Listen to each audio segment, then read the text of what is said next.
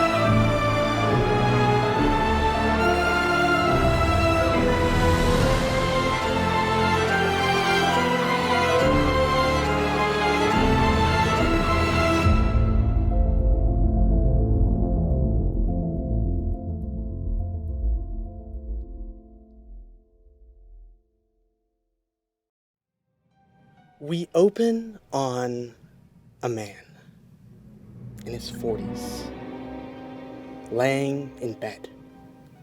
We're above, looking down. He's staring up at us. His eyes seem lost somewhere else. We push in slowly on him from above, moving closer and closer. We see he's laying on one side, the left side, an empty side on the right. As we get just into his face, we hear a knock. He starts up and smiles.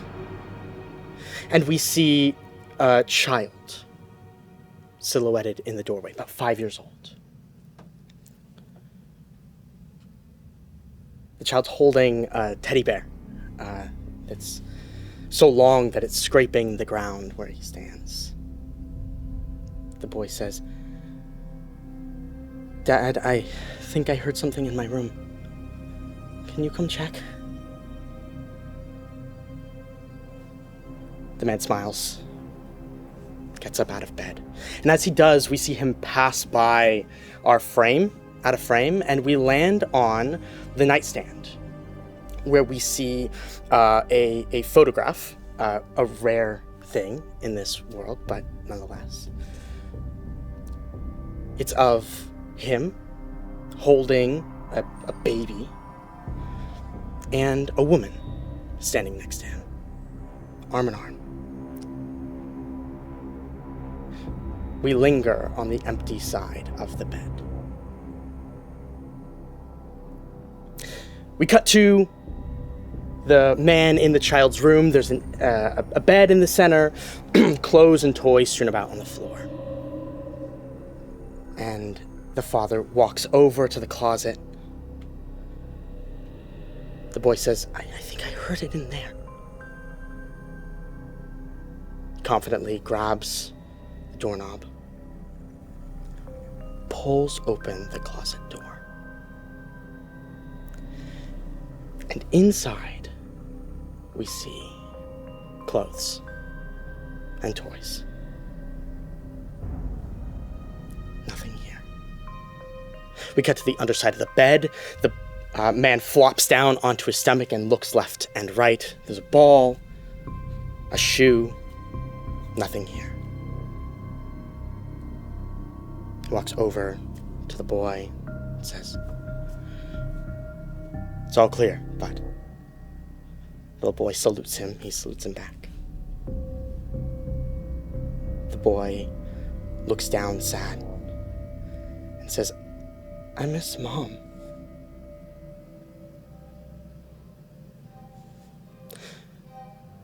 The father stares off for a moment, gathers himself, ruffles the hair of the child, says, "You need to go to bed.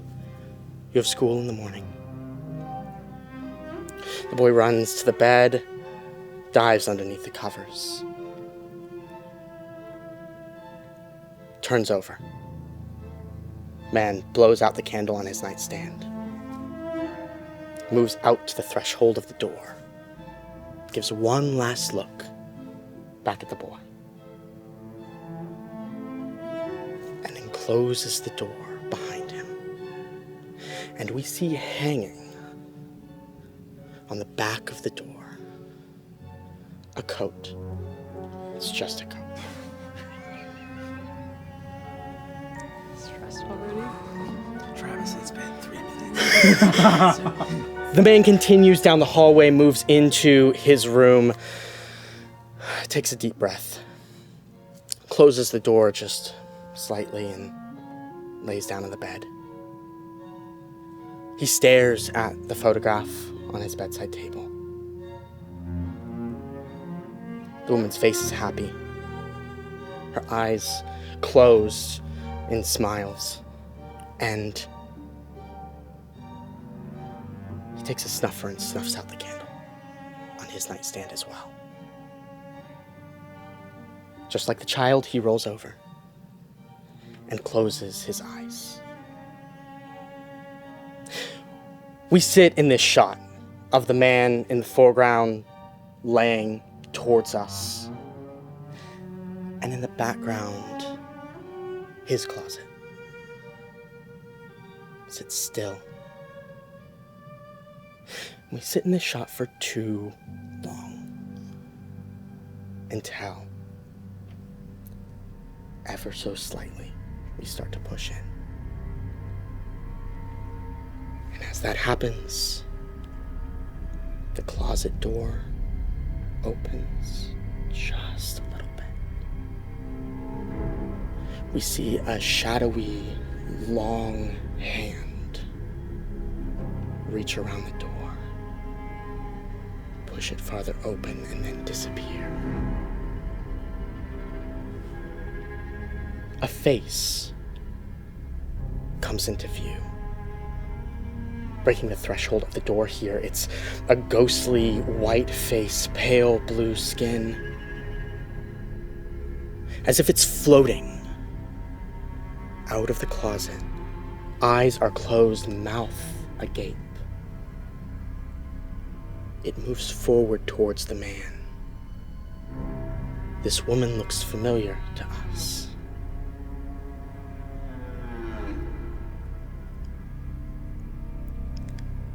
As it gets closer and closer, the man twitches in his sleep. We get a shot of the photograph on the nightstand, then a shot of the face floating towards him. They are of the same woman. He turns, eyes opening for just a moment, and sees her face above him. He says, "Allison? Allison, what are you? And he starts to sit up, and as that happens, the face snaps back. As it does, it reveals a jagged set of teeth. That time a hand, same dark hand that was over the closet, covers the mouth of the man. He screams, and we see chromatic light pouring up the hand of this creature.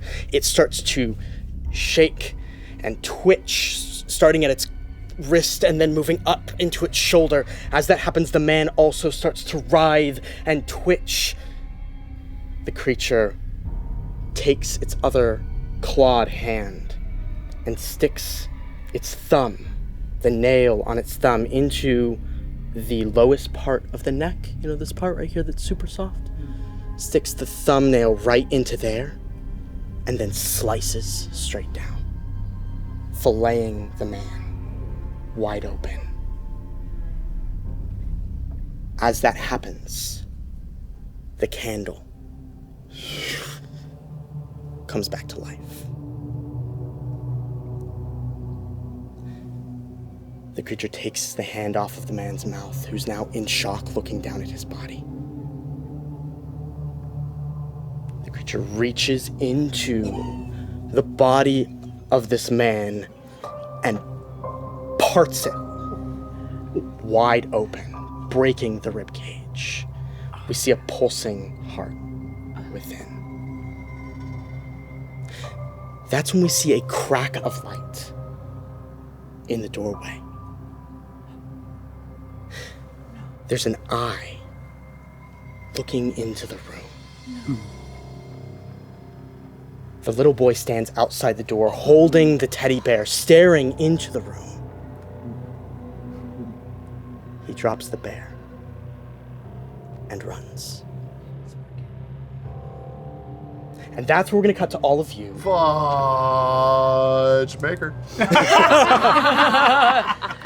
That it was. Just a little thoracic surgery. Oh my gosh, right? Yeah.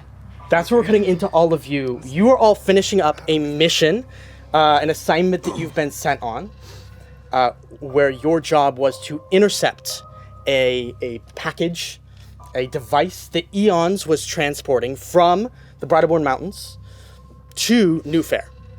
You know that it is coming on a train. So we know that all of you have gathered on the train. There have already been a number of incidents that have occurred here. We will get into those very shortly. But your goal is to find and take this device that Candela has told you is very dangerous, in order to keep Eons from getting their hands on it. Eons, so that you know, is the Exoteric Order of New Sciences. They are essentially like if Tesla and Edison got together with magic and like made bad magic shit. Basically using magic as a form of science, trying to utilize its power in ways that help them to make money. It's capitalism. So that is our that is the information that we start with here at the end of this mission.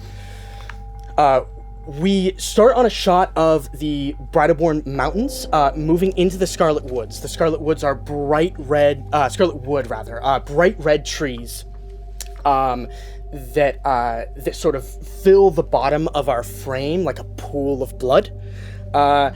We see just in the distance the like smallest trail of smoke here.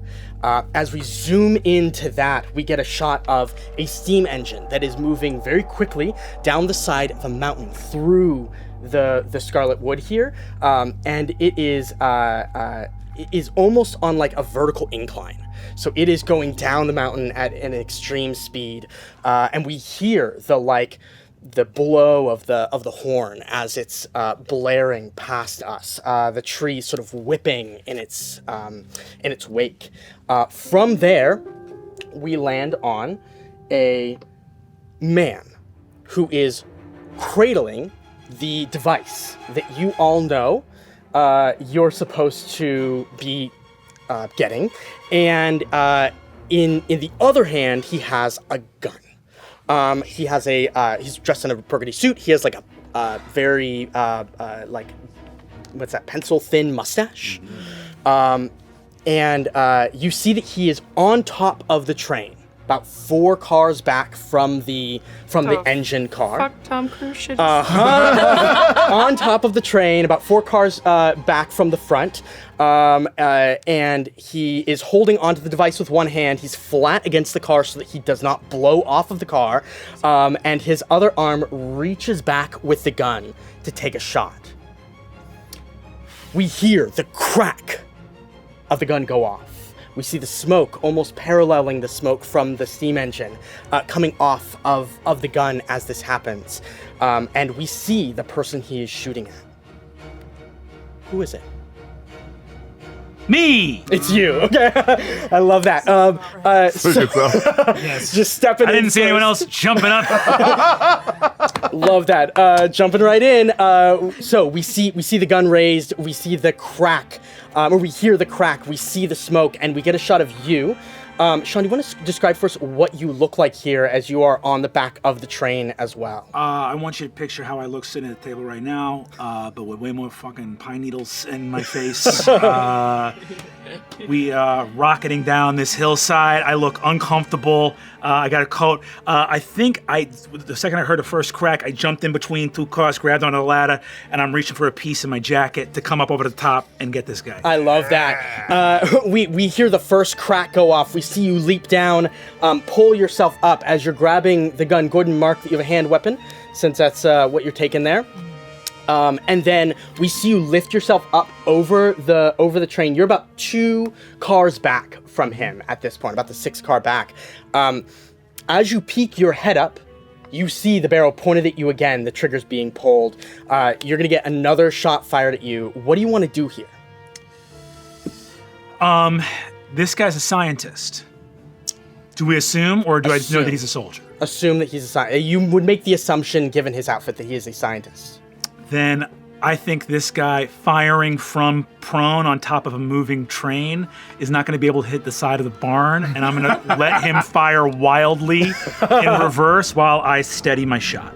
I love that. Okay, that sounds good. So we see you pulling yourself up. You're going to steady your shot. I'm going to have you make a control roll here. I will set the expectations here for this, that this is 1, a high-stakes roll, and 2, on a mixed success or a miss here, you will take some body marks from getting shot.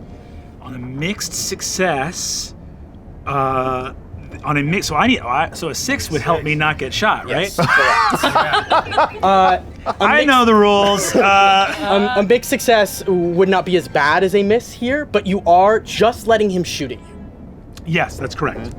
I'm going to go ahead and spend a nerve drive, because I have sharpshooter. When you want to make a ranged attack with a weapon, you may spend 1 nerve to steady your aim before shooting and add +2 dice to your next shot at this target. So are you just popping up and shooting at him while he's shooting at you? Is that kind of the thought? I am I'm in between 2 cars. Yeah. I'm going to put just my eyes above. I'm giving him just the top of my head to aim at on a moving train. Arm over the side, steadied on the ground, and I'm going to take my shot at him. Okay. And I'm going to let him fire wildly. If this guy can clip the top of my cranium on a moving train, he deserves it.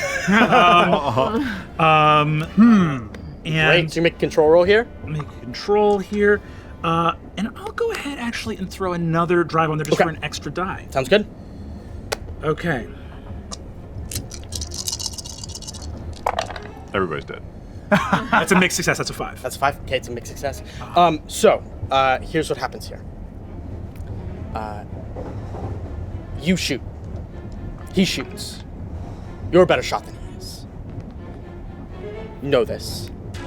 But as the sound of the bullet traveling out of the barrel of your gun reverberates in your ears, you feel a kickback like you're not used to from this gun. And then suddenly feel searing pain on your hand. At that same time, you see him get hit in the shoulder from him leaning up, like the back of the shoulder, and go down. His arm looks as though the arm that had the gun in it looks as though it's being covered in blood here. But as you look down at your own hand, you see that there is the bullet probably hit the gun.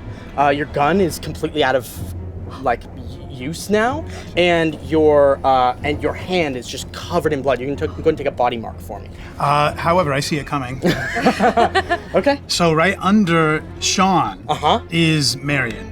As soon as I see you drop down and I see you moving up the ladder, your old buddy Marion is there right beside you. And as I see him go over the side to take aim, I'm right underneath him, and I steady myself, I close my eyes, and as soon as I have this premonition of what you just described flashing through my mind, you feel a tug behind you, and you hear me say, "Drop the gun." I unthinkingly drop the gun and toss it. And I'll try to catch it with my vest. I'll catch it to protect myself from the heat a little bit. Love that. So I used an ability called Premonition, where I have momentary visions of the future. When an ally is about to take one or more marks, I burn an intuition resistance to warn them about the coming danger, and then I soak one of these marks. Great. So you take that body. You do not take that body. You soak that body, and instead you pull him down. This guy is still shot, but you were able to pull the gun in time to make sure that he was not able to hit Sean in return. What happened? Hot potato. I got it. I'm gonna throw it into my jacket, and look at you and say, "Good eye, Marion." And I'm gonna clap you on the arm, and I'm going to kick the door to the train car in to move through the train towards the car. Love that. We see the door fly open. This is a passenger car that you are bursting into, so you just get eyes on you as this happens. We're gonna cut away from that. We are gonna cut to the Eon's tech train car where they're keeping all of their equipment that they're transporting back and forth. We get the crackle of electricity as some of the devices work. We see sine waves on the rudimentary displays on some of these devices. The smell of ozone is in the air, and as that happens, we see one figure sort of silhouetted by the lights, the bulbs that are lining this room that are surging as the electricity from as the wires that are traveling down the side of that car and to the wheels that are powering the lights in this room sort of surge and crackle. We watch as this person silhouetted is facing off against two large individuals. They are rising ahead above them, and they roll up their sleeves, and we can tell that they're from their movement. They have just entered the train car where this person was. This person, who is now facing down two Eon security members, is going to have to fight them off. Who do we want that to be? Who is that? I guess it could be me.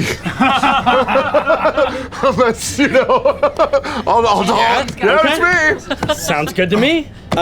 Great. So we get the shot of you standing. Will you describe your character for me? Yes, Nathaniel Trapp stands there in his shirt and vest, pocket watch loosely hanging out. He was hoping to use his words more in this situation, but seems to have found the car with the two big fucks in it.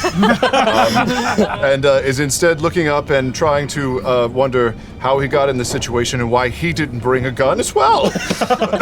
As you stare up at these two, you hear one of them yell, "Hey, what are you doing here?"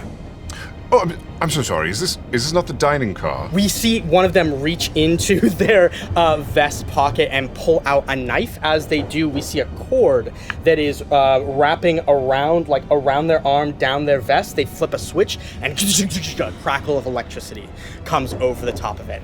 This is like a switchblade, but it's electrified. And they say, "Get on the ground." Oh, absolutely. Actually, I reach in my breast pocket and I pull out a notepad and I say, this is exactly what I was looking for. I did not think the circus was coming to town, but if you would be open to answering a few questions, I would love to figure out what that is. We cut away from that. Over to the last train car. We sit for a moment on the face of Jean, looking up at her. Her arm seems to be extended out. As we pull back from that, it's revealed that she is holding a gun in her hand. Now, you don't need to mark it because this was given to you. we see a face appear over your shoulder, a face that you know well. This is Violet Bouchard. She is a mentor, a friend. An enemy might be too strong of a word, but maybe also that. She smiles at you. It's time for you to prove yourself, Jean. We pull out a little bit farther, and we see a person on their knees in front of you.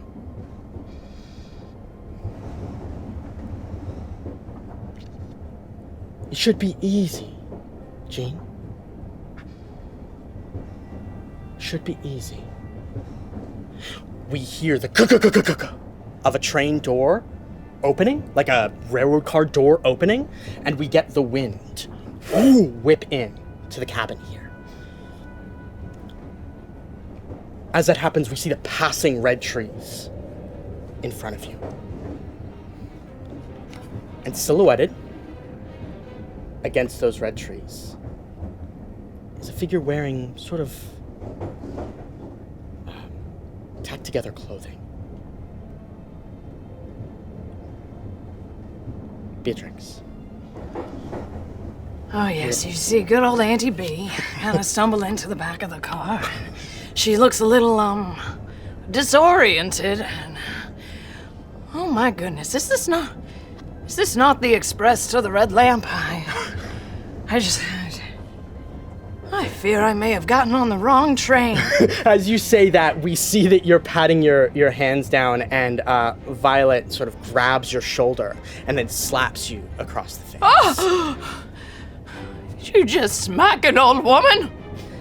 Yes, she says, and releases your shoulder. Now, and for the first time, we get a full shot of you, Jean. Will you describe yourself for us? Jean is wearing standard issue Eon's clothing. That would be issued to an Eon's doctor. And normally she is quite composed and put together, but in this moment there is ever so slight a tremble in the hand that holds the gun. She is not accustomed to holding a firearm. In her eyes is a steely, cold reserve that at this moment is threatening to shatter as she weighs her options. Surely, Dr. Bouchard, there is another way. Violet says. Bows her head a little bit. You know, if you were not somebody who split their time between two organizations the way that you do, I would never ask a loyalty check like this. But it seems to me, and she looks over to the corner of the car, it seems to me that there's been correspondence behind my back instead of the agreed upon method of communication. She pulls a letter out of her pocket. I found this. It was going to be sent. She wanders over to the back of the car as she's doing this. You know, this could have ruined everything. But she isn't as sly as she thinks she is. She tucks the letter into her pocket, and she opens up like a cabinetry. They would normally hold like beakers and vials and things, but it's been cleared out, and inside is a figure. A woman with dark hair grabs her, pulls her up, and drags her up to sit, kneel down next to you. This is Avery Choi. Somebody that you know well. Somebody that all of you would know as well. Avery Choi is a liaison between Eons and Candela. Oftentimes providing services much like Jean does here. She says, see, I am loyal to Eons. So this, and she lets go of the rope. We see Avery with a piece of tape over her mouth, sort of trying to yell. This makes this whole situation rather easy for me. And she pulls out a gun. So, you first. So to clarify, in front of me are kneeling Ms. Monroe and Dr. Avery Choi. Dr. Bouchard wants me to shoot them. Violet, Dr. Bouchard, is holding the gun at Avery. I also have a gun. And you have the gun. Is there a way I can turn the gun on Dr. Bouchard? Definitely.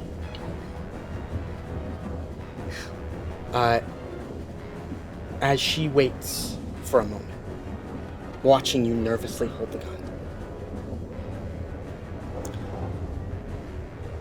do you whip it over? Do you slowly move it? What's the play here?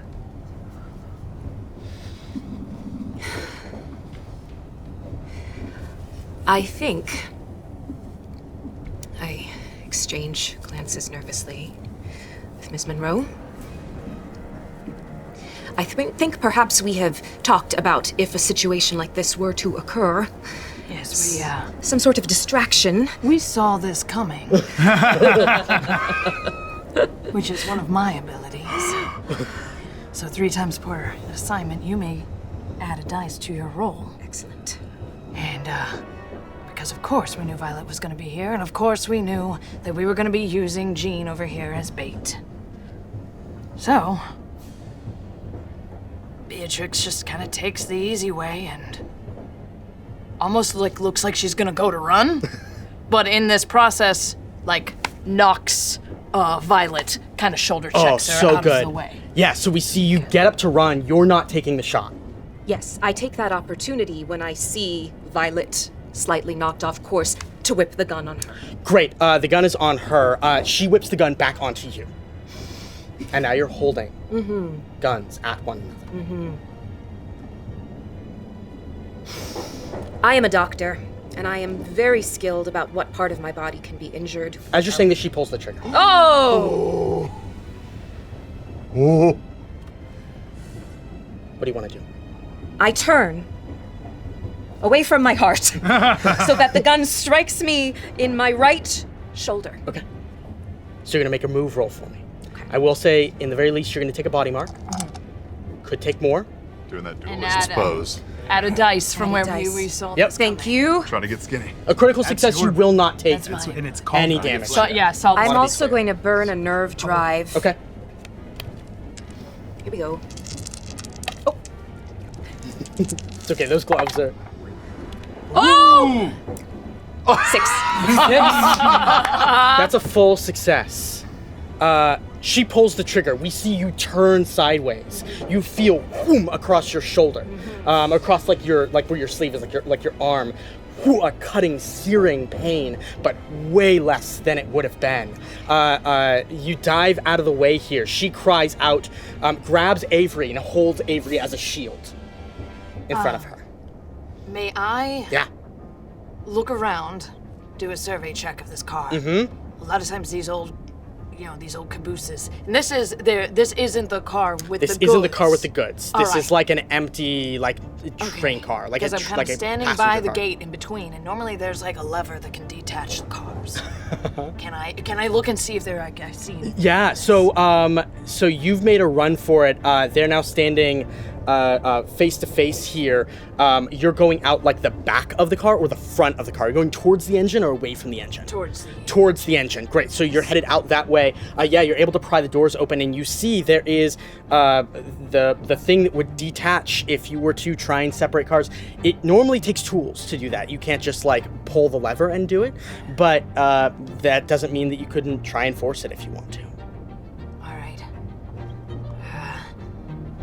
Sure, I'm gonna try and do it. Let's go. I don't know. So you're trying to detach the car. The fucking rail. Maybe. And I look at him like, Jeannie, time to go. Already hanging on to my shoulder, hanging on to the side. Can we say that maybe I have a little bit of like a tiny little dagger or blade or something? Yes, you should have a hand weapon on there as an option. All right, I'll take a hand weapon that I try to use to help lever. Great. Normally, like without anything, it would be basically impossible to try and pry this apart. But because you're using a weapon, I'll say that it is more effective because of that. All of these, by the way, high stakes rolls, right? That's why we're rolling, why we're getting damage. All of these are high stakes rolls. So you're reaching down trying to pry off or pry open the like mechanism to be able to separate the cars. Yeah, that's the plan. Okay. What are you using? You have like a dagger? Yeah, if I have a little blade or something. Great. Like that. Love that. Okay. That sounds good. Go ahead and make that roll for me. That's a control. Okay. Control or strike. I would give you one of the two. I'll do control. Okay. And I just have one in it. Yep. So you could spend drive. You could spend nerve if youuld like to add more. This feels important. I'd assist you, but We're busy. How would I assist you? Yeah, you could. With I would have to do with the nerve drive. Spend nerve drive. I don't have any left. I'm sorry. You can do this, Ms. Monroe. Doing a spin a nerve. I stopped doing Pilates about 5 years ago. All right, I'll take a 5. That's a 5. That's a mixed success. So, are you standing on the car that's being separated, or are you standing on the car that is? I want to stay on the car that is detached and hope and try and get Jeannie to do a little train jump. Got it. Okay, so you're staying on the car that Jeannie's on.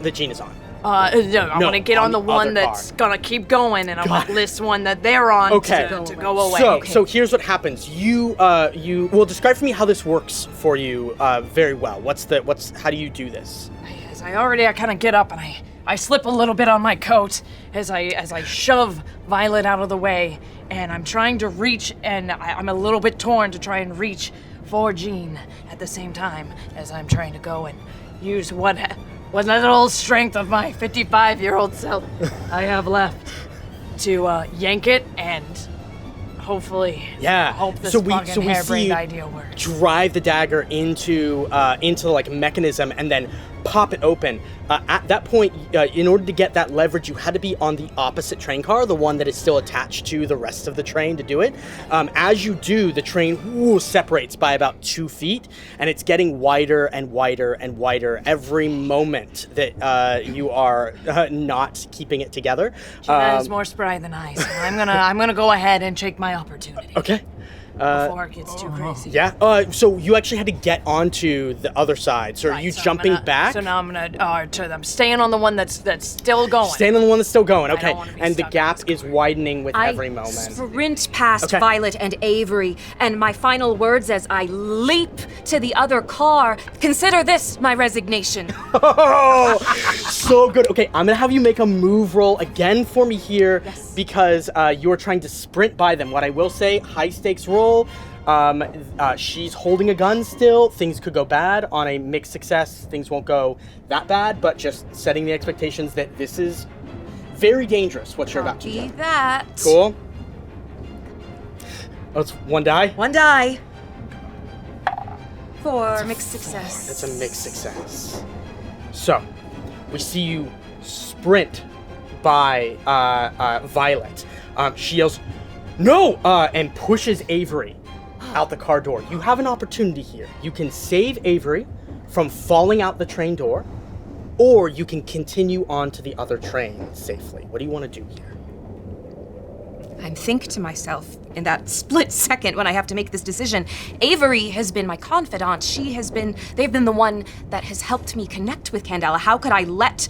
I do no harm. How could I let harm come to Avery? And yet that gap is growing wider and wider and wider.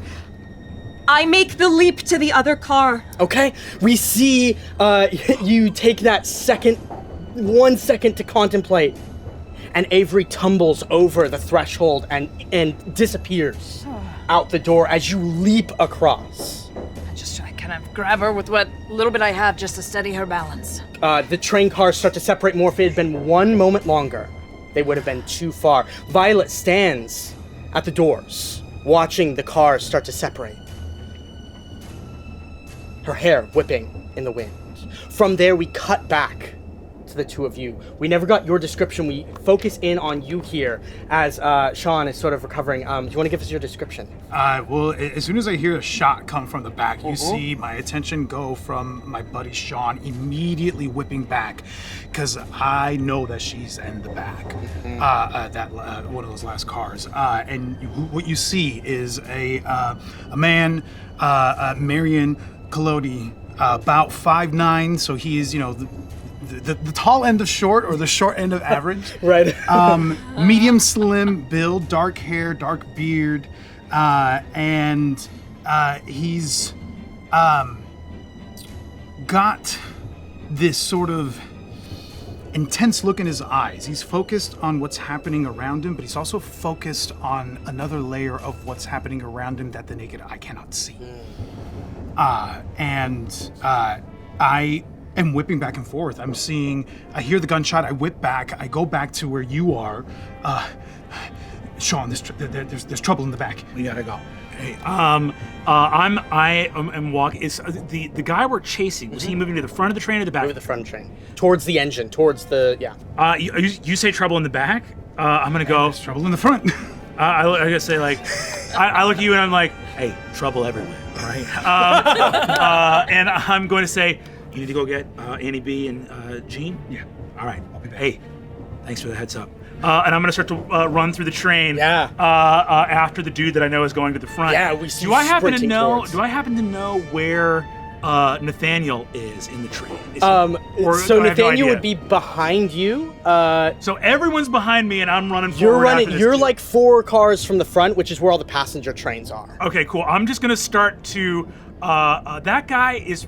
Did I see that guy really hoofing it on the roof, or was he like struggling to make progress? Oh, it's hard up on the roof. So I'm not gonna run. I'm just gonna sort of move my gun around in my jacket and walk politely nodding to the passenger car. As to not arouse suspicion. I'll just start to walk through, and if anyone grills me any more about it, I'll do something, but the best defense is not opening your fucking mouth in the first place. I love that. Go ahead and make a hide roll for me as you do this, because there are people on board that are, potentially people on board here that are Eon's members as well, that are looking out for people that they are not with. That's a 3. That's a 3. You continue forward. Nobody seems to bother you here as you move to the next car, but as soon as those doors close, you take a look back and see one person get up from their seat and move towards the doors behind you. Okay, so they're in the car I just left. They are. They picked up my tail. I am going to. Is there anything here in between the cars, like a bolt that you would like lift up to lock a door, or anything else like that I see in the sort of like area? Like I assume there's like chains and like things attaching the two cars together. Is there anything physically that's like a bar out here? In the immediate, there doesn't look to be anything that will disattach quickly, but go ahead and make a survey roll for me, because that's to like give a more thorough look at what's around. Maybe there's something underneath the carriage of the train or something. 3. Yeah, there does not appear to be anything around here, and you notice the person getting closer and closer to you. I'm gonna lean back as I see them approaching me, and I'm gonna light a cigarette to look like I'm just smoking out here in between the cars. I love that. They lock eyes with you, and you see them reach into their lapel. We cut away from them over to you. What position have you taken here? If you are okay, if you are like okay with them doing whatever they want, they are going to lay you flat on the ground. If you're not, then I would like to know. I'm just going down to my knees, and I still have my notepad out. Gentleman has the lightning dagger, or whatever the fuck that is, and then the other one I assume as well. As I'm doing that, can I survey the room real quick and see, like, any liquids of any kind in this place? Yeah, absolutely. Go make a survey roll for me. Only because this is high stakes. If you were in the room by yourself and there was no time pressure, it wouldn't be a big deal, but you're looking around in a hurry to do this, so.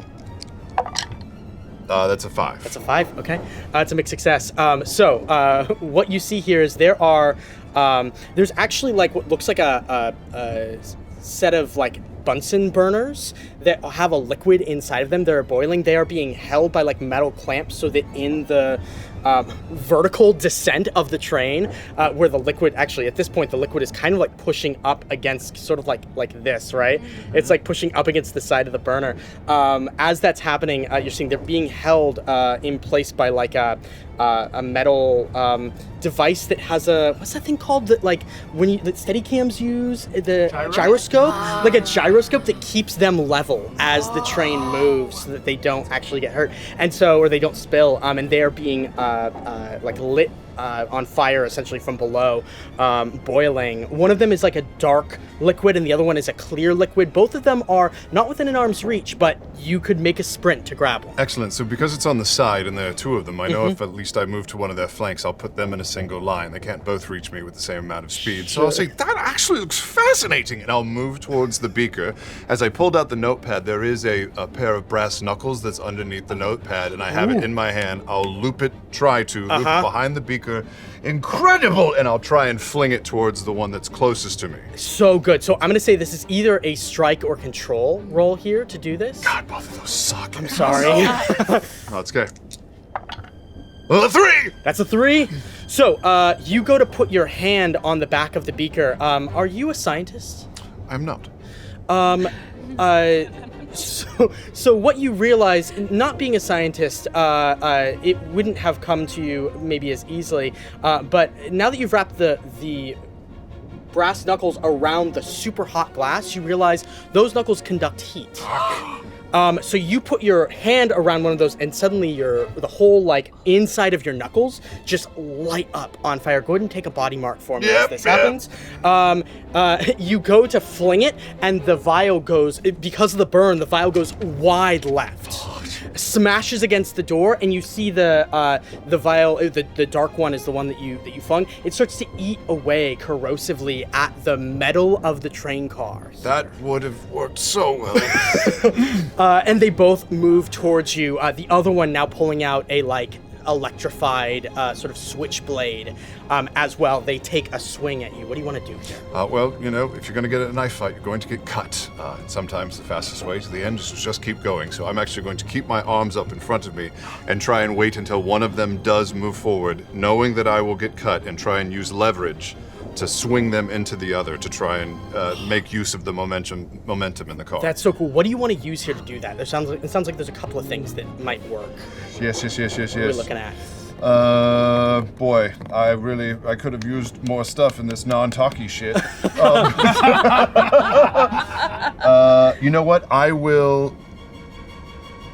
I'm going to make a read on one of the two in the room. Is one of the other more aggressive than the other one is? Yeah, so the first one to pull out the switchblade is definitely the aggressor. The other one is sort of, looks as though they are like answering to the first one. Great, so I'm going to make my move towards the aggressor, and I'm going to offer my left side, just like this whole side, to try and capture an arm, and know that I'll probably take it, and then I'm going to try and use that motion to bring him around into the other one if I can. Yeah, so what I'll actually ask you for here, if you're okay with it, because you're trying to convince him to do that, I would say sway is probably what that falls under. Okay. Is that okay? Oh, yeah. Okay, great. So you're trying to convince him to hit you. I will say you will take some body marks here. I am counting on it. Okay. I entered a knife fight with a knife. Yeah. I would say I'm going to burn 2 dry. We'll see maybe some brain too because this is a stressful situation that you're in. So I'm just setting those depending on what the roll is. You might take some. Where the fuck is Sean? That's a 5. That's a 5. Okay, that's a mixed success. You're gonna get what you want, but describe for me how the blade makes its way into your side so successfully. Yeah. So it does take the flank, but it goes off of my lat. Off of my rib, and I can feel the warmth immediately start to pour down the side, but the natural instinct to trap the arm is also mimicked by the need to protect all of the organs inside of that rib cage. So I trap the arm, and I will turn with everything that I have and try and whip him around into the guy behind me. I love that. We get the shot of it slicing the side of your body, blood pouring down. Go ahead and take a body and a bleed for me, because the stress of this situation is so much. But in a lot of slots, you guys. But with that 5, you get the success here. You trap the arm underneath, you spin and throw this one security officer into the other. They sort of letting go of the arm. They fall into one another, giving you an opportunity here to break free. You would think I would run, but I'm not going to. I'm actually going to follow on the guy that I threw him and try and keep that arm with the electric dagger and try and put it into one or two of either of them. I love that. What are we using here to do that? Just blunt luck. I'm just gonna roll for it. Okay, what action are you taking? I'm gonna do a strike. Okay, sounds good. That's a strike roll. You run over, grab the dagger. Oh, it's a 2. Oh no! You grab the dagger. When the GM has to pause. You grab the dagger, and you push it. Describe for me what you're trying to do, so we get the visual. So of how this they've might slammed work. into each other, and I imagine either the dagger is still in his hand or it's hanging from that electrode wire under his arm. I'm trying to grab it and still pin the first guy against the second and try and move that current into him or the other one. But it seems like probably grabbing a swinging dagger from a hanging electrical wire is going to be tricky in a moving train car. You grab the dagger, but you grab the wrong end. It slips through your hand. Go ahead and take another body and a bleed here as you realize that this thing is being powered by some kind of magic as well as electricity. What does bleed feel like for you? Well, in this moment, the dagger is familiar. That hurts, but the ache, the throb that comes with the pain is unnatural. It almost burns, but the pervasive travel of that numb feeling as it moves up towards my shoulders is almost as if you've lost blood flow to an area, as if it's on pins and needles. Yeah. And my arms feel heavy. And luckily there is a little bit of redness from the knife. And if I can, I'm going to try and flick my fingers just to get anything I can in their eyes, and I'm going to turn and run. Yeah, we see the blood flick out from your hand, covered in both the blood of the knife cut and also the singed skin of the electricity, and maybe something else from the bleed, from the magic that's flowing through it. We see you bolt. As that happens, it's not a cool run, by the way. My arms are just like. As that happens, we cut back to the two of you. You both are in a train car. You've made it across. The other car is getting farther and farther away. You know that up ahead of you is where Nathaniel is supposed to be exploring what the what Eons had to offer here. What else they had to offer here as part of the mission. What do you all want to do? You did wonderfully, dear. I'm... And you still look fabulous. Well, thank you, Ms. Monroe, but I promised I would do no harm, and I let Dr. Choi die. She is a very efficient, very intelligent woman. She will figure it out. You can't put all this on you. And please, call me Auntie B. Come on, let's try and catch up with the boys. Okay, Ms. Monroe, Auntie B. And you move forward through the train here. As you enter these train cars that you're in, these ones back here are just storing crates. As you move into the next one, you hear the scuttle of feet. For a moment, you think that there might be somebody here. As you look over, you realize that it's a crate of chickens that are all sitting, sort of looking up at you, pecking at the ground. These are simply holding supplies that are coming down from the Bridleborn Mountains. Before we move into the next car, Yep. can I look forward and see? Just kind of keep wanting to scout ahead of us to make sure we're not walking into a shitstorm. Great, go and make a survey roll for me. All right. We make some rolling, my spinner drive. I'm just gonna do a straight survey. I don't want to spin a drive for this. Oh, but this one's gilded. All right. 4 on the gilded die. 4 on the gilded die. Yeah. The train cars ahead seem as though the train car right ahead of you, the one that you can see, seems as though it's carrying the same sort of set of supplies, right? It has crates of apples and other fruits and vegetables. It doesn't appear as though there's anything nefarious in the train car ahead of you. And that was a 5? It was a 4. It was a 4, sorry, okay. Before we move forward, could I take a moment to see if I can survey these focus on these chickens and see if there's anything to be gained from their beady eyes? Sure. Yep. I actually am gonna have you roll. Yeah, you can roll survey. Survey would be looking at a general place. These are if you want to eons. focus on them, that's Great. probably what it is. Great. I'm great.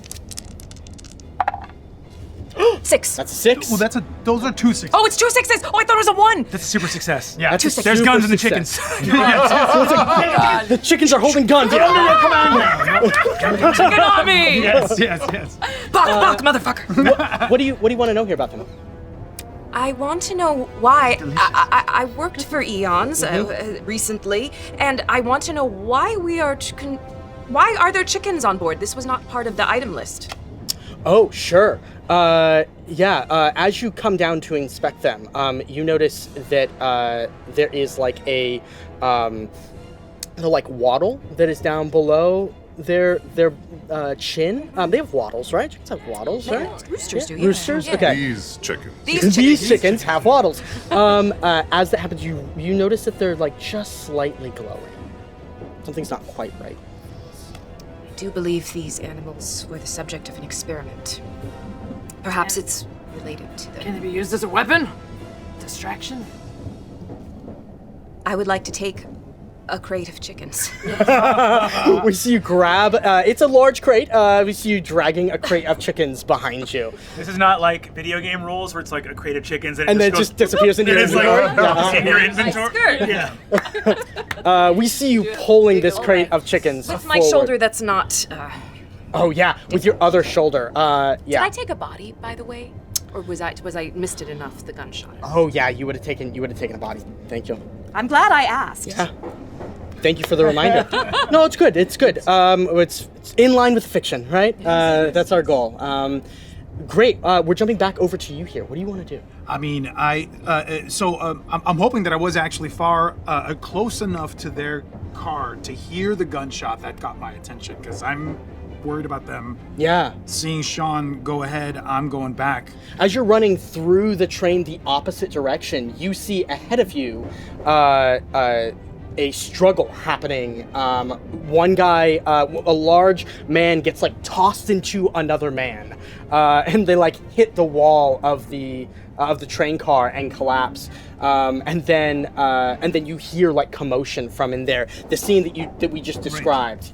So as I'm approaching that, I'm going to keep going in that direction. If I see you looking rough, I'm going to pull out a hand weapon. I'm like a retractable baton. So cool.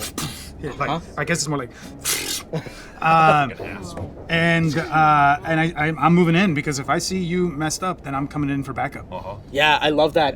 As you move into the train car, what does Marion see here as they enter? Yes, you see a very well-made suit, but it is just covered in dark crimson down the left side. My arms are draping, and I'm a little pale in the face, and my eyes are telling the story, and I'm like, help! I'm rushing in, and I'm clobbering the guy that's nearest him. Great. 2 of them are on the ground. Don't care, hitting them. Love that. Just I fight framing- dirty. just framing yes, for you. yes, You yes. see both of them on the ground. One of them has like an electrified kind of dagger in their switchblade in their hand. The other one is coming to their feet and has dropped it. Oh, the one then that's recovering. Yeah. Pop. Right over the side. Go and make a strike roll for me. Okay. I'm gonna use a drive. High 6 roll. 4. A 4. That is a mixed success here. We see you clobber this guy.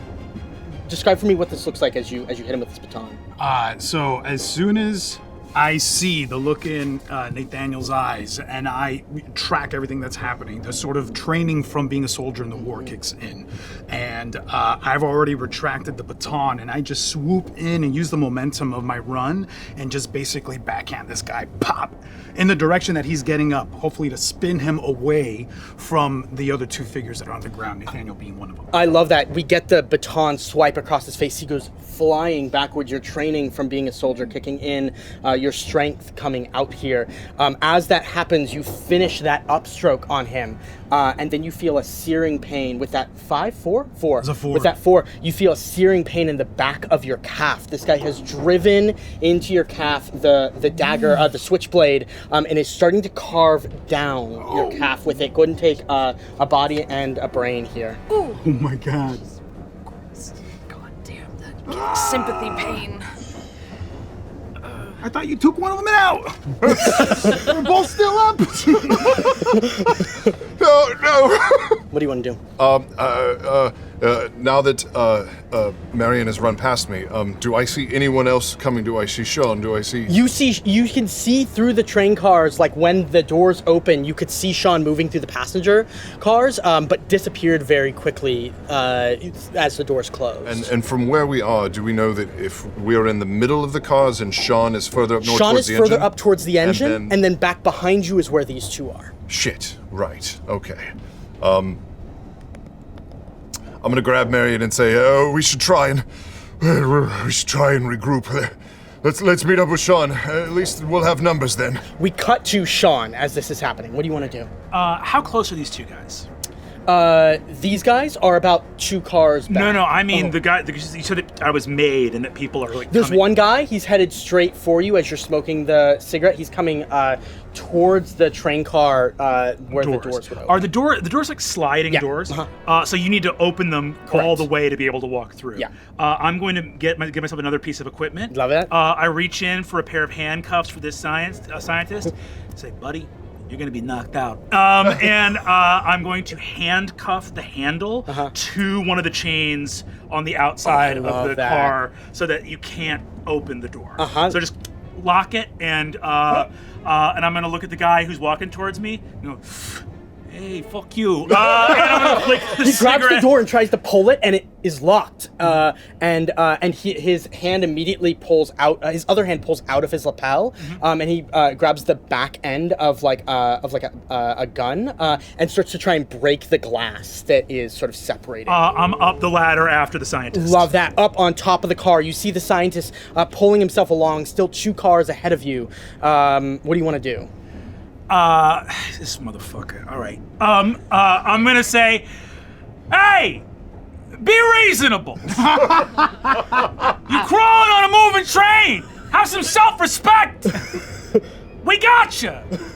He turns around and he holds. He's holding the device in his hands, and you see it now. This is what it looks like. He has it in his hand. And he threatens it over the side of the train and points the gun at you. What do you want to do? I am going to he's holding this thing over the side of the train and holds the gun at me. I am going to attempt to shoot the gun out of his hand. Yeah. Okay. So what I will say is that if on a mixed success, this thing will go rolling. Okay.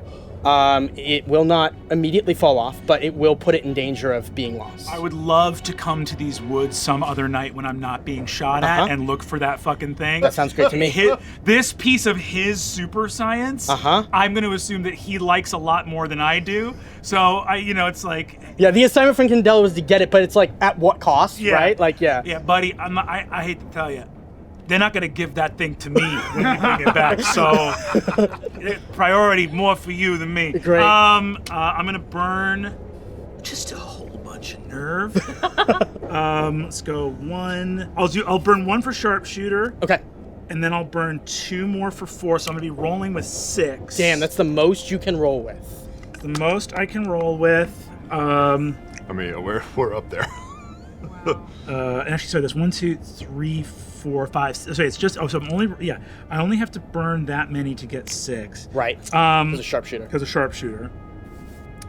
And I'm just gonna shoot the gun out of his hand and be ready for a dead sprint. Yeah. Afterwards. So good. Okay, we roll.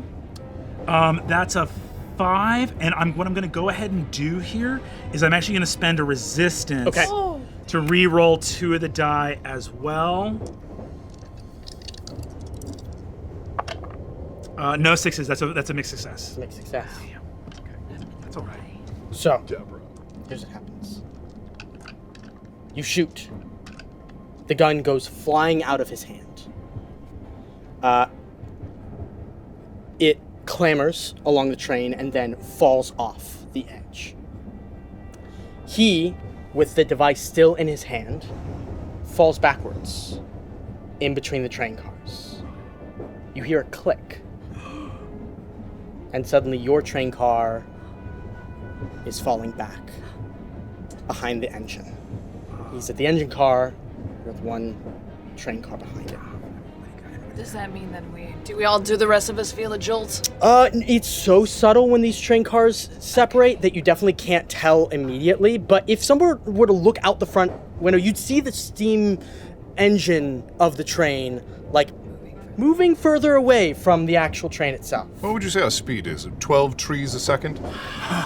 Probably 25 trees. You're almost on a complete, like... We are on a descent. Descent, That's right. Yeah, it's very bad. So we're still going fast. We're still going Gravity. very And away fast. from the brakes, currently. Away from the brakes. What do you want to do? This guy has fallen. I hear a click. He's still got the device. His gun has flown off into the things. Everybody's got to make it hard. And I'm gonna start running. And I'm gonna run and leap onto the engine. Yeah. As fast as I can. Sounds like a move roll for me. Make that roll. Okay. We're gonna burn all the rest of the nerve drive down to the bone. Down to the bone. First hour. Down to the bone. Here we go. Okay, that's a 6. That's a 6. 6. Describe for me how you get this thing from him. So he's in the engine. He is. I still have my gun.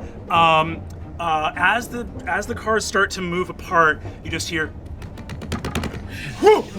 leap, and I grab the lintel of like the roof and double foot kick him in the chest through the engine car. Boom, he goes flying backwards. And the thing spins up in the air, and I catch it midair. So good. You don't gotta be a fucking prick about it. Running around like this. Jump over trains. All right, and I'm going to grab the thing, and I'm just gonna stand over his prostrate body. Yeah. He's like, oh God, oh. Now your friend made me lose the handcuffs, which is why this has to happen. I'm gonna stomp on his head, and knock him unconscious. Yeah, you stomp on his head and knock him unconscious. As we see the foot come down onto his head, we cut back to the two of you, I think. Was that on your gilded die? Oh, it was. You get that drive? Take your drive back. Thanks, Annie B. I'm just looking out for you. We describe what we did just so that people know. So I rolled all these dice. My gilded die because my strike is gilded. On that die, I replenish one of my nerve drive, which means all these resources I'm burning a little bit come back to me. Great. Wonderful. We cut back the two of you. What are we doing here? We're dragging a chicken crate. A crate of chickens. How far away? These damn boys. Yeah, are the boys anywhere up ahead? Yeah. earshot? So I think that at this point, the two of you, have you left the train car yet? No, you're still in process of leaving, following through with whatever that moment was. We were going to go catch up with Sean. Oh yes, that's right. That's what we said. Go catch up with Sean. Moved on. I love that. The train car's open. You see, as you're saying, go catch up with Sean. You hear the doors opening in the train car, not the train car that you're in, but the one behind it, to like see what's beyond. Basically, like the train car that you all are in, opening those doors, and then through the window you see the face of these two behind you. What do the four of you want to do? Because now you're all kind of in the same scene with the two security officers still in this train car. Is the one that I clobbered? Is he out? He's down, but he's not like out. This is a mixed success. So he took some pain, but it wasn't. Are both of them down, or is it just the one? So one of them is down. The other one was the one that stabbed you in the leg. Yeah. So we're walking into a situation. You're walking into a situation with a crate of chickens. Uh-huh. All right, fantastic. This is going great. Yeah, we kind of look across the car and we see a crate of chickens. Huh. What? You don't look good, Mr. Traff. No. So, are we all now? We're all in the car together. You can be if you want to. You're literally on opposite sides of the car, and between you two are the two security. Where's the shock knife stick thing that Still on the the ground? other one had? Still on the ground. I'm picking that up and I'm stabbing the guy that just stabbed me. He's right there. Yeah. That looks nice. I want that weapon now. As you pull on it, you notice the line, like the what's called the wire, is attached to the man that you clobbered. Okay. So you're not able to go that far. Go ahead and make a strike roll for me against the guy who's got one dug into your calf. Okay. I'm burning a drive. I'm burning a nerve drive because this is very scary. 5. That's a 5. It's a mixed success. Describe for me how you. Well, actually, here's what happens. Yeah. You lunge forward with the knife, and it doesn't quite go as far as you want it to. But you see, you go to stab and whoop, get like pulled back by the wire. The cord is still attached. It disattaches, so it's no longer electrified. But the knife sinks into the man. That's good enough for me. He sort of like wails out in pain, and then as it's pulled out, he starts to bleed. We see the Help! 3 of you. What do we do? I see you boys have been making some friends. Yeah, Like we do. some better than others. I'll run up as well, and I think we'll just try and give like some jaw kicks to the gents that are down. We really should try and catch up with Mr. Finity. I'm actually with that. I'm gonna try and like poke my head out of the train window and see if I can see any sign of what the hell is going on. Yeah, you see the steam engine pulling ahead of the rest of the train. I have a feeling I know where Sean is. Where? There he goes.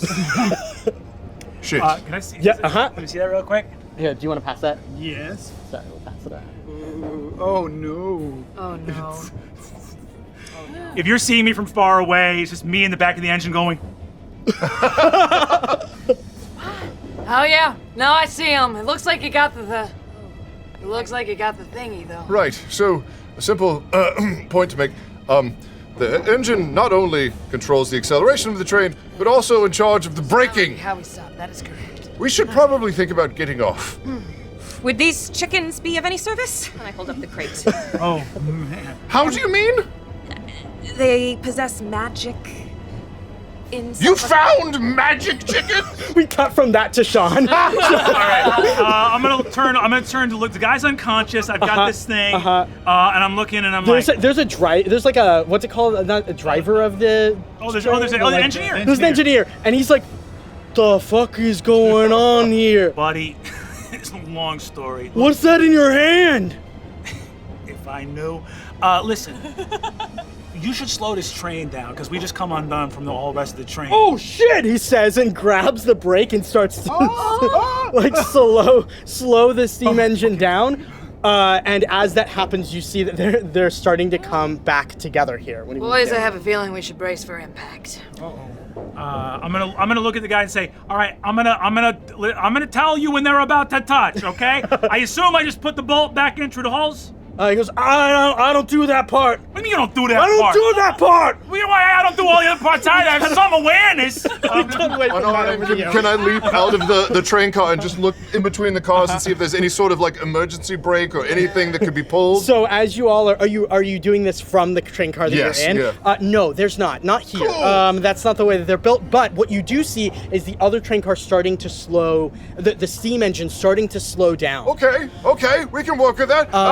As that happens, you hear sort of commotion coming from the passenger train. People are starting to realize that there is shit going on here. What do you want to do? Hearing one more time my former lieutenant not necessarily issue a command, but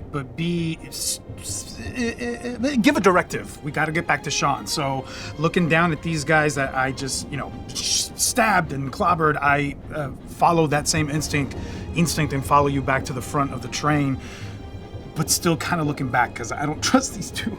So you guys are running towards the front of the train? I'm basically right on his heels, trying to figure out what to do about this next thing with these trains. Are we collectively doing this? So are we all moving towards the front of the train? I think we would be trying to move towards the front of the train, at least if a reattachment moment happens, and also scanning outside to see if there are any, hay bales or creeks or rivers that we might be going over, just in case we need to ditch. I love that. Go ahead. I'm looking at the crate of chickens that I've inexplicably brought with me this far, and I'm wondering, are there wooden or metal dowels on the cage? Oh, for sure, there's metal dowels, yeah. What if we were to take one of these metal dowels and I pry it and pull it, and use this to fasten now that we've slowed down a fair amount? That's an excellent idea. Try to use that. I move to do Great. so. So we're going to make a group action here between the 4 of you. So one person is going to lead, and then anybody else can spend drive if they want to. They don't need to, but one person will roll for everybody, essentially. Who wants to lead that action forward? Sounds like you were... I was moving forward, yeah. We're in a passenger. We're in a passenger car as well. So you're in the Eon's technology car right now, but you're going to be moving through the passenger cars to do this. I will help by trying to say, ladies and gentlemen, as you see, things have kind of gone shitty bananas. We need you to stay in your seats or find a bracing position. Please, everything is fine. We're lying. I'm running. Okay. I'm taking. I'm start to run and then take the cue, and I kind of like calm myself down, sort of, and really, really, with urgency, move as fast as possible. Great. Towards the front. So we're gonna make that move roll here to get to the front. Go ahead and roll. We're gonna roll with move. Anybody who wants to spend drive can, but you don't need to. Move. It will be all four of you moving. You helping to keep everybody calm. It's gonna be very. Do effective. we want to use one of these? Oh. You could use a gilded die. Yeah. So Sure. you guys have stamina training. Yes. we do. So you have 3 gilded die at the beginning of every assignment. That you And can my use. move is already gilded, so I can roll with 2 gilded Yes, because of correct. Come on. 6 on the gilded. 6 on the gilded. So go ahead and take that nerve back. Yes. And then this goes away. That goes away for the good. assignment, Yeah. yeah? Uh-huh. Just for the assignment. Great.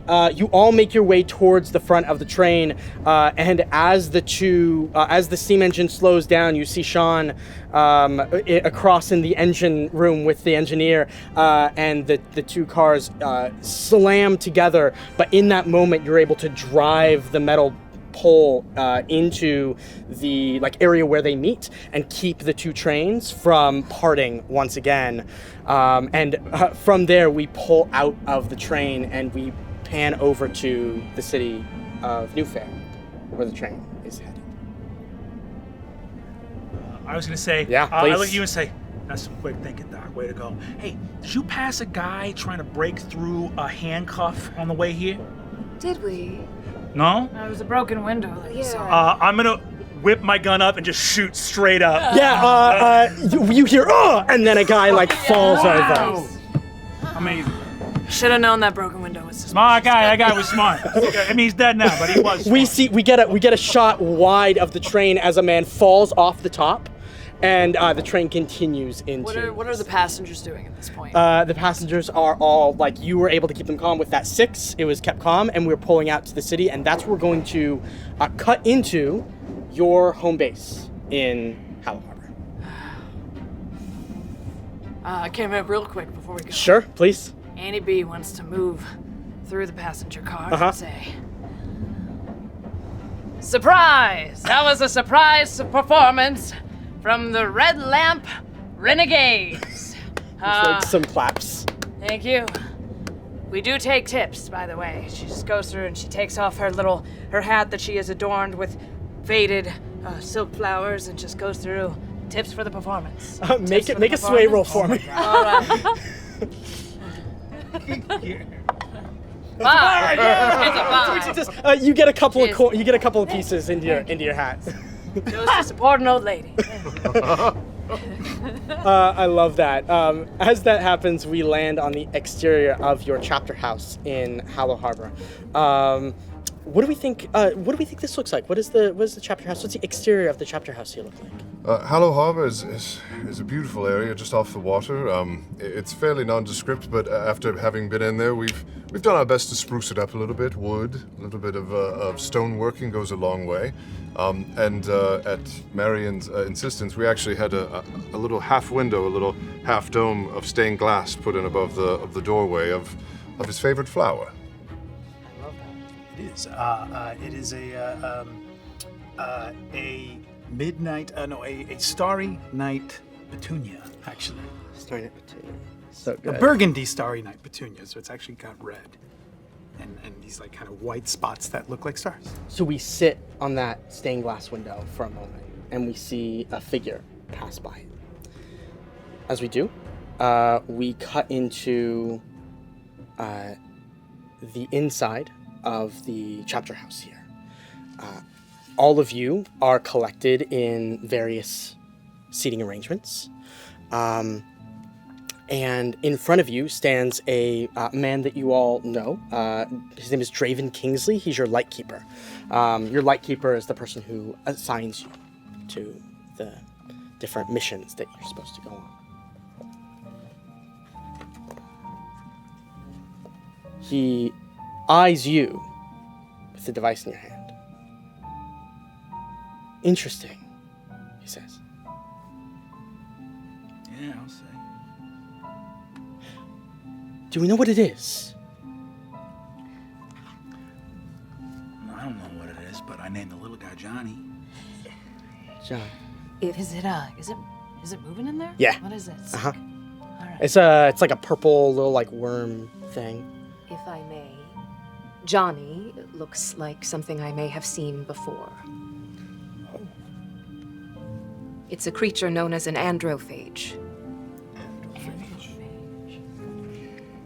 Used possibly in an individual to induce a state of euphoria. Euphoria? Temporary euphoria. Before, of course, the creature takes over their entire body and bloats them to death. So it's like a parasite? In a sense. But it gives you euphoria before it kills you. Exactly. Eons would often use it as an anesthesia of sorts. They've heard of bourbon, right? We've got bourbon. Right? That's a little Why less do you need deadly. that? What's that? It's less I'm sorry, deadly. I'm a little less deadly than the thing that kills out you. on the train. Oh, it's less deadly. Yeah. Sorry. I don't think I've seen a purple one before. How many people know about a thing like this? I mean, how common are these things? It's not in common practice to use on patients, certainly not in the medical field. I'd say it's for those seeking more of an experience. I feel like, least the guy could do is buy you dinner first, right? Recreational androphage. Draven reaches out his hand. Here you go. Pass it. So the device, that's like a little cage or a prison or something like that? Yes.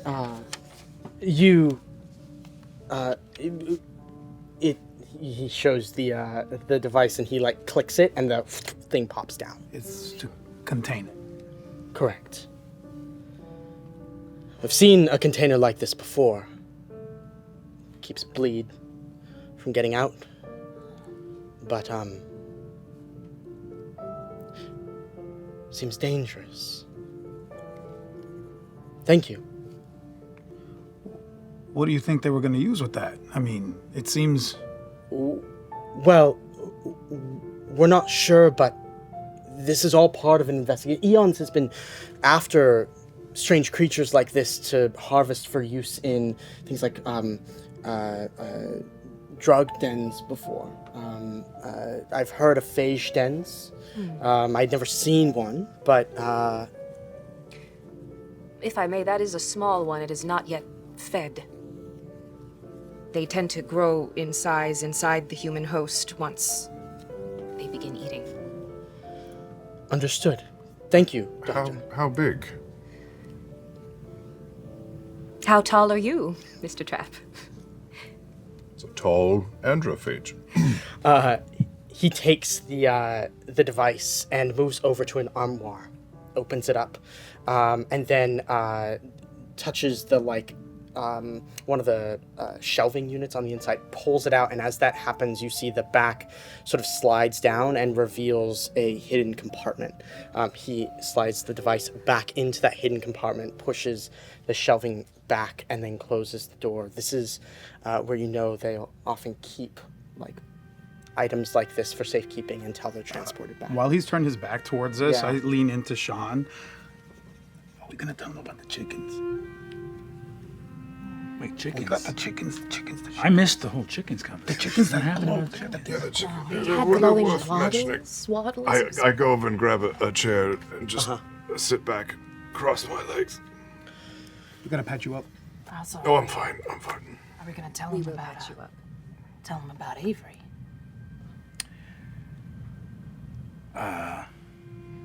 Feels like we should, right? probably, right? There was one loyal. noted casualty in the mission. We don't know that. We don't know that she's dead. There should be Can't a do search that. No and one rescue could at have least. survived. Not even Sean. Sorry, but you couldn't have. It might be worth confirming the fatality. Or at least a recovery. It was Avery Troy. Dr. Avery Choi. I'm sorry for your loss. I know you two were close. Jean says nothing. Well, sacrifices are made. And you see the man, Draven Kingsley. He turns. He's sort of a taller man with the sides of his hair buzzed and tops a little bit longer, swooped over to the right. And as he turns, you see a scar that goes from like the corner of his head all the way down around his ear, down to his neck.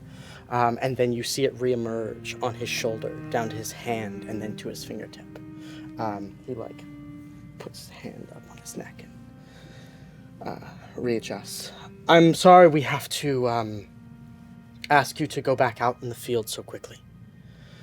I know that this was an assignment that was not as easily accomplished as it could have been, but we have a situation that I think requires you as part of it. Draven, with all due respect, you know we're always happy to volunteer our services. Thank you. Candela, but as you can see here, Nathaniel is quite injured. The doctor's been shot. We're pretty banged up. I understand.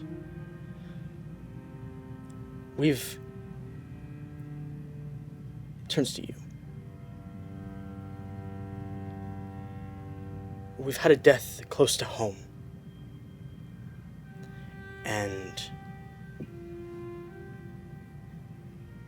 I don't foresee you wanting to let somebody else handle this.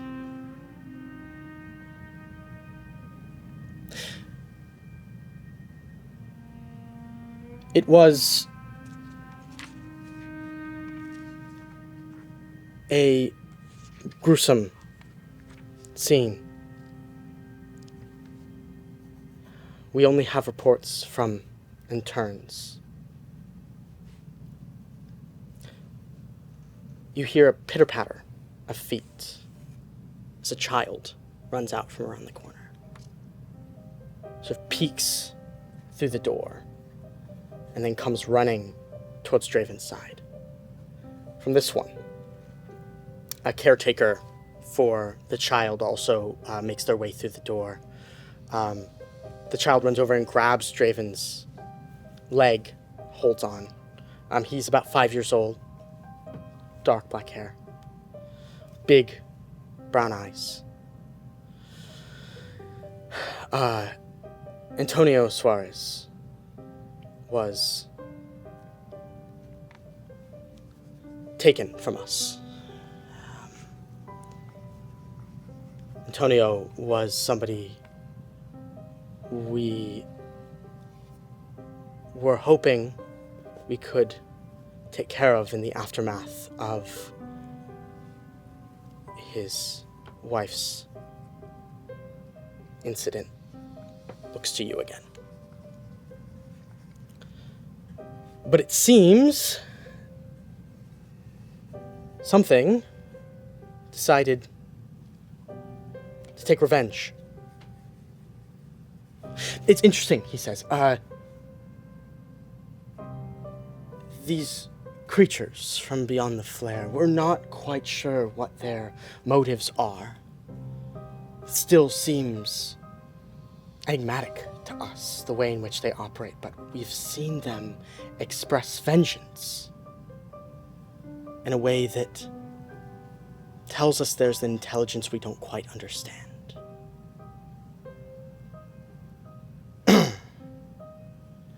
I've put in your end motions to the folders that you see It's sort of sitting scattered around the space here. In your dossier, the information for this assignment. Whatever it is that killed him, we need it stopped before it continues to hunt down the others that were involved in that incident.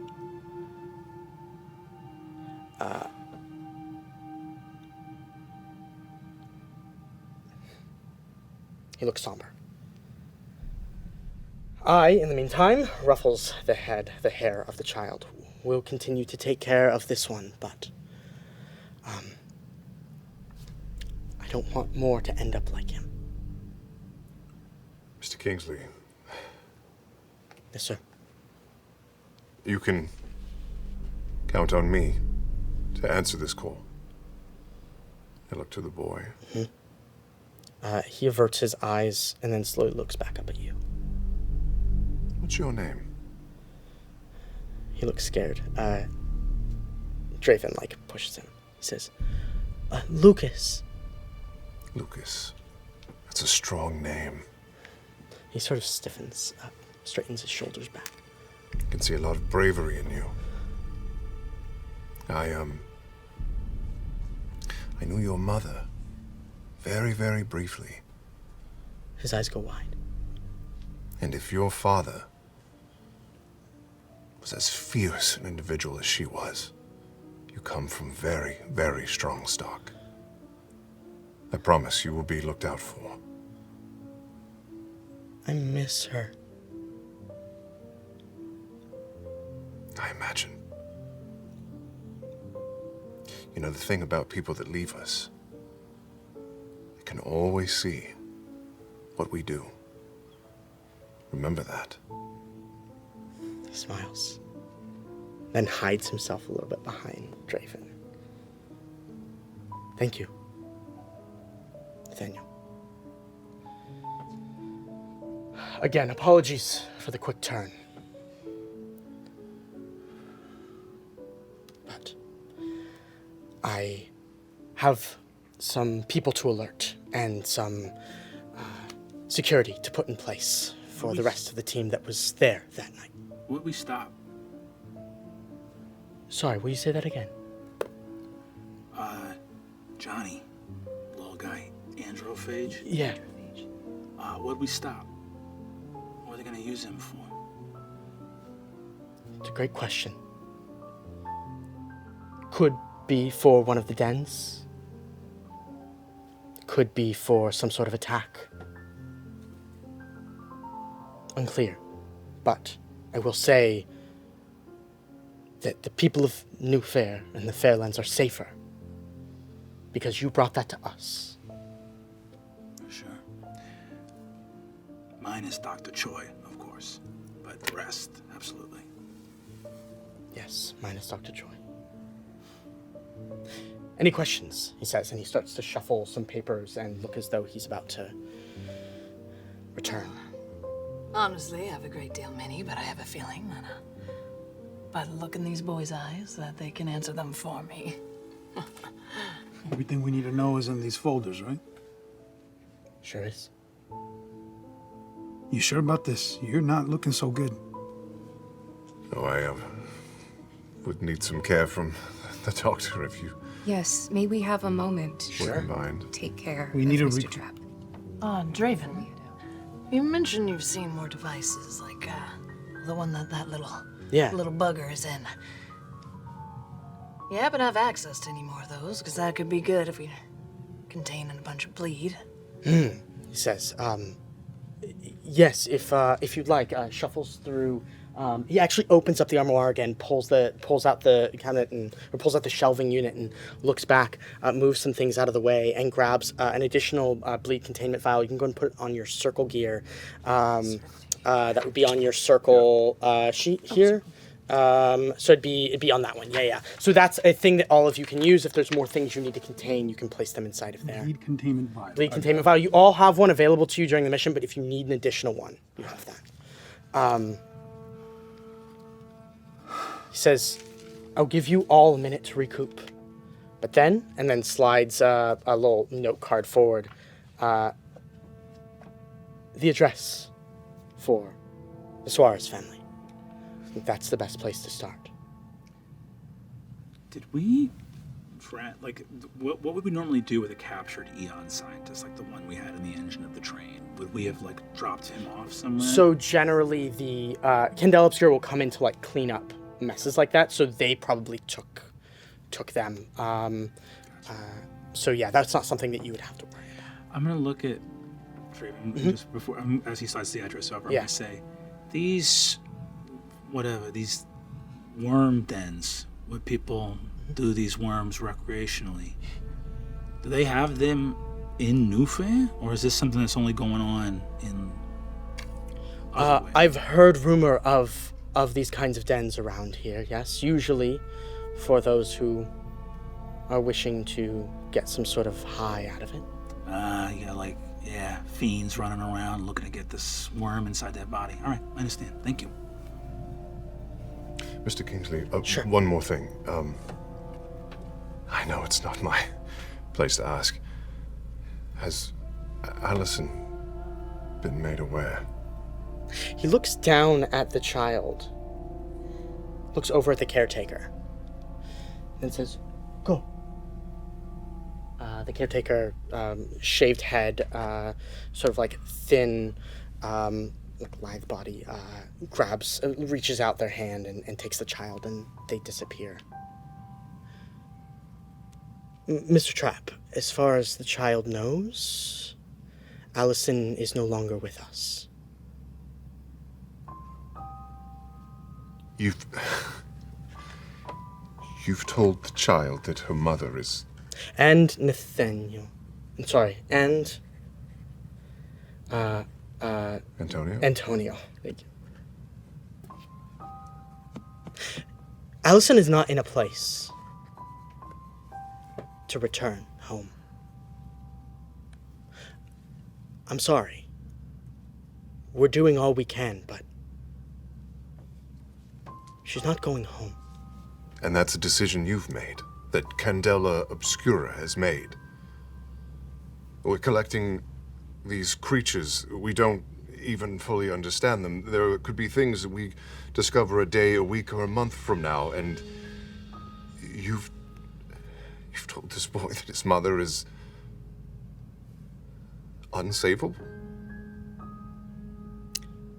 It is a decision made above my head. Above your head. Shit always rolls down, doesn't it? He straightens his back up. Understood. If you'll give us a bit with these documents, I'm sure we'll have more questions. As that happens, are you going to patch up? Mr. Trapp, I'm ready for you now. Thank you. We see you cross the room. As that happens, we sit on the stained glass window from inside. We cut to outside the chapter house and pull away from the stained glass window. And that's where we're going to take our break. Wow. Jeez! So many questions. Me too. What the fuck? What the fuck? Just a nice little gentle entry. Oh my god. Spenser, Train Are we heights. good? Hell, Okay, man. we'll be right back.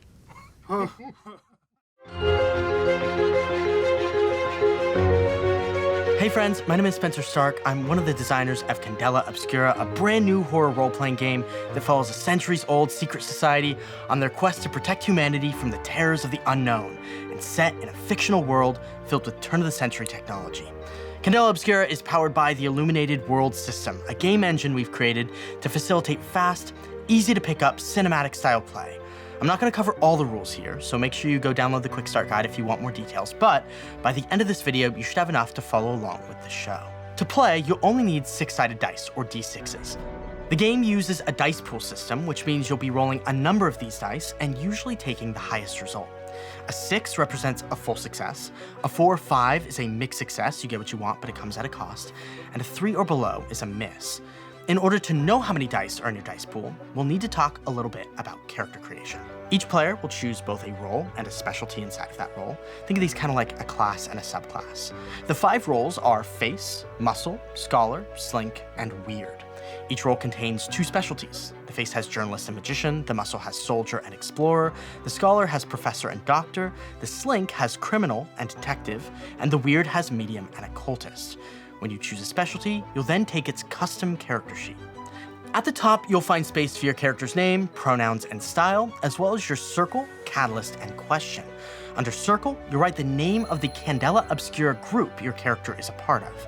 The catalyst is the moment in your character's life that led them to search out the secret society, and the question is what your character is seeking answers to now that they're within the society. These are jumping off points to help you build out your character's backstory. On the left side of the character sheet, you'll find actions, drives, and resistances. These are the core of the Illuminated Worlds system. Each action has a rating between 0 and 3 that determines how many dice you roll when performing that action. Those actions each fall underneath one of 3 drives: nerve, cunning, and intuition. Nerve includes physical maneuvers like move, strike, and control. Cunning pertains to your interactions with people like sway, read, and hide. And intuition is your mental and metaphysical aptitude like survey, focus, and sense. Whenever you make a roll, you may also spend points from the drive that action falls under to add additional dice to your roll. For example, if you're trying to convince someone to let you into a place you don't belong, the GM may ask you for a sway roll.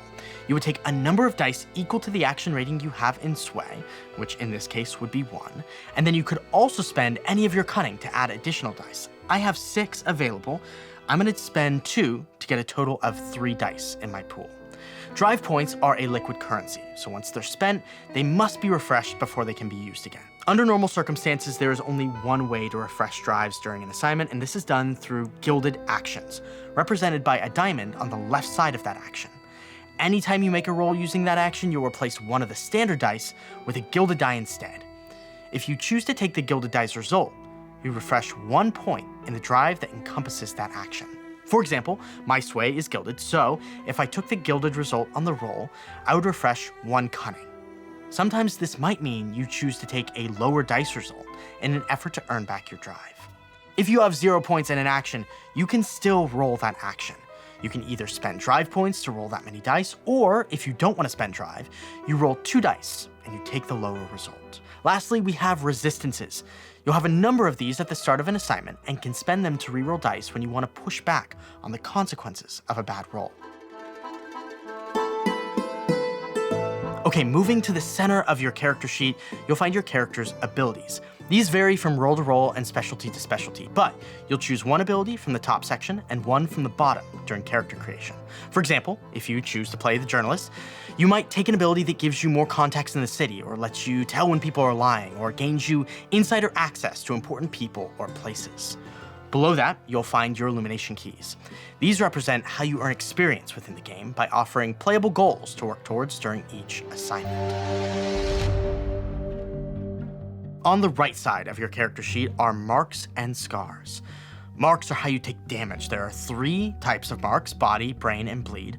Body represents physical injury, brain represents mental stress and fatigue, and bleed represents damage taken from dangerous magic. Each of these categories has 3 available slots, and if you're ever inflicted with a mark but cannot take it because the slots are already full, you'll drop incapacitated in the scene, clear the marks to 0 in that section, and take a scar. You'll come up with what your scar is, then shift a point from one of your actions to another. This reflects how your character has changed because of the scar that they've taken. If you should ever need to take a scar and all 3 scar slots are already full, your character is permanently incapacitated or dead. Below that is a section for relationships. This is to write down the names of the other characters you're playing with and the kinds of connections you share with them. You'll also answer prompts based on those relationships that help you flesh out the details. Finally, let's talk about gear. On each sheet, there's a list of gear that is unique to that specialty. You don't need to choose your gear ahead of time. In Candela Obscura, you select your gear only when you need it. You may mark up to 3 gear slots during the assignment, declaring you brought that item with you, and in this way, your character is prepared for any situation they encounter during their investigation. there is plenty more to learn about the Illuminated World system, as well as the world of the Fairelands. So go grab the Quick Start Guide and follow along as we embark upon the strange adventures of Candela Obscura.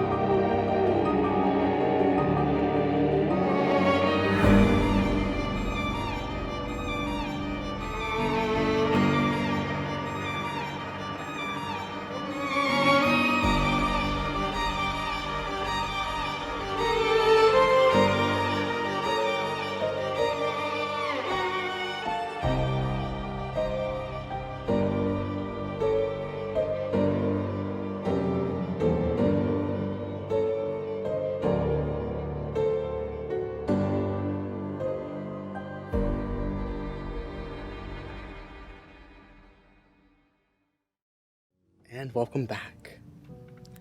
We find ourselves in a carriage on its way to the Suarez home. We have a little bit of time here. So now that we're not in like the heat of the moment, we're going to go around and do character descriptions for everybody. What we see here as you're sitting in the carriage on your way to your next assignment. So we'll move around the table, but before we do that, because we're on a new assignment, I'm going to refresh your stamina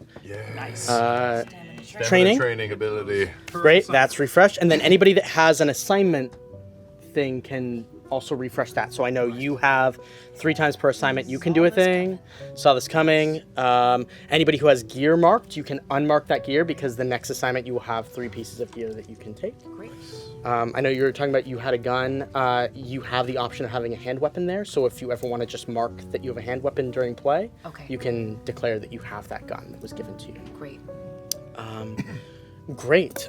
So I think we start outside the carriage. We see it being pulled by horse out of Hallow Harbor and into the home, into the roads that are towards the Suarez home, which is in Groundswell, not that far away. As we jump inside, let's just start left and go right here. So you want to give us a little more in this moment of quiet, what you look like, what you're doing here.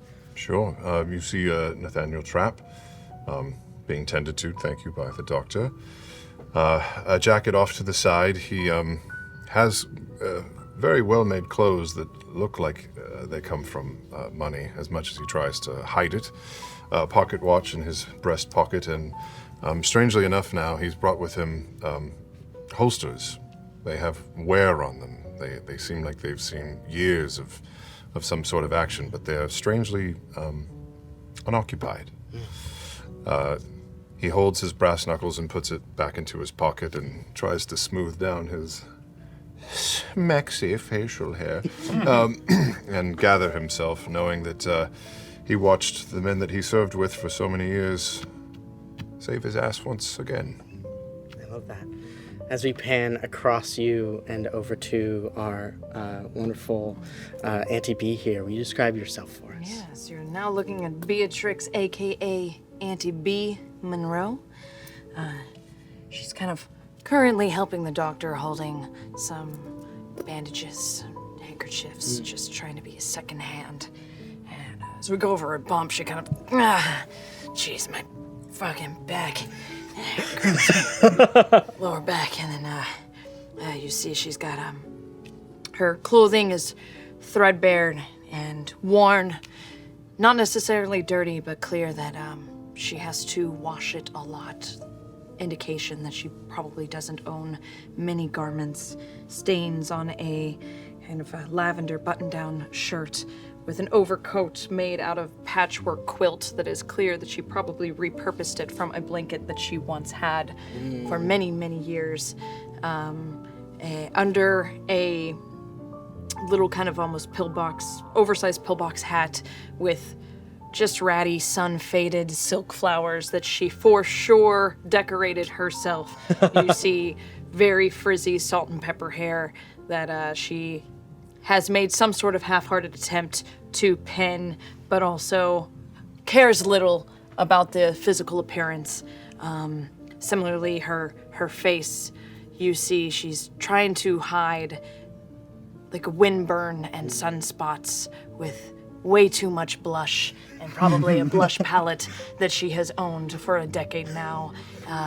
Maybe taken a little bit of that same blush palette and patted it on her lips to try and still hold on to some sort of shard of femininity and youth, even though she knows that it is fleeting.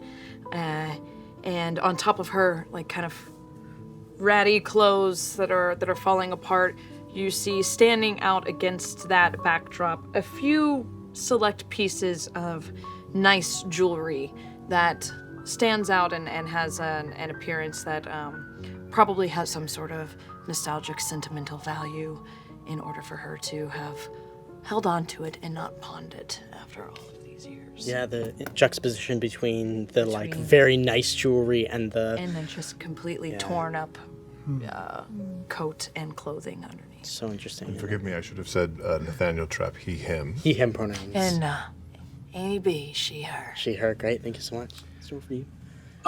Sean Infinity, he, him. Sean is, well, he's a younger soldier. He enlisted in the war previously when, like, illegally when he was like 16 or 17. So even though it's been many years since the end of the war, he's still only in like mid-20s. He's got any article of clothing that is hard to replace is filthy, and anything that's easy to replace is clean. So the suspenders and the shoes, ooh, brother, have seen better days. Shirt and the pants are fine, minus, a hole or two, but I think Sean looks about as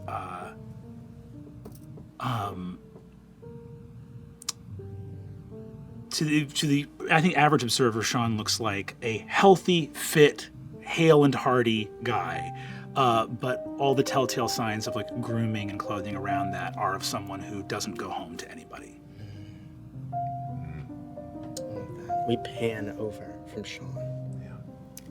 To Dr. Jean Bassar, she, her, a young woman focused intently on healing the wounds in front of her of Nathaniel.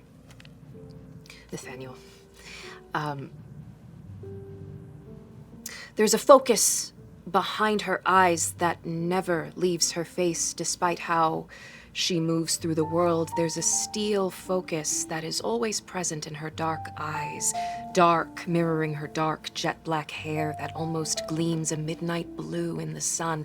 Everything about this woman on first glance is cold, cool, steady. But beneath that cold surface, there is an inherent warmth through that focus of care, and this very clear, noticeable to only those closest to her, a sense of balance, trying to walk a very firm center line. Her clothes are pristine. She wears a long, pale, green pea coat with pastel pink underneath, and pristine white gloves with very skilled fingers that at the moment are ever so unsteady as she reflects on the events that just passed on the train. They do not, however, interfere with the focus and the adeptness with which she renders the human body whole. Very skilled surgeon. Skill that was gained on the fields of war. A single bead of sweat falls from her forehead as she continues to patch up. Mr. Trapp. Go ahead and make that roll for me for patch up. All right. We'll come over to you. So I'm going to use my ability as a doctor of patch-up. When you have a few moments of calm, you can make a focus roll to heal an ally one body mark. Thank you. That's what I'm here for. So I'm going to take 2 focus, and I'm going to use I'm going to use a gilded. Can I assist? Yeah. If you would like, certainly, Mr. Finnerty. Seeing as you did not take a single body damage during our ordeal. The champ, he's undefeated. Not a competition. It's not a Didn't have anything to do competition. with that. It's okay. So with the assist, I take an additional die. Yeah, and you'll spend a drive to do that. Thank you. You're using focus, or you'd spend an intuition. Yeah.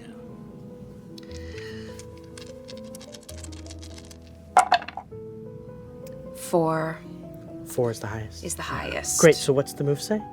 So the move says on a 4 to 5, spend 2 intuition to do this.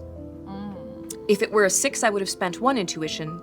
And if it were a 3, a failure, I would have marked a brain mark to take the 4 or 5 result instead. But this is a 4, it is a mixed result. Great, so you'll mark 2 intuition if you want to do that to be able to heal. Yes, I think Great. Mr. Trapp needs it desperately.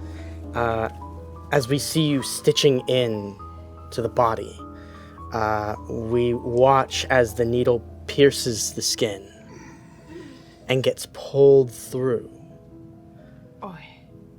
As we land on our last member. Marion Collodi, he, him, once again stands about 5'9", which we all know is the short side of average, or the tall side of short. Dark hair and a dark beard. He's wearing an olive kind of light brown olive shirt, very much like what I have right now, with these small flower patterns.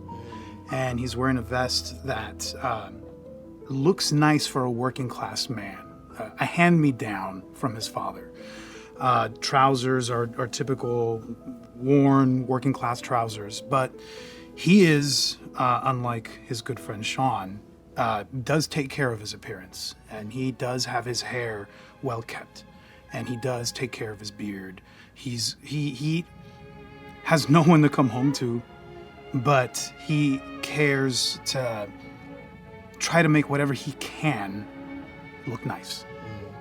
And right now, he's finishing up a ritual, which is an ability that I have.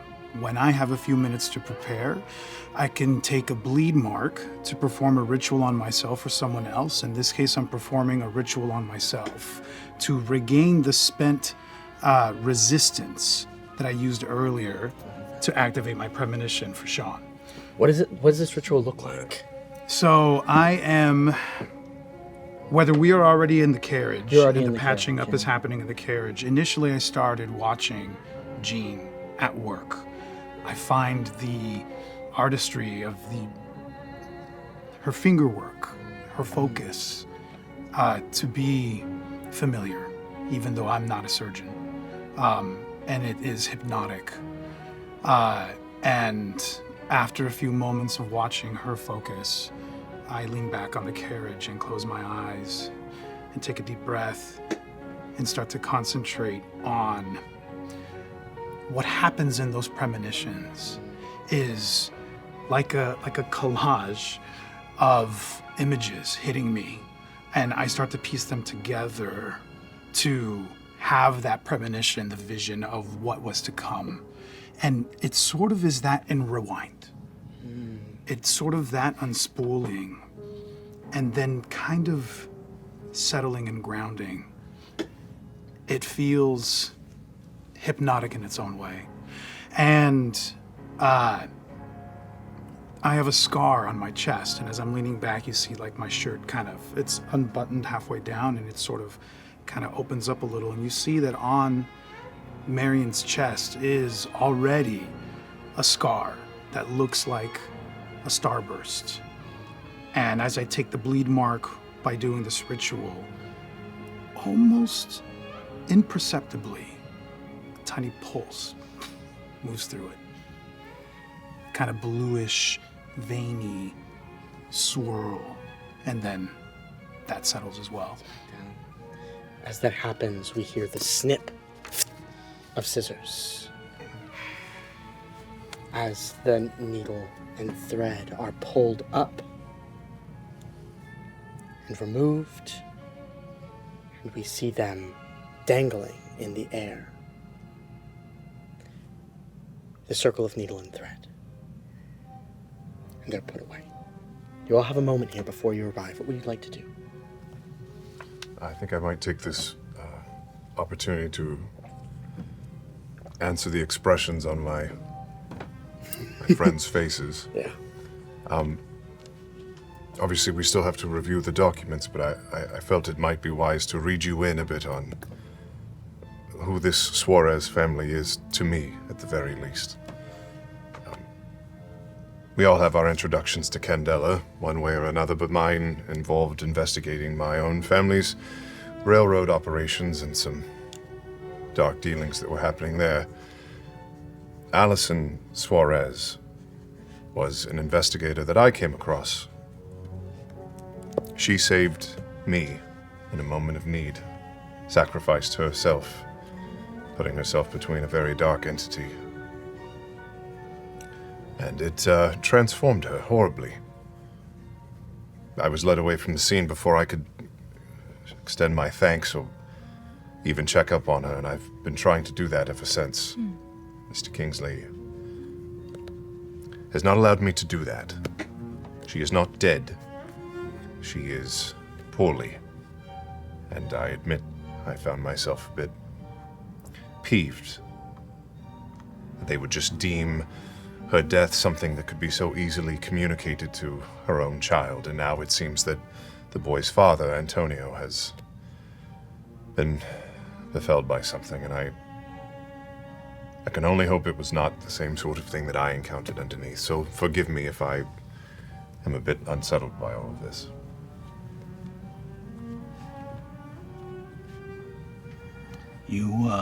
Allison, she was an investigator for Candela? She was. All right. And you were close? No.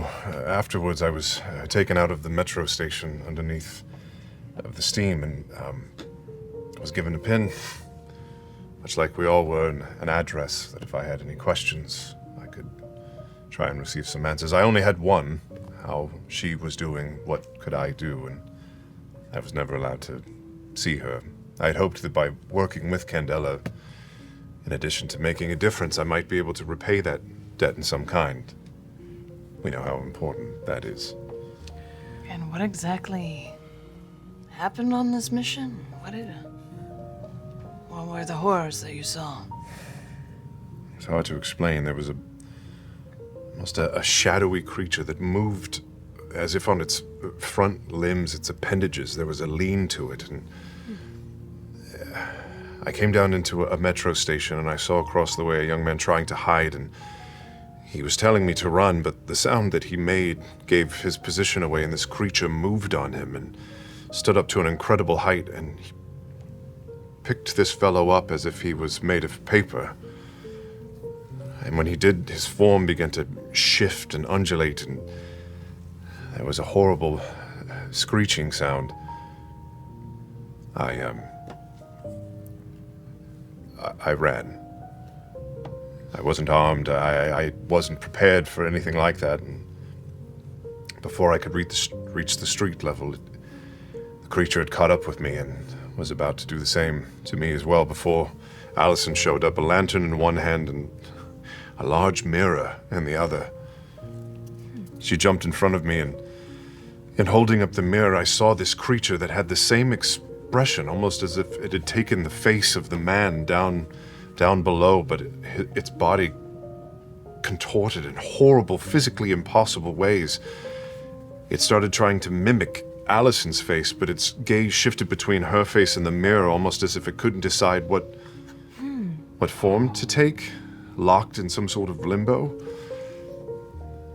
Anyway, it was just enough time for her fellows to arrive and throw a Molotov cocktail at its feet and set it ablaze. But I think the time close spent to that creature, I saw her hair start to turn white and her face began to age and her shoulder began to swell to disproportionate amounts, and I was pulled away before I could see anything else. I just remember I screamed.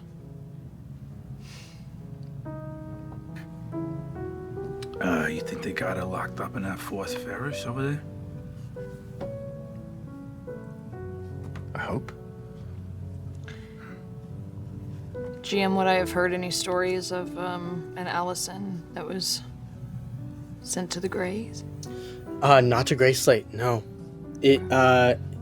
Your instincts of them, somebody like that being sent to the Fourth Pharos, which is like an area beyond our world in the Flare, where they take these artifacts, creatures, maybe people, as sort of a vault.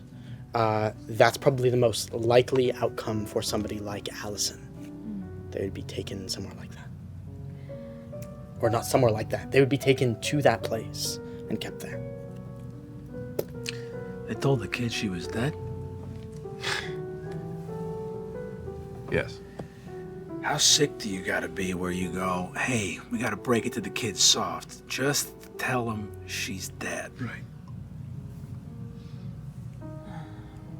I guess there's things worse than dead. I guess. Well, clearly we know there's things that are worse than dying, but... I know there's an amount of trust we all have with this organization. We see what we're fighting against. We know what sort of evil there is in the world, not just the kind that we make. But they withhold a lot. It feels that way. It is that way.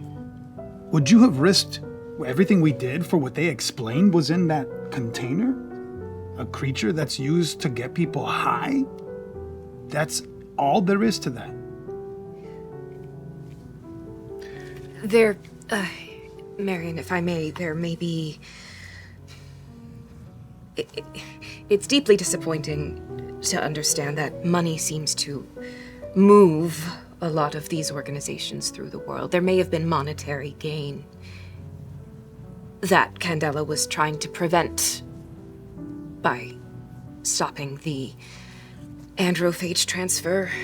There are certain groups that would pay a great sum for it.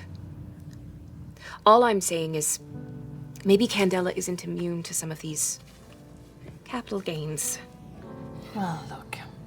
Any institution, even an institution that stands up against institutions, well, I mean, they're not immune from their own organizational flaws. However, I would still like to believe that out of all of the other capitalistic and governmental factions that rule our day-to-day lives, that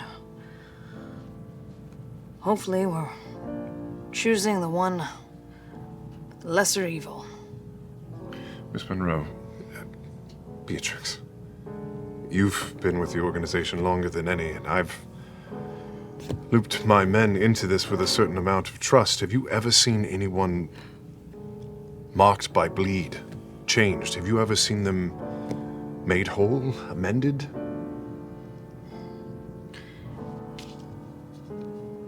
I tend to find sometimes the best route is to just keep your mouth shut and your eyes open. Oftentimes, you'll learn far more than what people can tell you. We've all been touched by bleed, whether we want to accept that or not.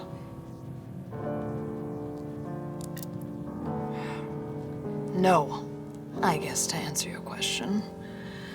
Not to what it sounds the severity of Allison's level was. But I would still like to believe that that's why we're fighting. You certainly had no problems standing up and calling out the organization to Mr. Kingsley. Which is a little bit surprising, I gotta say, Nathaniel, for someone who's quite the institutional man himself. Force of habit, I'm afraid. Well, speaking of Mr. Kingsley, what did he mean when he said it was someone above his head who made the decision to tell Lucas, was it, the boy? Lucas. That his mother was dead. Someone above a lightkeeper's head. Everybody answers to somebody else. I don't know if that's true. I guess there's got to be a few people don't answer to anybody. I'm going to open the folder and look in at the papers. Yeah. You see a description of the opening scene that we went through from the child's point of view. Is there anything in there that you'd like to ask a question about? I'm going to hand it over to Dr. Jean. And I'm going to look up and say, kid says he saw his ma in a room. Not exactly herself. Seems like Candela Obscura feels like they have her under their protection, and yet she's appearing, according to Lucas, in this room in some kind of spectral form. Sounds awfully familiar to that smoke monster you were just describing. Whatever it was, smoke, ichor, it seemed to lift and drip all at the same time. It was so dark. You've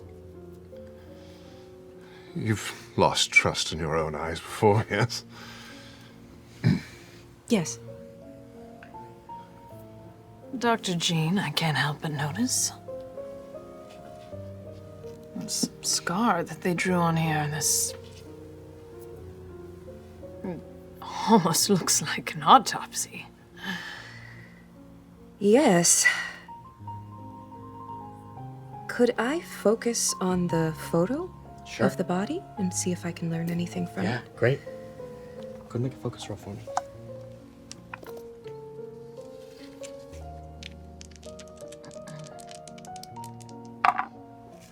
Four. A 4. What are you trying to learn here? What are you looking for? I'm looking at this photo of the body, the crime scene, so to speak, with the, as B noted, a scar, a slice, an incision on the body. Slice down the center of the stomach. A slice from down. like it's like from the neck, the bottom of the neck down to like the navel. The thoracic cavity. Yeah. Yes, I'm trying to see if, was this surgical? Was this bleed? Do I see any evidence of a surgical touch, or is it more of a violent? So with a 4, 2 things happen. One, you can tell from the photograph that the slice was by something sharp, but was not like scalpel sharp. It was serrated in some way, right? Like it's not like a clean cut. It doesn't look it on the surface, even though it appears to maybe be surgical in like direction. What you can tell is the intent appeared to be to open up the body. Ribcage and all. Yes, to like get deeper into the body, and that was just the like method of parting the curtain that is skin. Right? Curtain. God. But the other thing that happens here is you're staring at the picture of a dead man. And your eyes for a minute shift. And you're staring at a picture of Avery. I slam the folder shut. Take a brain mark for me as the trauma starts to set in from what happened. I can see Avery's face in my head as they tumbled beneath the train. It is clear that a fair amount of violence and force was used to open Mr. Suarez up. It was not done by a tool, a knife, as far as I can tell. Looks a bit more organic. It's hard to determine, but it was split his bones all the way through cleanly. Singular. As you say that, you feel the carriage lurch to a stop. Jesus, this hernia. Annie B, what happened to a little pillow? I should You're not doing your stretches. I thought we talked about you doing your Junior, stretches. it's been real bad. That train ride really messed me up, you guys. Hernia. I'm thinking hemorrhoids. Oh, I was thinking something else. I mean, a little lumbar support might not be bad, though. No, that makes sense. Yeah, I don't know if you can stretch a hernia. Well, you can, but you don't want to know how. Listen, if you got hemorrhoids, you don't want to do stretches. Let me tell you that right now. I'm looking through the folder as this moment lightens us up for a second. I'll give you a hand out of the carriage. Thank you, sweet boy. Door opens. Light pours over the folder you're looking at. The first thing I want to know, I'm searching. We know that this creature is violent. I don't know if it was feeding, maybe, or what, but I want to know if they've documented any kind of weakness or any kind of weapon that can be used. I have a hunch based on the story you told. Totally. So the account is from a child. So the amount of information you have based on what's in the folder is just that you've been told. The thing I will say is that they have noted that it is similar to an attack that happened previously. That the nature of the attack, the brutality of the attack, is not unlike other attacks that happened around a similar time as when Allison was hurt. What I will say is that they note that there was a period, a gap of time, where those attacks stopped. Okay. And now suddenly something has happened again here that is similar to the attacks that were occurring before. Does it say how long that break was? Yeah, so after the attack on Allison, which I think we talked about was a couple of months ago, the cases ceased very shortly after that. I think maybe there was one or two other attacks that reported that were similar. And then those stopped, and then this was a similar attack that happened as of last night. And did they assume that they stopped it? Like, does the organization think that they stopped it, or did it just like, it just stopped one day, fuck it? The notes only say that it was that the attack ceased, and that it seems as though this might be a continuation of that. Possibly. And this is the gap in between those incidents. Exactly. I'm sorry, how long was the gap again? Couple of Couple months. Yeah. I mean, this is just the initial report. I'm sure we'll be able to glean something additional inside. Well, we'll be able to know, hopefully, whether the presence of whatever this creature is still there. If it's not there, then we know it's probably moving on to one of the other members. They've stationed security there. I'm talking about vengeance, right? It's vengeance. Yeah. That's what they said. Well, let's stop this creature in seeking vengeance. Outside the house, is anyone positioned outside of the residence, the door, any sort of guard, a sentry? As the door opens, you see there's one older gentleman in a suit. He is sort of standing outside on the porch. This is somebody that is clearly like standing guard outside the house. They wear a Candela pin on their lapel. As you all exit the carriage, they nod at all of you and turn the corner. Well, it's safe to assume that it should be relatively secure, but we know that's worth fuck all in our job. Right. Sean, Marion, shall we? Looks like it, yeah. Great, we cut from there to the front door opening, the light spreading across the hardwood floors here. One thing I'll note is that this is within the district of Groundswell.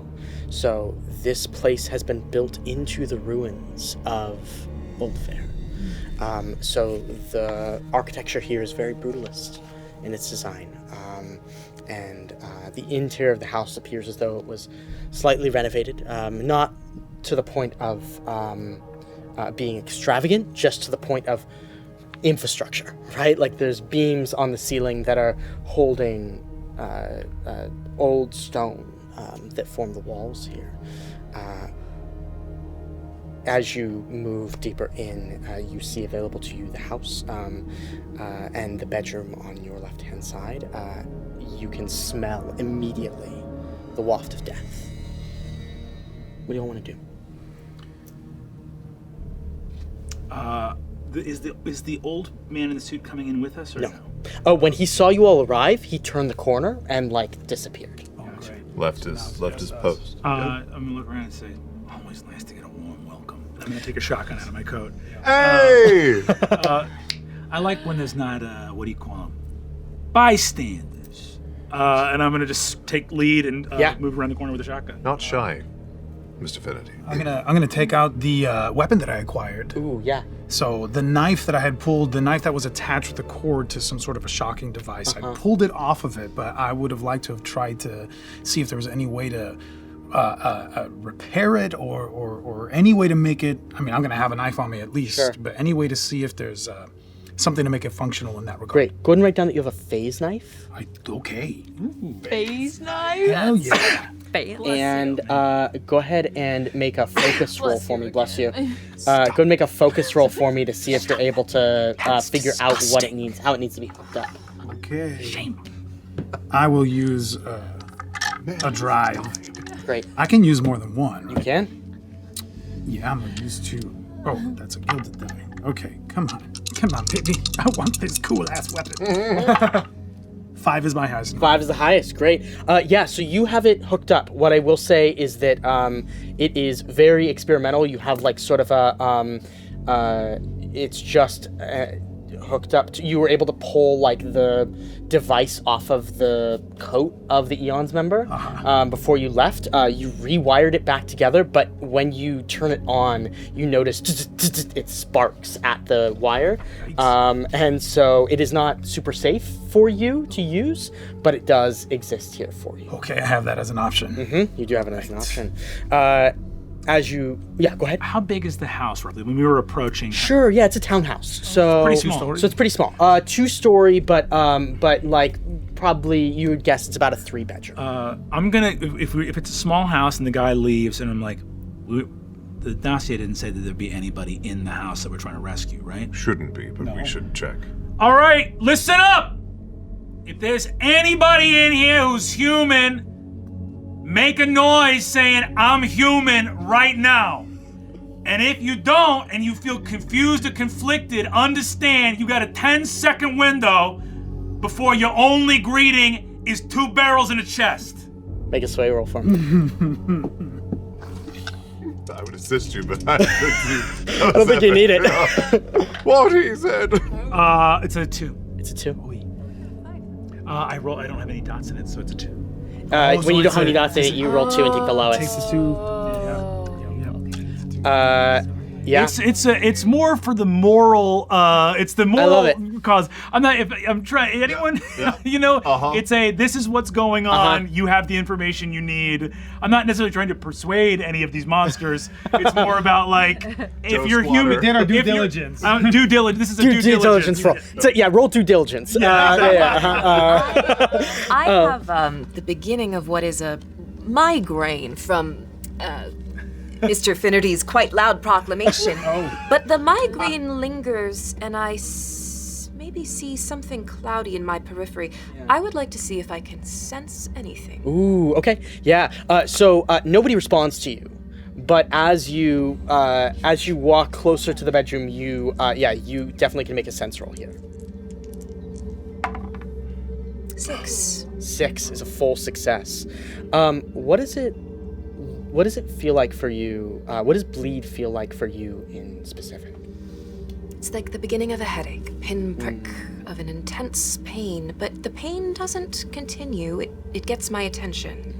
Sometimes I see something in my periphery and then I look and there's nothing there. Sometimes when that pinprick happens, it's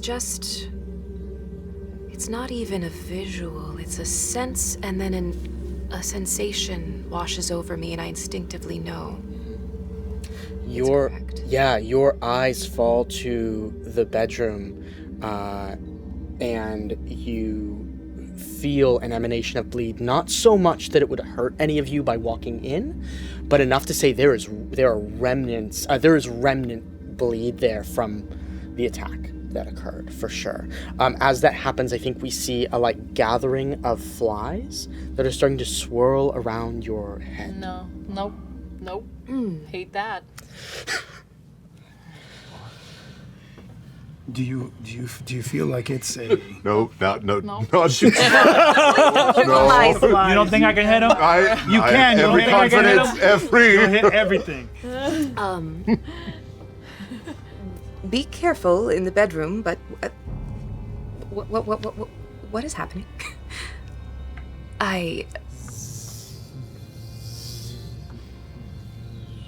Doctor? Perhaps you should sit down, dear. Step behind me, actually. I wanna get in front of you. I do so. As you do, the flies sort of make their way back to the bedroom, and they all fly up, almost like birds fly in patterns and create images. You see it's just a collection of flies that are all doing that same sort of patterning work, and then they land on the wall of the bedroom.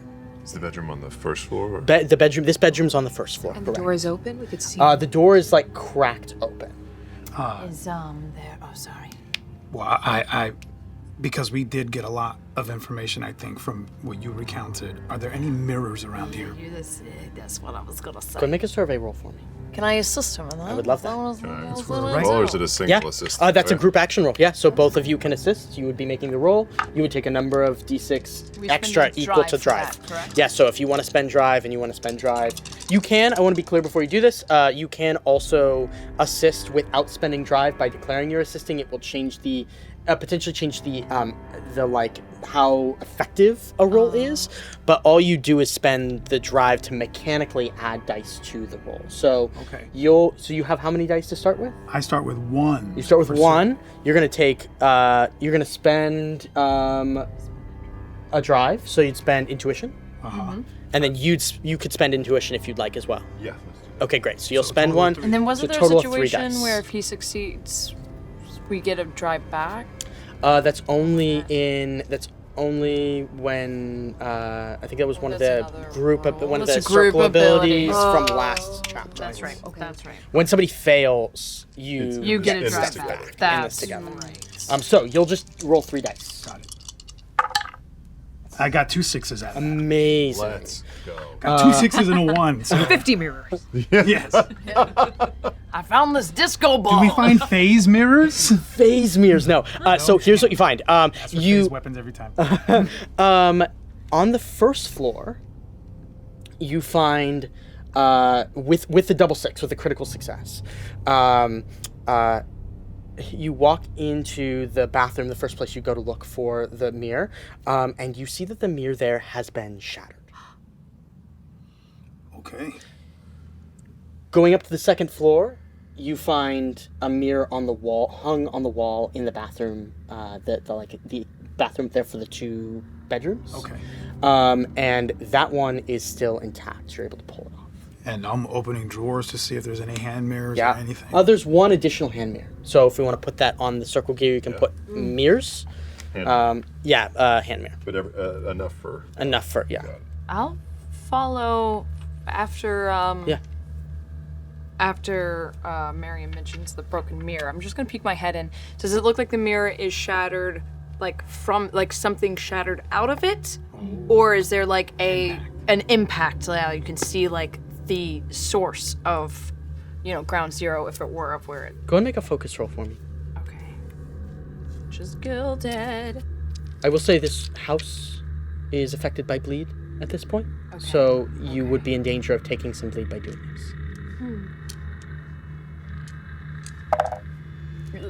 3 on my gilded die. 3 on the gilded, so you can earn back one of your drive. It's really hard to tell because the mirror itself is no longer on the wall. The pieces of the mirror are just scattered all over the bedroom. As you walk in to observe this, you look down and see 1,000 reflections of yourself.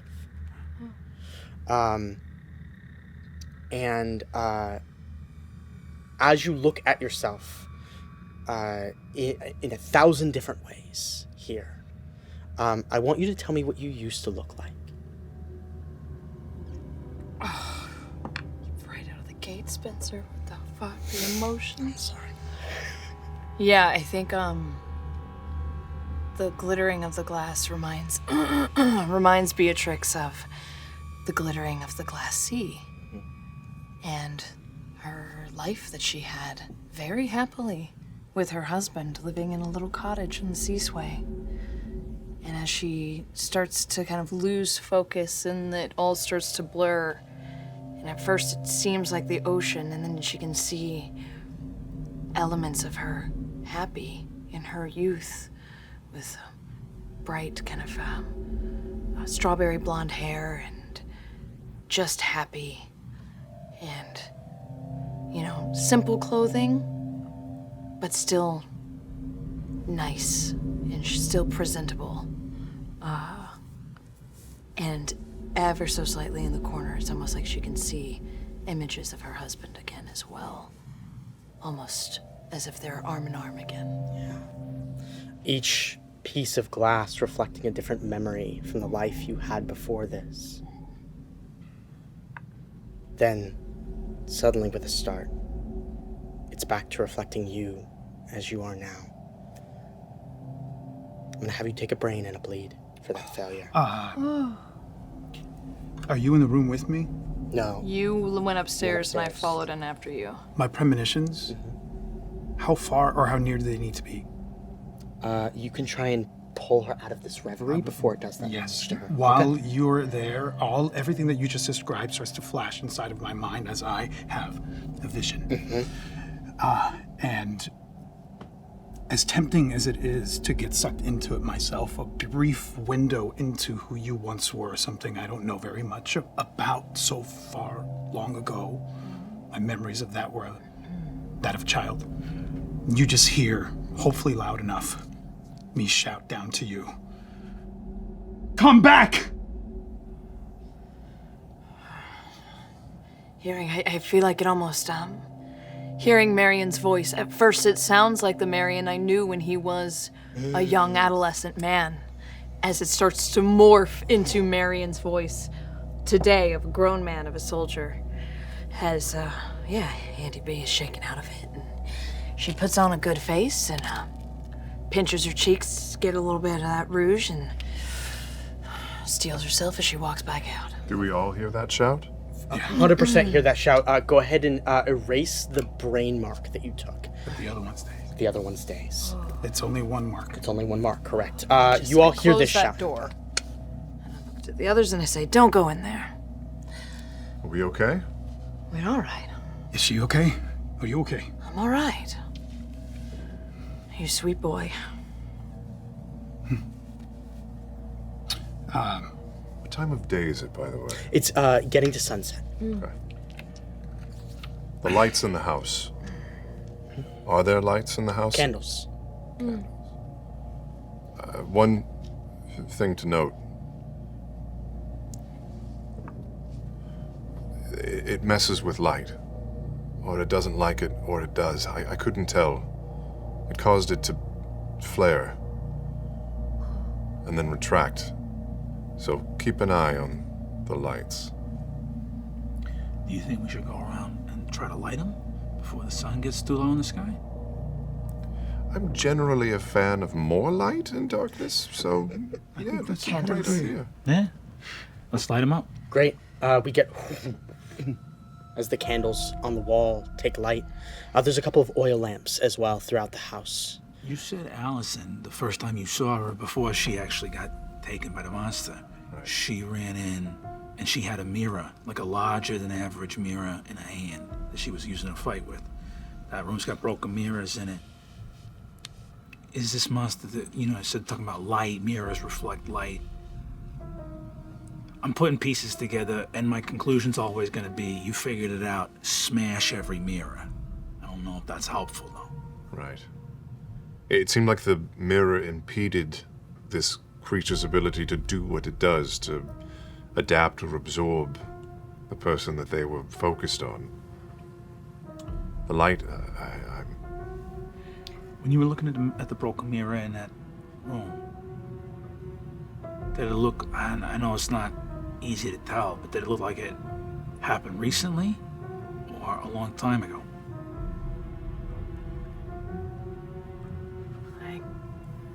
I didn't get a sense of when. Was there blood on the ground? Any sort of markings? No. Clean. I will say, though, it seemed far more scattered than any type of other localized mirror glass shatter that you would expect. There were pieces all over in every corner of that damn room.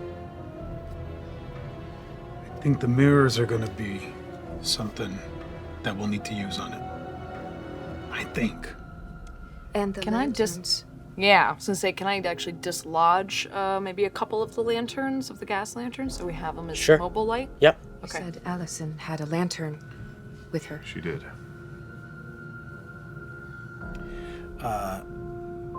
Well, maybe we want a mirror of our own. Yep. We got the hand mirror that we found earlier. We have, The like, other 2 mirrors? Is Yeah, that what you two said? mirrors. Those come You off. got a big mirror, you got a hand mirror. Those are the 2 mirrors that we have. Well, we got We these. have a second mirror. Who would like to... Ladies? It. TB? Right. I've got my tiny blush compact. Look, Between that and the shotgun, I just gotta. We got so many mirrors. It feels like this is hedging our bets because it's like this thing might have a specific vulnerability to mirrors, but I think most things have a kind of broad vulnerability to shotguns. So, if there is a corporeal body, your shotgun will come in handy. You will be able to shoot that. Great.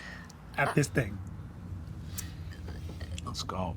If I may, the flies that manifested around my head and are now parked on the wall in that room. Yes. That is a sentence you just said. I feel like that warrants further investigation now that we are armed with some tools.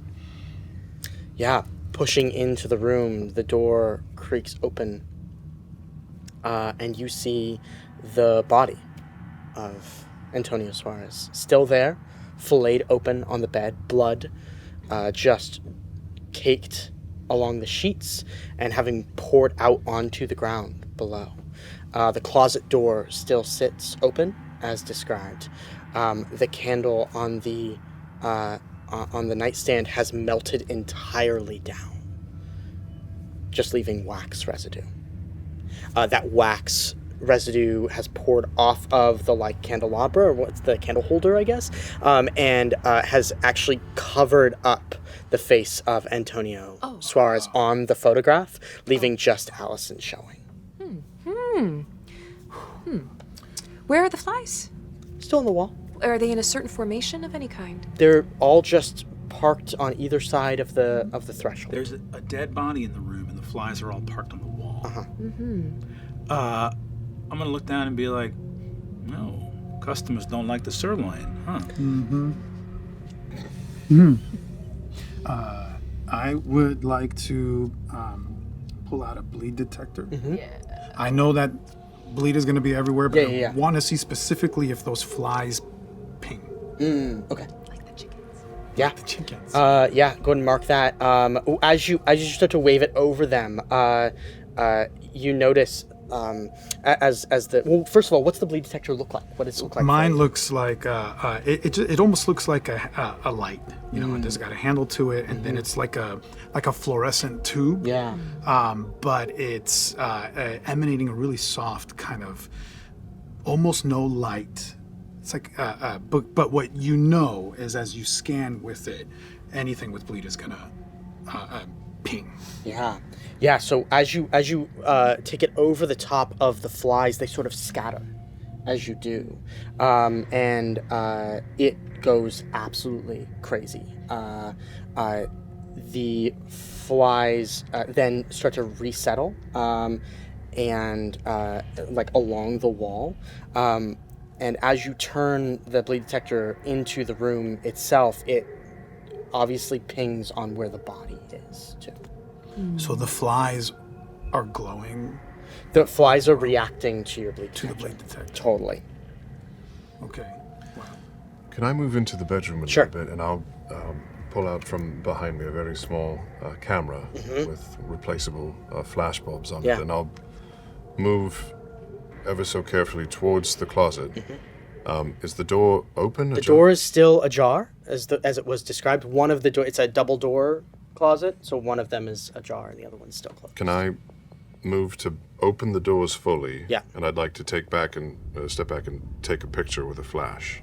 Both the doors wide open. We see the flash of light inside of the closet.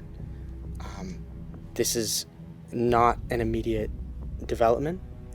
But we can track from that. As the light flashes on the closet, you see clothes that appear as though they've been melted and fallen off of their hangers. Just a thought as I step back from taking the picture. In the photographs in the file, were there any mirrors visible in the pictures? In the photographs from Candela, Yes, yeah.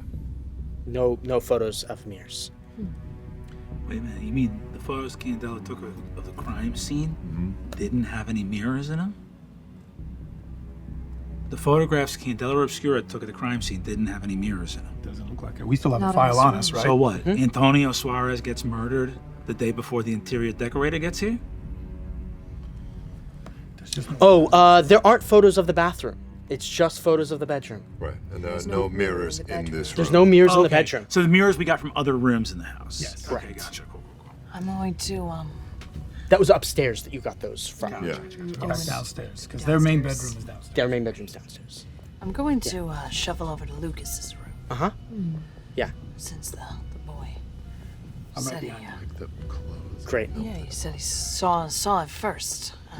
Once mentioned, I imagine it would have been in the file that we mentioned monsters in the closet. Yeah. Type of thing. Yeah, totally. I'm, We see you go up yeah. the ramp to the second floor, and the bedroom is there. She's gonna be I got her skirt all hiked up, and she's just taking it one step at a time.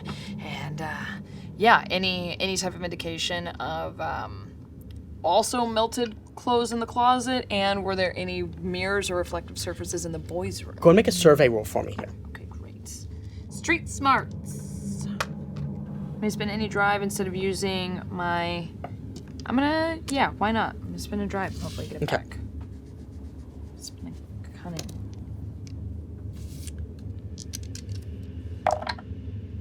Ooh, well, it's a 6. I don't get the drive back, though. That's 6. Surveying Lucas's room, you see that room in particular does not appear as though it's been disheveled in any way. It was left completely as it was in the photographs, and as you would assume it was in the in its state before the attack happened. Are there any mirrors in his room that would dissuade this guy? So there is a dresser with a mirror. A mirror dresser. Okay. I'll report Like that to the others. like the 3 drawers with like the mirror. The You know mirrored what I'm talking about? surfaces, 100%. Do we see? I want to shout out to Annie B. You don't see a teddy bear in there anyway, do you? I saw one in the photo in the dossier. Any teddy bear? So the teddy bear there were actually photographs of it in the dossier because it was left in the hallway outside of the bedroom. Has it been collected? That's where he dropped it. That's where he Where's dropped it. Correct. It's no longer there. It's been taken. Okay. I must have confiscated it. Confiscated a poor kid's teddy bear. What kind of heroes are we? Poor child. Right. Seeing all of this too, I mean. Just imagining. No 5-year-old should see anything like this. Yeah. And it seems like he saw the whole thing. So, this thing, right? How many phenomena are we aware of in the house right now? These flies on a wall, they won't touch a dead body. No. Or maybe they already touched the dead body, which is how they got the bleed on them, and now they want Meds, nothing they're to do with it. bleh. Yeah. And now, we know this thing won't appear in a room with mirrors in it. Doesn't seem like it. I want to know if it's left. I want to start to scan to see if I can follow a trail. Because if it is on the hunt and it's trying to satiate its vengeance. What did it take? Does the body look similar to the ones down in the metro station? Does the physical appearance remain the same? Or has the face gone gaunt and sallow and... Yeah. It appears as though it has taken its life force. It's split it open and sucked it dry. Are you looking deeper? Are you looking more closely at the body here? I'm going to fall back on old habits and start to approach the corpse and actually peer into the chest cavity and Sounds see great. what's in there. Yeah, I make would like do to that in follow the behind veil. to assist you because I would like to examine the body myself as well. Great. Okay, so both of you are going to Please do don't that. touch it. Please. Go ahead and Please. go ahead and make a focus roll for me. What's it taste I'm going like? to burn a intuition to assist you. Awesome. So both of you are looking. Go ahead and make the roll. 5, 2 5s. That's 2 5s. Great. So here's what you see. 2 things looking at the body. One is that the area where the body was flayed open. It appears as though the skin was parted, and the insides were exsanguinated. All liquid was taken out of there. Oh, Jesus. But you also see where the heart is, something glinting white upon it. Hard to tell with the staining of blood, but something strange on the heart. And as you see that, you also see the rest of the body. The intestines aren't where they should be. They're shriveled up and more in the upper right side of the body, and it's almost as if the spleen is growing fuzz or fur upon it.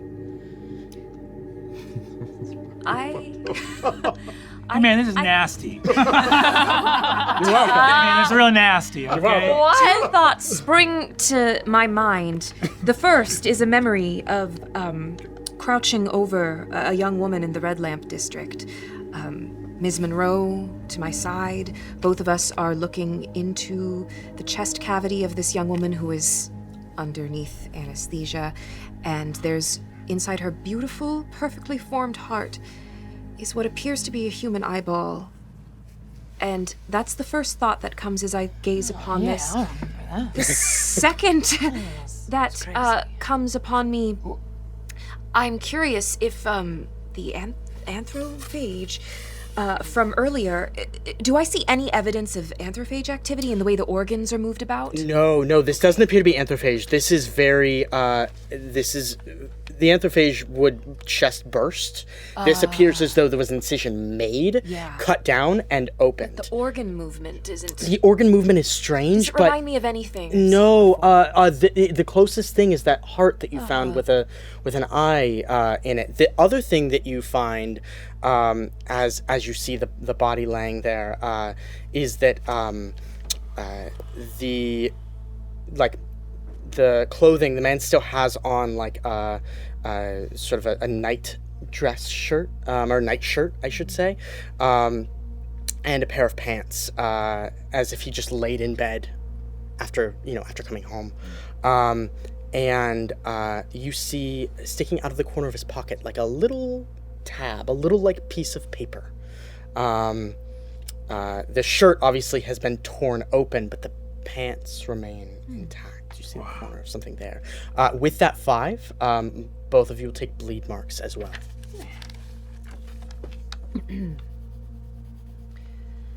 Doctor, have any forceps in that medical kit of yours? Tweezers, something of the like? Let me check. I open up my medical gear.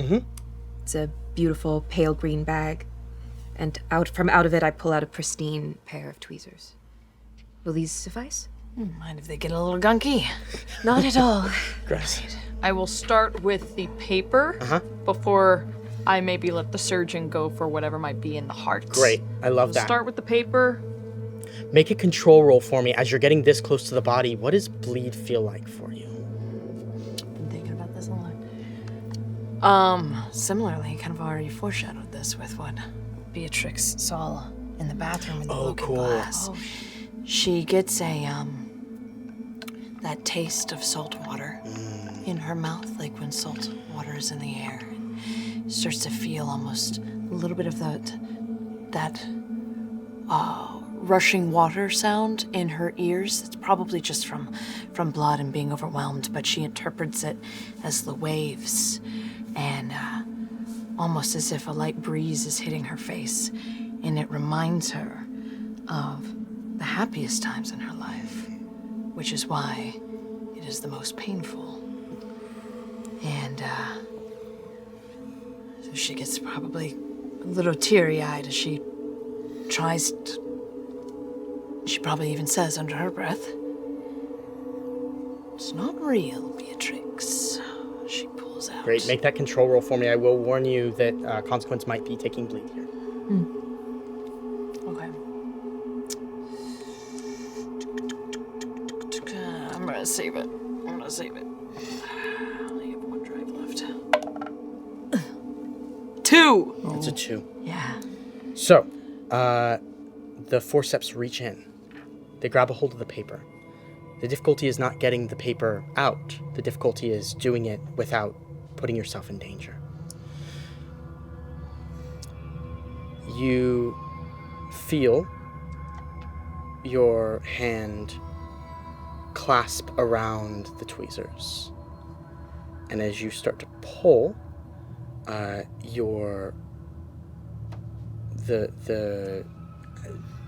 paper sliding out of the pocket takes on a form of like tendons and ligaments as you take it out, slowly starting to pull it, and you see that it like goes from being a like piece of parchment to being like a flap of skin that's being pulled out. And it's slimy and covered in black ichor. And as you pull that out, you see a hand start to reach out and try and grab it back from you and pull it. What? Sorry, a hand from the body? From in the pocket. None of you see so this is all in her hand. You. A hand reaches out, tries to grab it back. There's a moment where you think it might pull the flap of skin with tendons attached to it back into the pocket and take you with it. And then you're clear. And you're holding a piece of paper in your hand in front of you. You're going to take a bleed and a brain here for that failure. But you do get this. Oh! They all see Beatrix, for sure, the look on her face of sheer terror as she lets out a yelp, and I think would actually like almost like drop this towards Sean's direction. Annie, you all right? Did you see that? I take your arm and steady you. Are you all right, Ms. Monroe? It's not covered in. It's fine, right? It's fine. What does it say? So your family used to work with a railroad company, right? Yes, they were very early in the railroad business in New Fair. Trap Transit. It's a train ticket?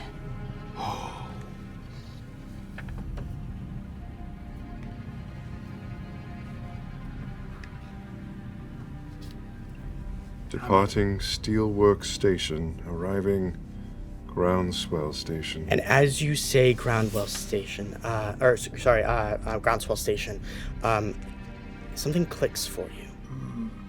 There's the newest station of your family's subway that has just opened here 2 days ago.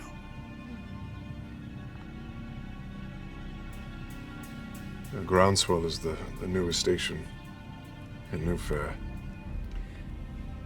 And you said you first encountered this beast in this train station. Yes, it was months ago, but... All right, Groundswell Station. That ticket got punched, right? I mean, we know his ticket did.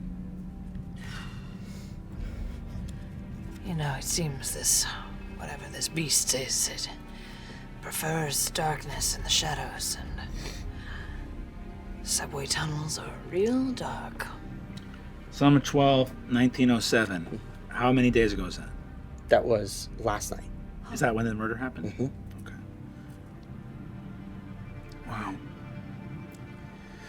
Did something follow him home from the train station? Quite possibly, but I think we owe it to go check out Groundswell. Yeah, that's what we're doing. I'd like to take a closer look at the heart Sure. before we leave. I hand over the force. Great, you have a bleed containment vial if you'd like to Doctor. We should try take and it do back. that. Great. I pull it out. It's a pale pink in color. It's quite pretty. It has ornate carvings on the sides. Hate to give this one up. I bedazzled this one. This one's my favorite. Once we contain sounds like bleed, special, we get but- those back, right? Let's go to the Fourth Pharaoh's forever. Like a big tank, you just pour it in, and you Wafting it back. You just, it goes in one of those tubes from like the bank that takes the. Yeah. Just, up and around, 100%. I would like to, as if playing a skilled game of operation, from a distance. That's what you do, reach in and see if I can pluck the glinting object. Yeah. Worst out of the game heart. ever, by the Not way. that worst horseshoe. game ever. That horseshoe. Bitch. Go ahead and make a control roll for me here. Oh, yep. Okay. That's how I learned surgery. Operation. You can perform on. Oh, wow. Whoa, nice! I am an excellent surgeon. So, you feel the bleed emanating towards you in doing this. What does bleed feel like for you? Bleed, much like the things I sense, starts as a sharp prick the side of my head.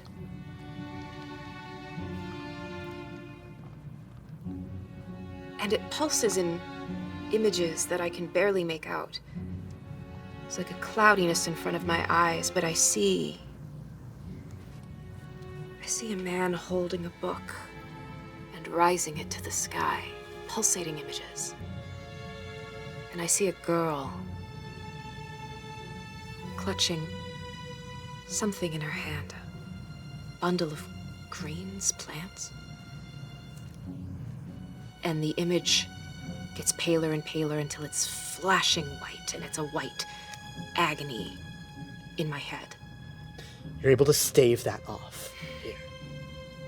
The white fading into the reality before you, the white object that you pulled from the heart. As you turn it over, you see it's looking at you. Ooh. Hello there. I place the object, turning the ornate lid of my bleed containment. Drop it in, seal it. It's looking at her like An an eyeball. Eyeball rolls around in your bleed containment. What the fuck? You pulled out of where the heart was. Give it a couple shakes for good measure before putting it back. It rolls around and then goes into your pocket. From there, we cut to the sound of carriage hooves as the door opens and you all emerge at the station, the newest station, the groundswell station. There is a grand opening sign still above the entrance to a station down below. If you imagine Paris, the Paris Art Nouveau, Art Deco, Metropolitan thing, it's like that with a grand opening sign above it. There are people flooding out of the station. It is right about the time that people get off work normally. So there are lots of people exiting here as you observe the entrance. What would you all like to do? Has night fallen by this Night is just about to fall. The sun has crossed the threshold. It's starting to go dark. Well, we did our best. Time to head home. Daniel, come on. I have that mirror. Yeah. I brought it with me. Great. Oh, yes. We see it underneath And your the arm, yeah? lanterns. Yeah, I'm just And carrying we it. have the lanterns. And the lanterns. This will be a target-rich environment. I would say we should spread out, but it feels like there might be safety more in numbers. I think we should stay together. Fair. But I have a hunch, I don't know. I just want to run it past you all. It seemed like, of all of the targets that I could have had last night, it chose someone that seemed to be familiar. Maybe there's some sort of something to say about that. But if anything, you're familiar. It already targeted you once. And if it's seeking vengeance, it wants to finish the job. It already maybe marked you as someone that disturbed wherever its lair, I guess, where it wants, where it seems to want to live. Oh, God. I hate even having the thought of... Being bait? Yeah. Me too. Don't worry, LT. We'll get a turkey baster, baste you up, put a little garnish on We're gonna make top, it real put some delicious. parsley on the edge. See, Fantasy, this is why I keep you around. Just know how to brighten everyone's day. Hey, what's the worst that Are could you happen? just hungry? Is that what's up? The what from the fellow back at the house? I mean, I could just But be... at least the flies won't eat you. Well, given your current state, I was able to heal you up a little bit, but you still do have significant injuries. I am worried about putting him out as a bait of sorts. Is there another way? I don't know. I think we got to be strategic about it. 3 bleeds. I'm going to be right there with you. I'll try to be as out of sight as possible. I'm not saying we should use him as bait. I'm saying if we go in this train station, he's already bait. Right. He is the bait. Yeah, fair. Yes, that's fair, unavoidable. fair. Yep. I am not afraid. I have led people into battle before. Yes, you have. Nothing different about this moment right here. Plus, my family owns this station. We're on, like, favorite terrain, friends. Right. It's true, home court. Something You know, like you that. should explain that to the monster. Yeah. You say, you're trespassing right now? Yeah, right. Maybe it doesn't know. Did it pay its fare? I mean, it owes you money. Oh, skip the turnstile. We gotta Yep. get the police in here. Sure do. It's in You trouble. saying you think the monster hates nepotism?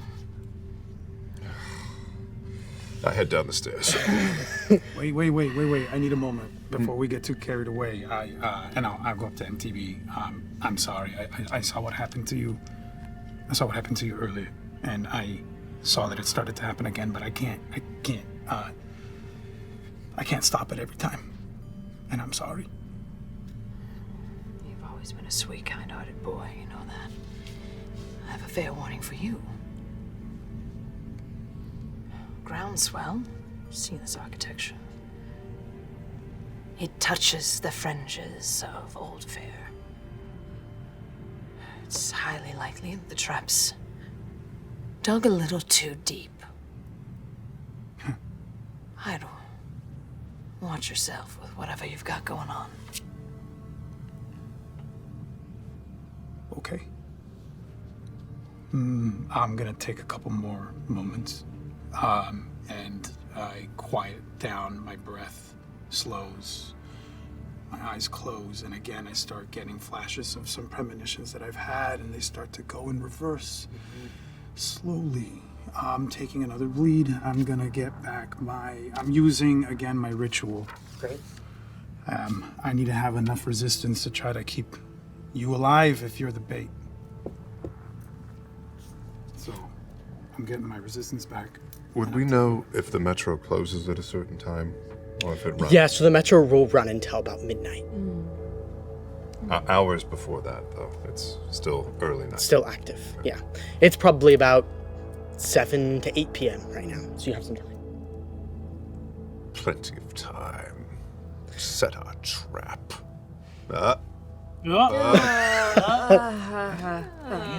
All right, someone's having fun. We're having fun again. Thread, best circle ever.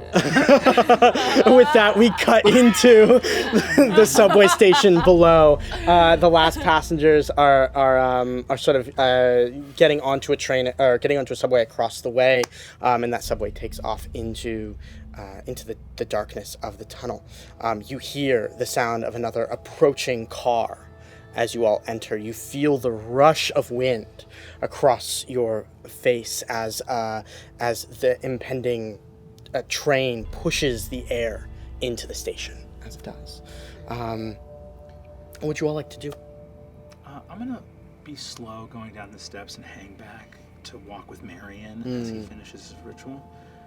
Be like, hey pal, quick on a draw this last couple assignments, huh?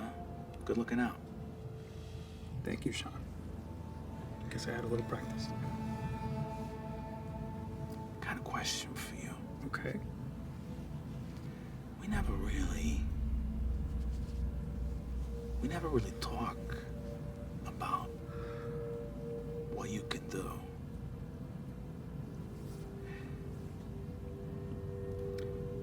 You ever seen anything that you didn't want to stop?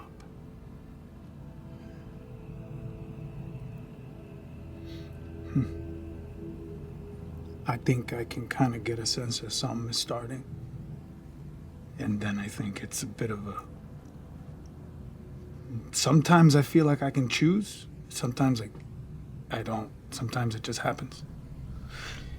I just, I remember that time back in Echo Company when we had to fall back. Point of egress was compromised. making our way through all those trenches, and you were just calling out to me, left, right, stop. You know, you just knew, and then mortar would go off. I didn't know that I could do that until then, Sean. I didn't know what was going on. That was my first time. But I just felt like I needed to, I don't know, I just saw stuff happening in my head to you, and I saw like a bullet and go clean right through you. And I had like a millisecond to recognize that it wasn't real, that it was happening, but it was about to happen. And I don't know, I mean, it freaked me out. Now I know a little bit more about it, and I hope that our time together in Candela, I hope that it helps me understand that a little more. I just think you should always be really careful about who you tell that you can do that. I just think only the people here know, no one outside of Candela. That's how it should stay. Are you okay? If I wasn't, you'd be able to tell, right? Sometimes. If you weren't, would you tell me? Fuck out of here, come on. Let's go. I let him walk ahead and I watch him. There's a moment we sit on you, alone, and then you walk by us. You find yourselves in a fairly empty subway station. A couple people sit around the fringes, waiting for the next train to come through. And you hear it approach. As it pulls into the station, you see something flip up along the windows. Something that wasn't on the trains before. Passengers load in. And as you're standing there looking at the subway,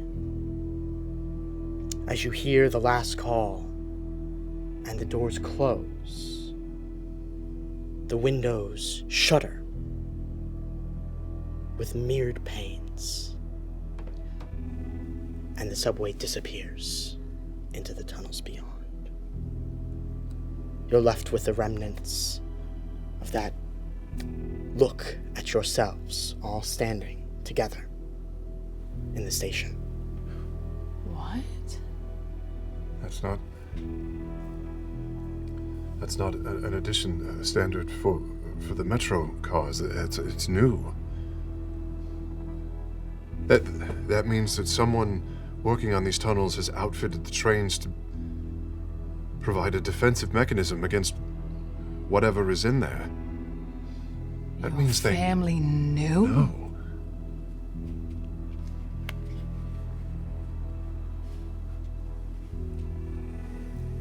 You hear the screeching of subway trains. In that moment, can I look along the track, the deck, and just take a deep breath and scan faces? Is anyone watching us? I'm looking for eyes. Make a roll.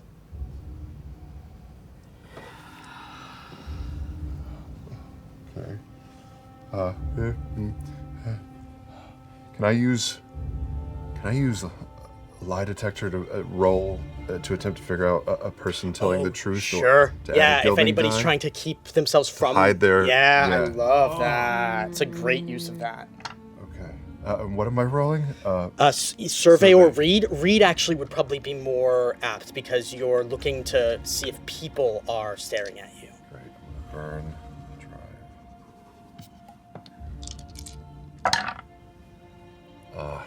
A 6, but it's not a gilded die.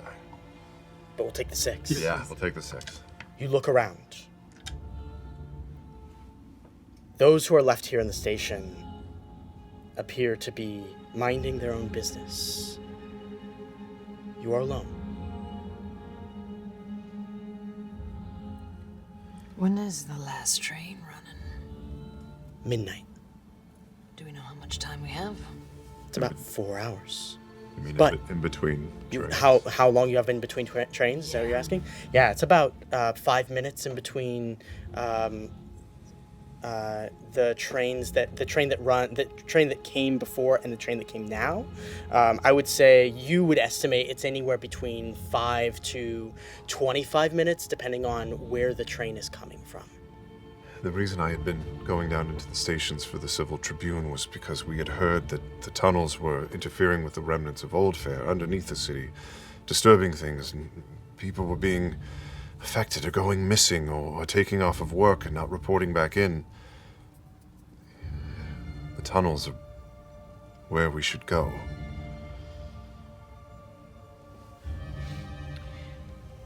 But we can't do it out here with anybody watching, because we know what other organizations will do to those that witnessed. If you're saying it's the tunnels, LT, let's go to the tunnels. We certainly have enough light. Does there appear to be any type of, a lot of times these subway tunnels are equipped with fire escapes or like, or other type of mining tunnels that we can maybe quickly run and tuck into, like a side tunnel? Go ahead and make a survey roll Like for me. repair tunnels or something? Yeah. Yeah, maybe. I'll assist you by burning a drive. Okay. Can I make a bid for a roll? A different type of roll? Sure. I'll turn to you while they're surveying, because I know you sense things too. If you could call it that, yes. 3. 3, okay. 2 1s and a 3 on the gilded side. So take the drive. I wanna see if I can sense the creature. Yeah. I love If What direction? if there is a tunnel that we found, a maintenance tunnel or something, did we find? So one? there's no maintenance tunnel. You look around, you don't find any maintenance tunnel, but you do know within, there's probably like areas for workers to be in case things break down. It's not immediately apparent. It's not like there's a clean tunnel to go down where no subways will be there, but you know that there are like outlets for you to be able to move through, but nothing safe because of that 3. What I will say is that with that sense roll, if you're going to roll sense to do that, the two of you, that you would be able to tell which direction from the station you should head here, and maybe how close it is depending on how well the roll goes. So would we both roll? So if you want to help, one of you will roll, one of you can spend intuition to do that. I want to see what happens if we both. I'm gonna take that way. I imagine us kind of going back to back. And I'll take the other way. Yeah. Great. You guys are on the train so tracks? so only one person would roll, the other person could spend intuition to help To them. assist. Oh, copy that. Okay. I'll assist. Okay. So you'll take another die. Got it.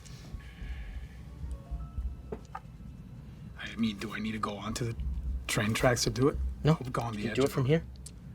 The idea reach of out. stepping onto train tracks just like Terrifying. yes.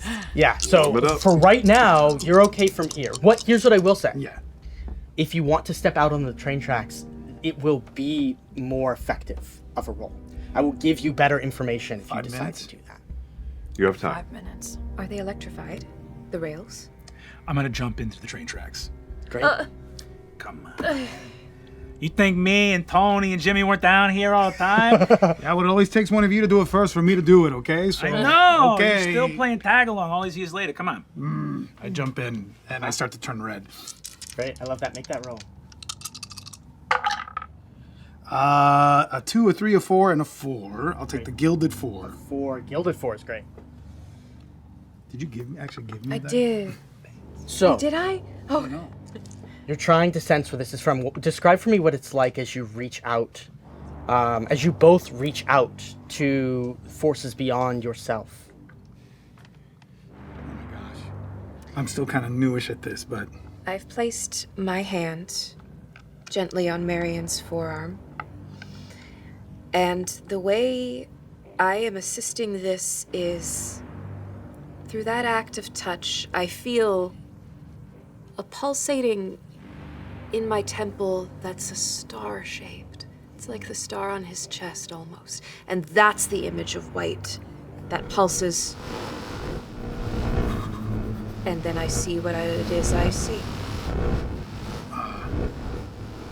I close my eyes and I start to reach out into what I describe as seeing past the things that are for your eyes, I guess, and sort of feel with a different set of eyes. As soon as I feel her hand on my forearm, I immediately grab it and hold it as tight as I can and sort of lean forward. What you see is a dark trail. Black ichor. Almost as though it's snaking its way through the tunnels. It passes by you and out up the stairs, but you see where its trail came from. To the left, down the far tunnel, the one where the train is coming towards you, not away. And this feels like a trail that it's just left. This feels as though it's a trail of where it came from. Got it. Where it's come from before. You're seeing the tracks of the tracks that it left behind. You can also feel an undulating in your sternum, right where your scar is. You feel an undulating, and as you turn towards that entrance, you feel it get stronger. You can tell that this, whatever this is, it's not far from And I you. know the way that, at least I feel like I know feel the like way you know that the it way is. there. I turn to face that direction and I Great. open my eyes and you drop your hand. It's that way. I remove see my the same. hand, blushing ever so slightly. Yes, that way. I hop down into the tracks as well. Oh, and- before you go, Oh, I grab Nathaniel real quick. There's still people in this train station, right? Just a few. All right. You got some identification on you? I do. Says your last damn name. Yes, my press credentials and. Oh, Oh, come here. We go to the handful of people that are still there. Sorry, gentlemen, ma'am, everybody here. Tribe management, we gotta close this place down. yes. We apologize for the Inconvenience. inconvenience, Sorry. It's terrible maintenance this a late in maintenance the issue. day. It's, I don't want anyone getting hurt, you understand? So get the fuck out. Your rides will be compensated at the front desk. Yes. Front desk, do you even ride the metro? You own the place, you don't ride it? We see a couple of people like The concierge? Where do you live? All right, they now fuck let's off go. and leave. That's great. We get a shot from within the tunnel as we see the 5 of you moving into the darkness here.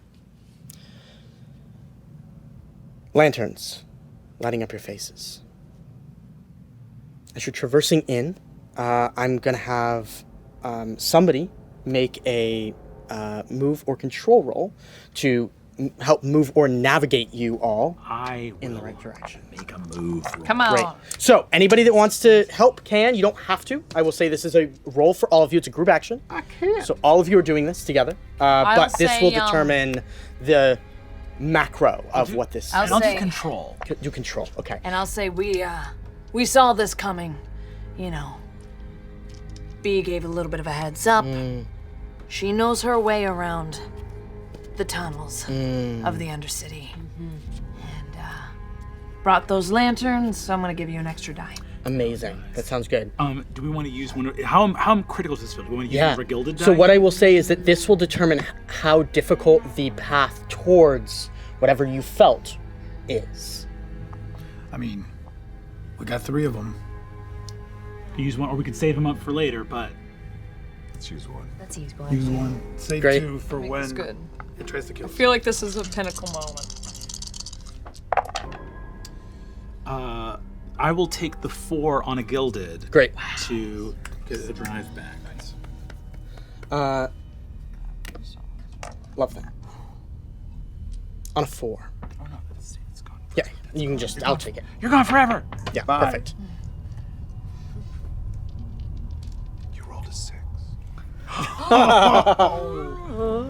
Should have saved it. As you all make your way through the tunnel, you feel in your individual ways the forces of bleed pressing onto you. You feel the wind blowing in your hair. The trains are moving quickly down here. You find a maintenance sort of offshoot in one of the tunnels. And with that mixed success, you wait for the subway to come by. As it does, you hear a surge of electricity, perhaps. And you hear the screams of a creature.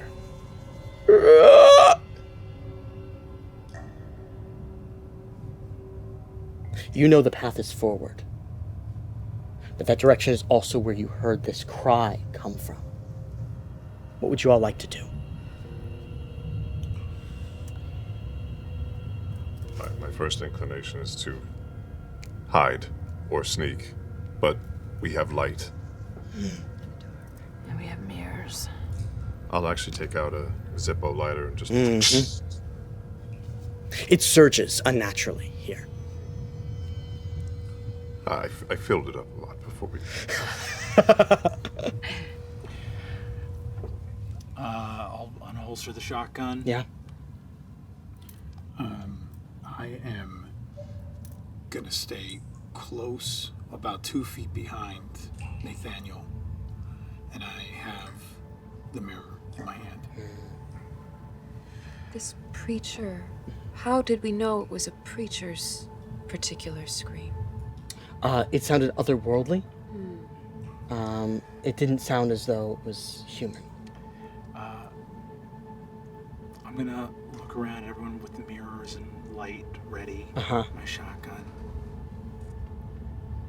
Take me out to the ball game. I'm gonna shoulder it and start singing as I walk down the tunnel towards the creature. We get a super wide shot here of you leading out front, your creature. Sorry, I was like a holy man is screaming. How do we know this? Creature. Oh, that makes sense. A preacher. That makes so much I love sense it. now. You're like, why a How do we preacher? know a And Spencer preacher? goes otherworldly. And you're like, Oh, Got it. And I was like,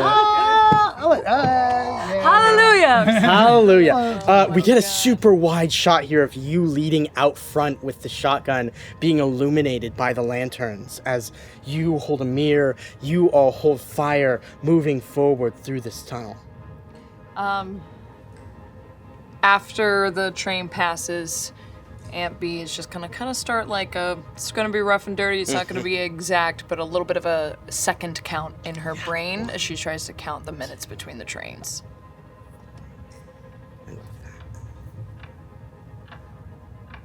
Oh, Jesus Christ. now that's prepared. We hear the seconds ticking down. Now the train, 5 minutes, 10 minutes. You have the chance to move out of safety here, out of this maintenance outlet, and continue on. As you do, as you push forward, you hear rustling in the darkness in front of you. As you push on further, that rustling seems to get closer until you're seeing the glint of metal before you. At first, it feels as though it might be a train, but it's not. Where it looks like there once was another maintenance outlet, or maybe another direction for the subways to branch off to. There is what stands maybe 25 feet at its tallest, a massive metal, steel plate that's plugged a hole in the caves here. At the very top the metal has been flayed open, burst through. And as you get closer, you see the reflection of 4 eyes collected in the same space, staring at you from that hole above.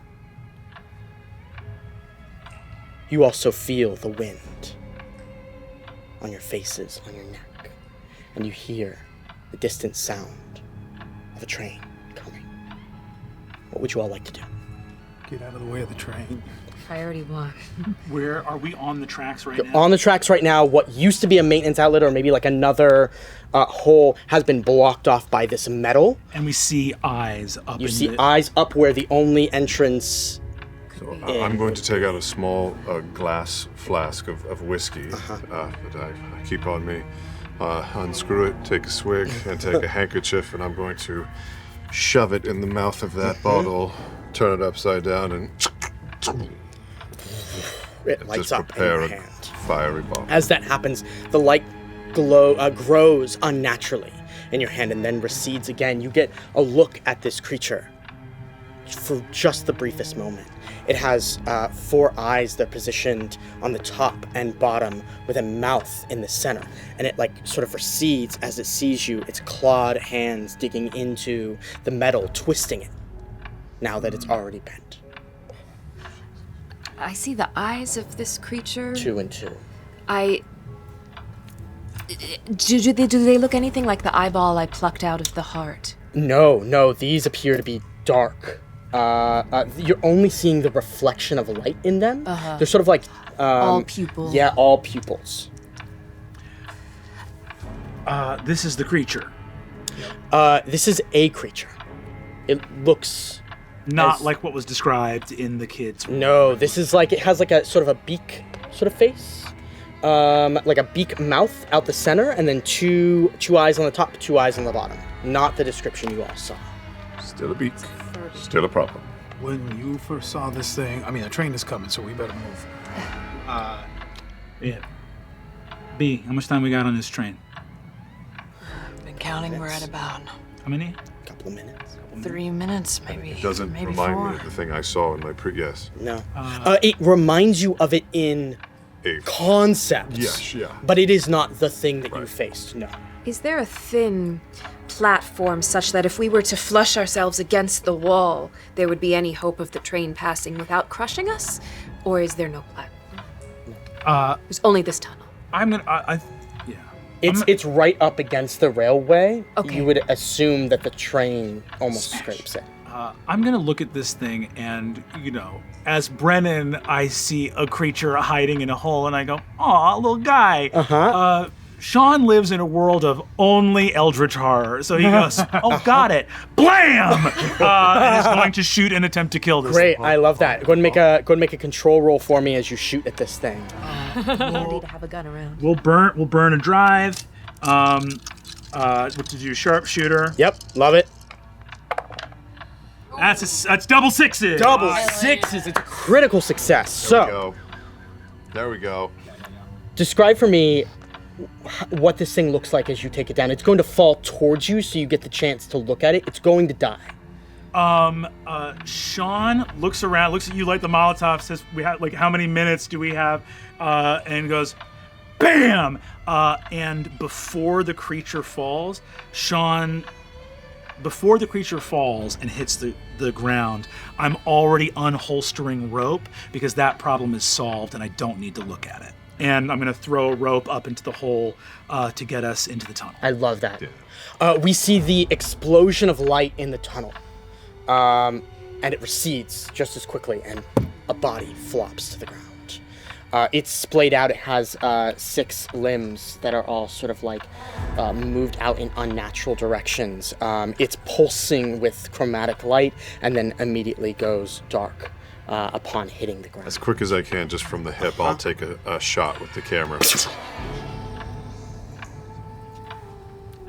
Hey, Doc, you think I'm bad for the scientific community?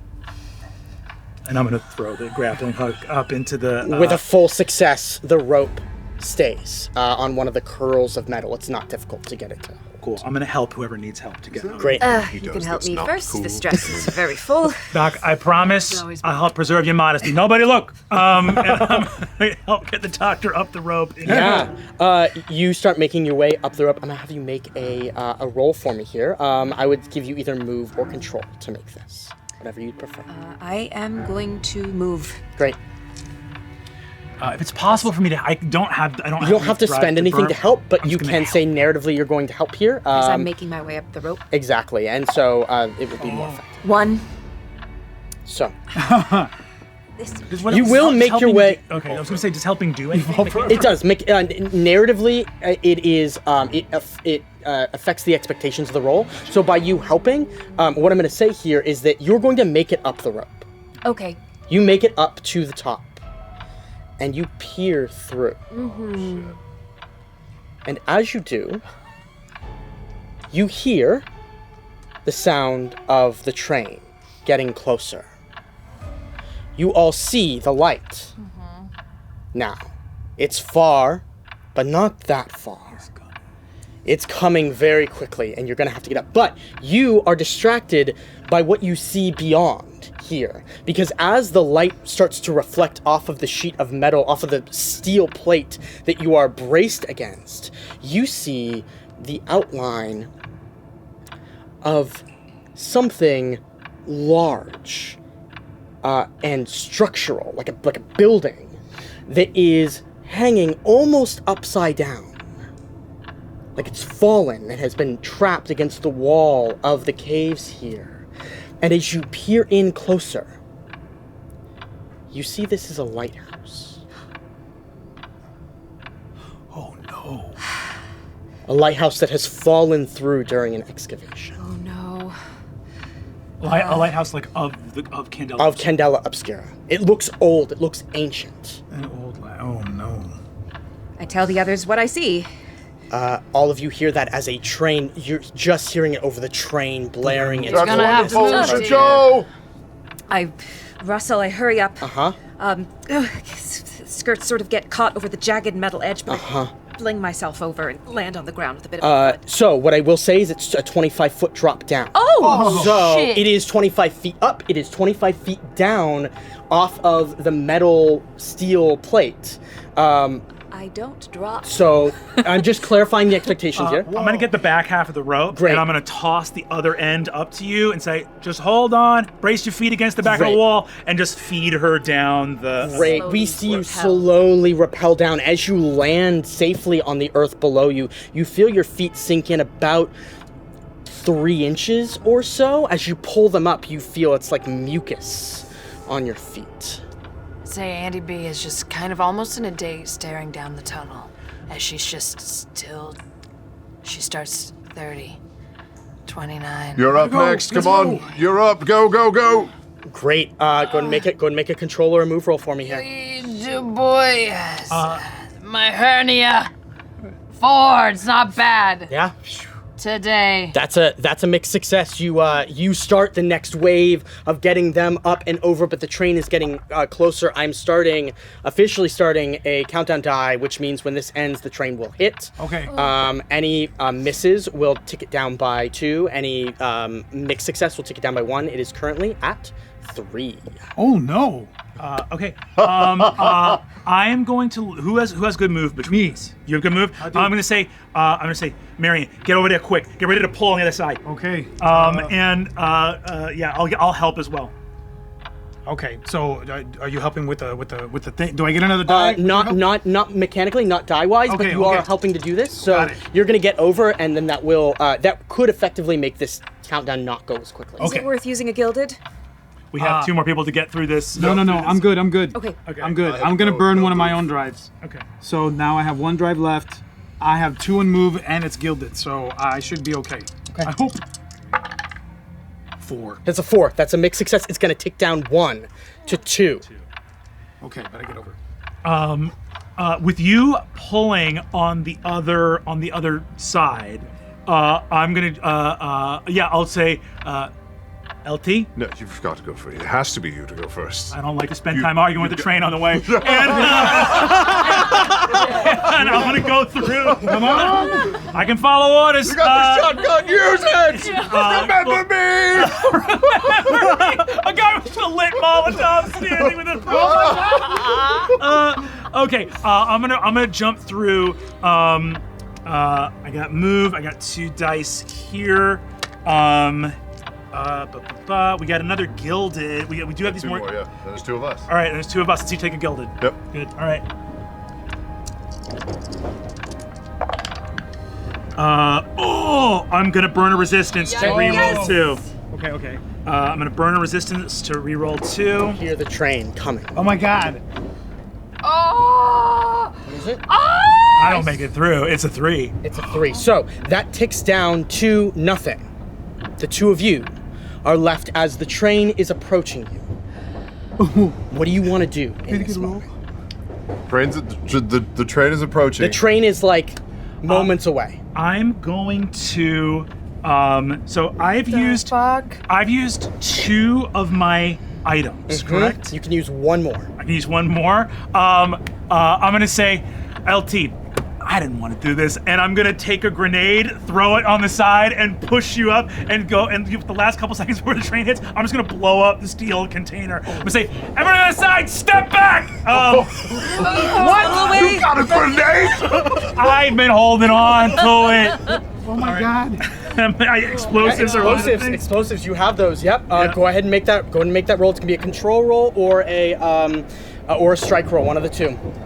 And as he throws it, I'm going to use in the trenches. I've done enough dangerous journalism work to know how to keep ourselves safe. I also know the metro tunnels, and in between where the wall and the ground hits, there is a very narrow margin where if you hug it, it is just enough of an angle between the wheels and the bottom of the train where there is a maybe space.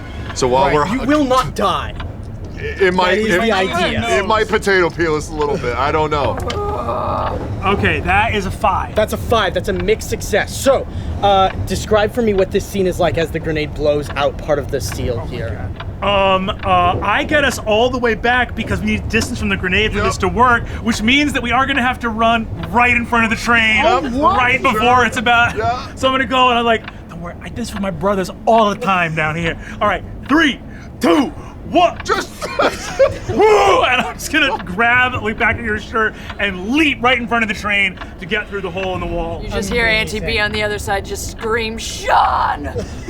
There's an explosion. Shrapnel of steel flies towards all 3 of you on the other side. Everybody's taking a body because of that. The 2 of you barely make it through in time. You're both gonna take brain for this because the stress of seeing literally a train about to strike you as you just if it was a 1/10 of a second longer, you would not have made it through, but your heel clears the wall just as whoom, the train comes by and you're on the other side. I feel like we need to catalog everything that's on your person. Also, thank you. That was pretty fun. That was pretty fun. You and your brothers lived a very different life than the one that I had. It's not fun, John. Oh, shit. It's not fun. It's a little fun. Usually at this point, because Annie B is not laughing, she's not having fun. And Annie B grabs Sean by the arm and kind of pushes him up against the tunnel with like a little bit of like, oh fuck, Annie B still got, like, you didn't expect this from an old lady. Sure. Old lady strength. And old lady strength out of nowhere. And I look at you down in the eye and I say, I made your mother a promise that I would keep you safe. Don't do that again. Please. Give me a goddamn heart attack, all right. Let's go. You got it, Annie B. You push forward, seeing the hanging lighthouse. As though it fell through some excavation that was being done here to create another tunnel. Caught itself on the corner of the wall. What you all know about lighthouses, just as a reminder, is that Candela Obscura builds them around thinnings, where creatures like what you've seen have been able to pierce through the flare, where the flare is thin enough, and escape into our world. When one of these thinnings needs to be maintained, they will build a lighthouse and put within it an astrolabe. This kind of astrolabe that magically seals shut that thinning. When that astrolabe is turning, when it's powered, there's light that's emitted from the top of the lighthouse that spins just like the device, warning people away.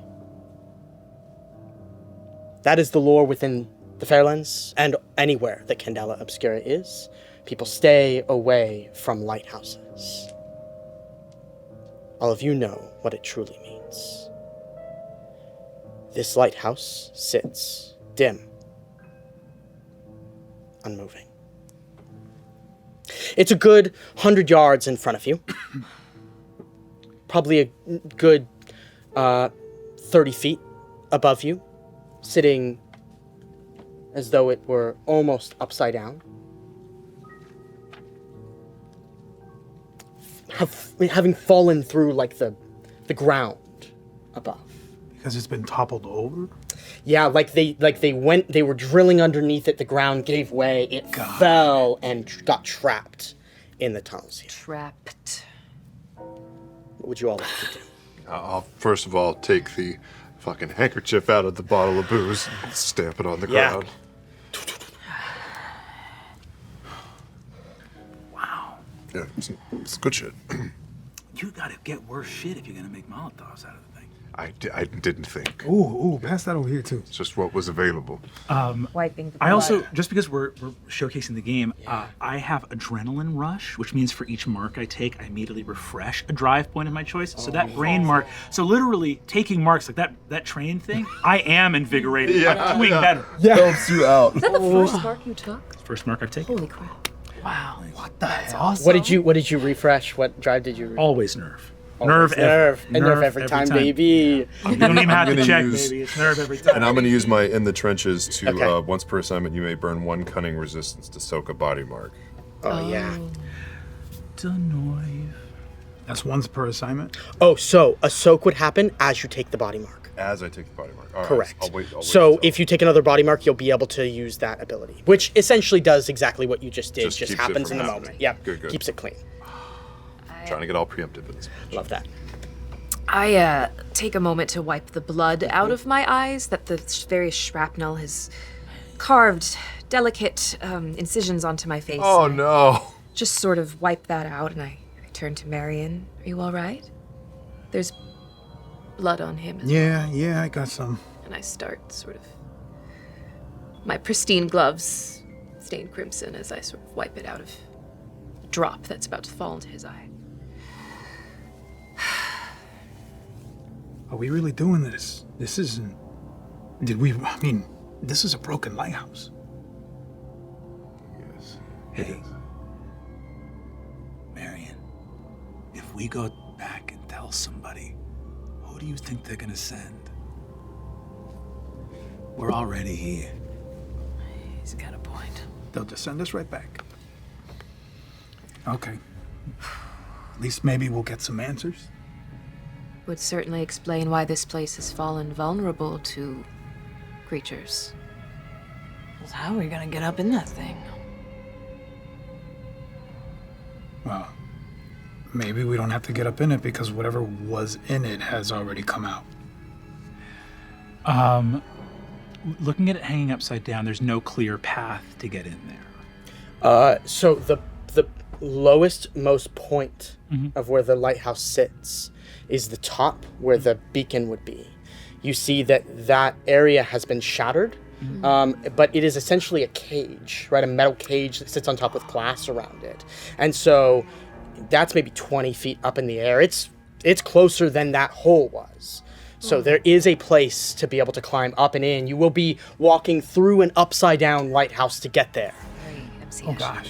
As that happens, as you're observing this about the lighthouse, you hear like a reverberating, a thumping happening in the ground or in your core. You're not sure which. This reminds you of what you felt when you first came into the tunnels here. It's a pulsating happening in your chest. Something big is here. What do you all want to do? Oh my god. Go home.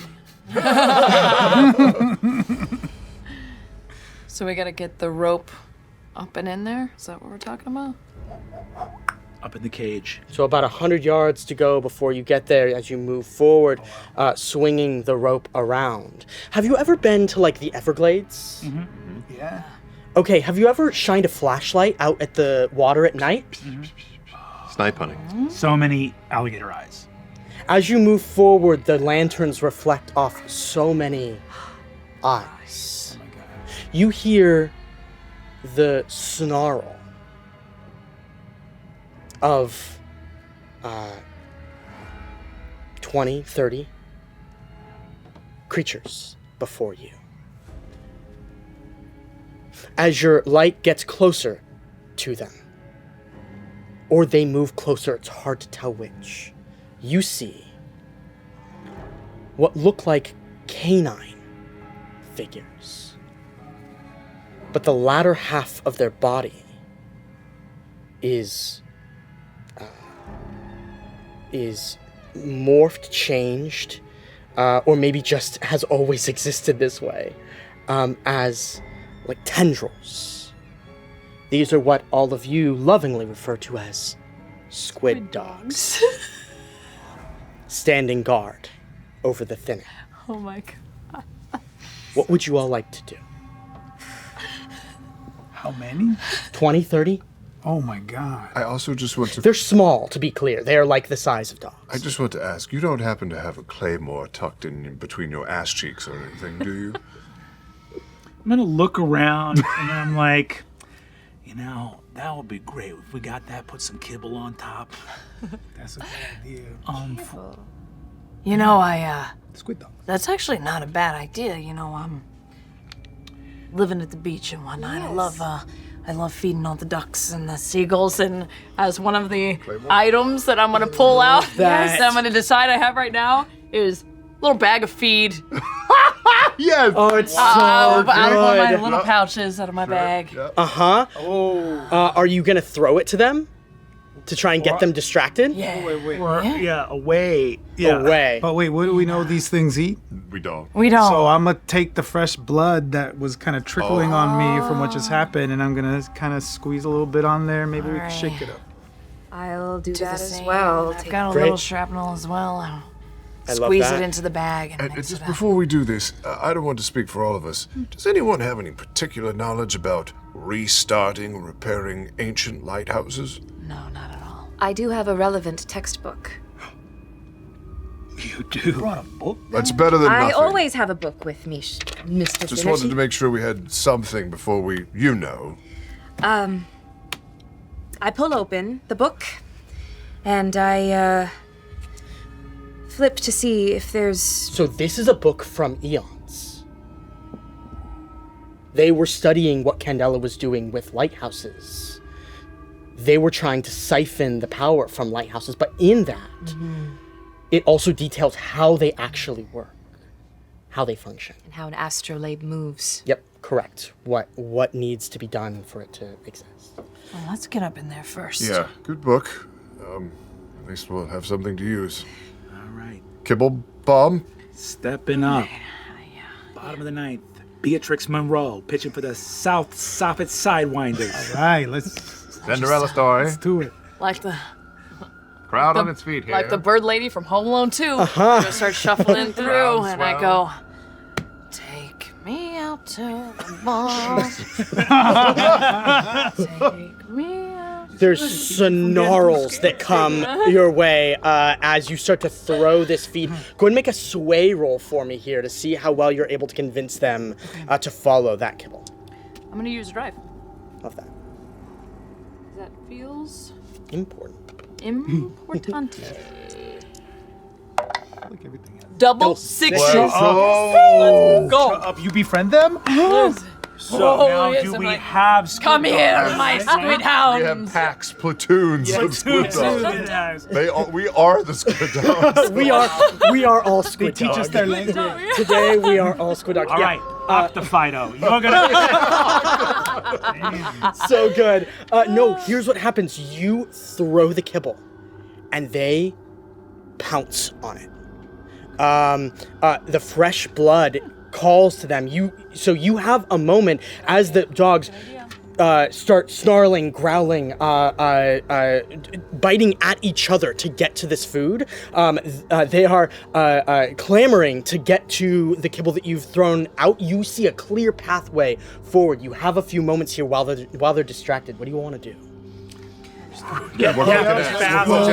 Great, I love that. We get the dogs snapping. They turn to see you, see the rope, but the kibble is too enticing for them. The blood is really what's enticing to them. They are digging at the ground now, hoping to get more. You throw more their way as the rope goes up. Go and make a control roll for me since it's under pressure to do this. It's about 25 feet up in the air. Under pressure. That's a 4. That's a 4. Great. The rope catches on the lighthouse. At that point, the dogs turn. A couple of them see all of you gathered at the base and start sniffing your direction, leaving behind the food that has now run out. What would you all like to do? Where we at, I Sean? think to start. I'm gonna take the bullets out of my shotgun, the ones that I have loaded, and I'm gonna hold it by the barrel with the butt on the end of it. Say, all right, it's good. I'm not gonna waste bullets on fucking squid dogs. No. You're going to bat right now, Finity? Coming up to the plate, young Sean Michael Finity, South Soffit's own. There's 2, 3, 4 of these squid dogs coming towards you, sort of like when wolves get down on their front paws, and they start to move towards you. We see them starting to descend on you as you hold that, as the rest of you start your way up. What I will say is, if you are holding them off, we can make a group roll for all 4 of you to get up together. It will be a control or a move roll, whoever wants to lead that. But you will be defending. I will also have you make a strike roll to keep them safe. Could I assist? Totally. My gloves have blood on them. I can ball them off and Throw toss them. Nice. Great. Yeah. Not your glove. I'll get new ones. We see the gloves go flying. A couple of the squid dogs peel off and start to devour the gloves. They their mouths open, and you see for the first time the mechanism. They have inside their mouths like the beaks of squids instead of teeth, and it extends out xenomorph style, and then devours the gloves. Their head turns up and just like starts to swallow Those are my the most glove. expensive pair. Who wants to make the controller move roll here? You're gonna making the move. strike roll. Do it. I reach out to Marion. I kind of grab him and I just say, Sweet boy, it's been a long time since I was in physical education and did one of these. I may need your help. I got you. Great. I got you. Leading it. Anybody else helping mechanically? can I? Well, it's a group roll. It's a group roll, so you can spend drive to help here. You can spend be a nerve drive. nerve to be able to help here. I will spend. I'm gonna spend my last nerve drive Okay. to help Sounds good. Marion. Hopefully, haul my. Well, I help all did of use you. this last gilded. Oh, no. that's right. Give me I a didn't do it. right. There you go. Grenade. follow up before.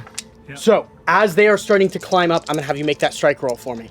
You keep that. That is Keep a it? 5. That's a 5. Describe the scene for me as these dogs start descending upon you, and you just start like going to bat.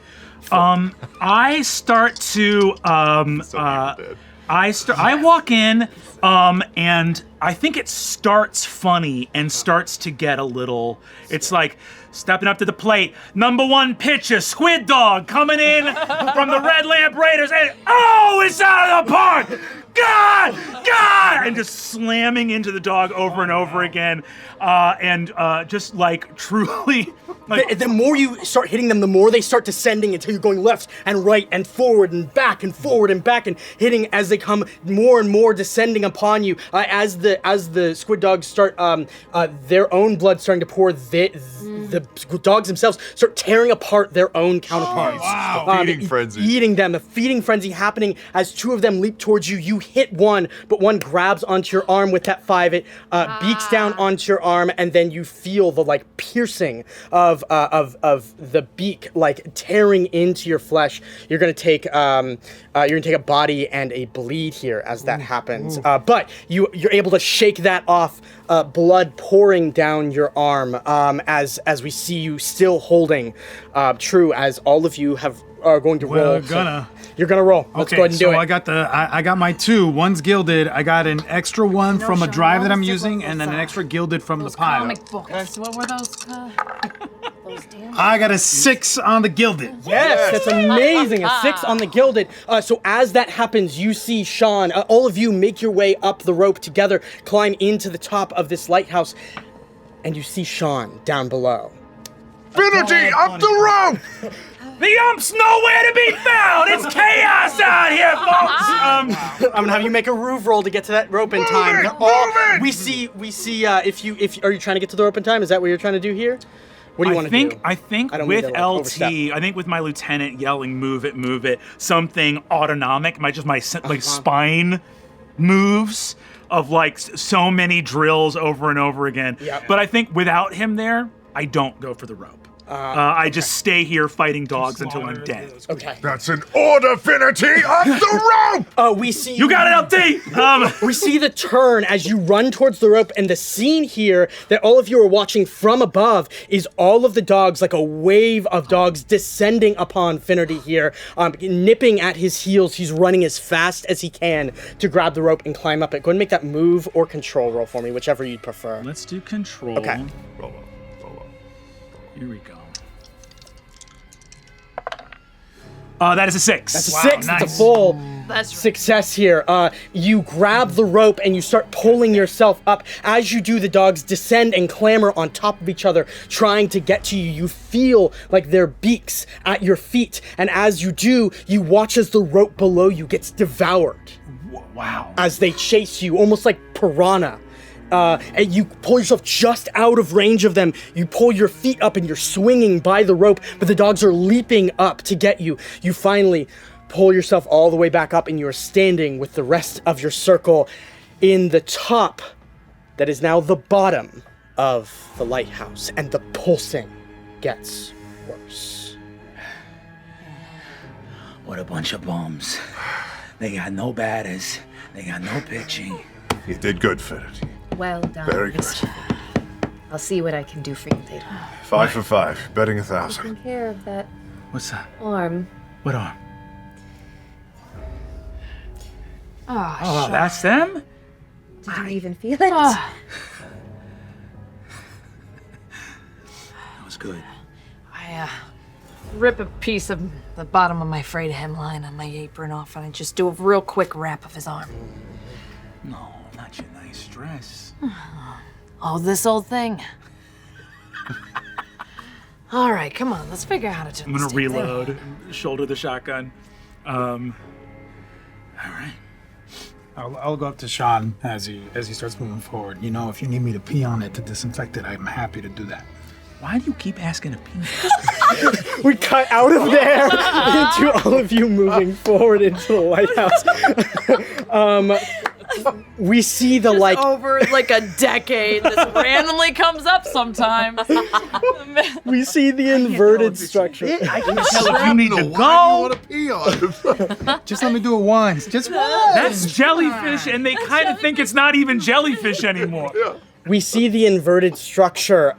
What once was a stairway going up is now a stairway going the opposite direction. Down. Because, well, it's technically up for you, but it used to be going up the other direction. I don't want to criticize the omniscient voice, but stairways do go both directions. Kind of generally. It's kind of general. No, but it's upside down, so what it requires is you to climb it. Yeah, it's a little weird. Okay. Right? Because of the way that it's set up. It's upside down. So we see you pulling yourselves up the staircase here. I don't know if that's the physics of what we're doing, but it sounds cool. So we're going to do it. Yeah, MC Escher shit, right? Body strength. Yeah, we see you pulling your way towards the center. You feel the like pulsing getting heavier and heavier as you approach. What do you all want to do? I want to fall behind a bit Sure. before I go up to center, because the astrolabe is at the top of the lighthouse, right? The astrolabe is within the core of the lighthouse, and the light at the top just indicates whether it's moving. Okay, so the center is where the astrolabe Correct. is. Then in that case, I want to continue to the core because Okay. my focus is, what can I do to get this astrolabe back and running? Right. So you all push forward into, or you at least push forward in the group, right? Knowing that that's there. Can I do a survey and just Sure. check my surroundings for any shadow monsters? 100%. Go ahead and make a survey roll for me here. What I will say is that this is high stakes. Then I will. You are within the belly of the beast. Spin the drive.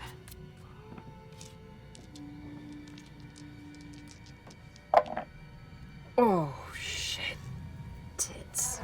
Oh shit. Shit tits ass. 2 on a gilded, so I rustle on my drive Great. back. So, here's what happens. You look around. You see a glint of shimmer in the distance. It's clear here around you that Black Ichor has been left behind by creatures.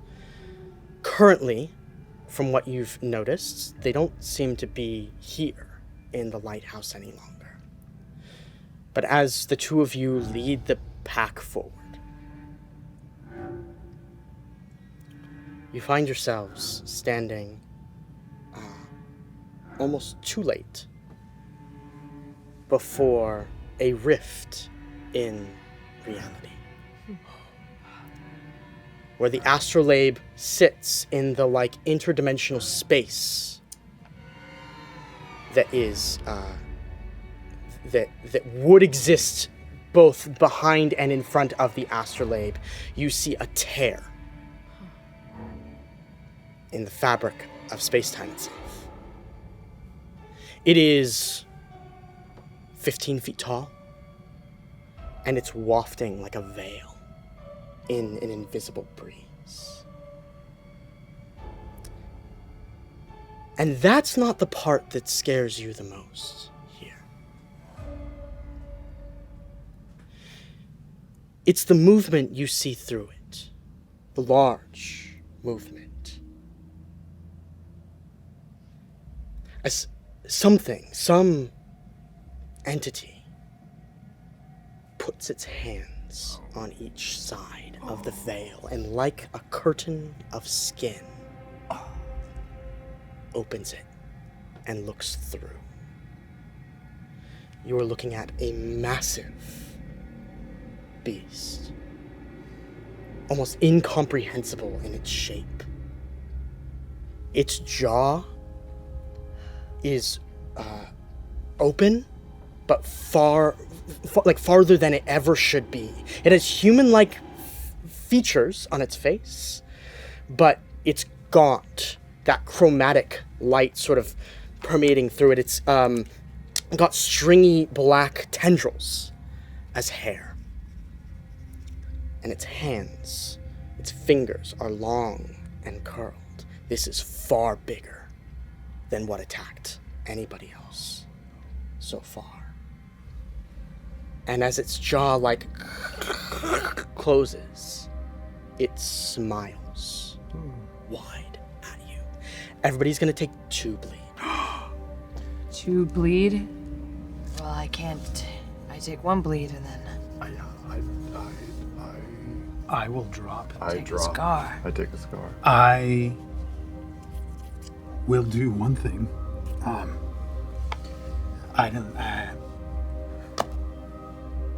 I can still have a premonition as I'm falling. So I have a vision of this happening, and as I'm starting to take this mark and take a scar, are we losing consciousness as we take bleed? Seeing you You're getting lost in the bleed, so we're gonna go through and see what happens to everybody here who is dropping. I push you out of the way. Okay. So you get one of those Full on bleed. full on bleed. But you also drop. I do. I know Aunt B knows what he's doing, and she just, like, with the last moment of consciousness, tries to tell him to not do this. But she knows it's futile. He's gonna do it anyway. As that's happening, you're staring into the face of terror here. What memory from your childhood plays?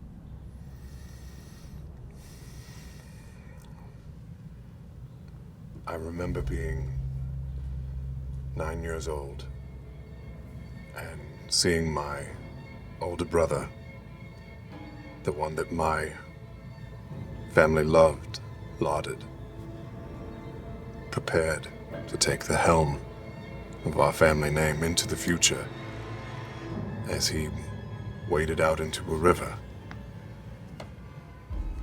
to get a toy of mine. And the waves pulled him under, and as he reached for me and cried out, I found instead of going towards the water to try and help, I froze and watched him dip beneath the waves. Never came back up. You hear the ripples of a river running through your head. They get louder and louder and louder until you lose consciousness. And the finger of that creature through the veil plucks. And you all watch as a strange blue begins to emanate out from your chest. Just a ball that starts to be pulled as the creature, almost like pulling on thread, its needle-like fingers inch it closer to you. You see this happen. Push her out of the way. Feel yourself fall. Mm-hmm. Another finger reaches out and plucks at the string to pull at you, and it pulls, and it pulls, and there's nothing to pull, and it snaps. And its face grows wide. And it says, a vessel already prepared. What do the three of you do? I watch as the two boys go down, and I just grab Jean, and I go, we've got to get to the orrery immediately. That's how we help them. You have the book with the astrolabe, right? I do, with the instructions on how to... I'm just going to look at you and go, all the humor has faded from me, and I go, run! And I'm just going to rush forward and fire into this thing's face. I love it. Go ahead and make a strike roll for me. As that happens, you two are running towards... You're going to have to run towards the rift, which is towards the creature, because that's where the astrolabe is. I just tell her, don't look at it, just run. Question for you. Yeah. Can sharpshooter be used more than once? Yes. In single action. Great. Okay, then we're going to do that. All right, rolling 6 dice. Great. It's a high stakes roll. Ooh. Double sixes. 6 on the gilded die. Double sixes. Shoot it. Baby. What does it look like here as you line up? So give me, in this moment, you've seen something like this before in your time with the Echo, or with the, Nomad. With Nomad, with the Ghost platoon? Is that what it was called? Yeah. Describe for me what moment you've had like this before that prepared you for this moment.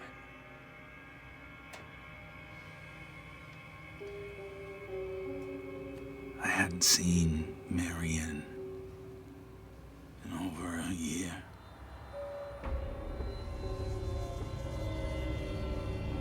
My 2 brothers were already dead, and I didn't know. We were way behind enemy lines.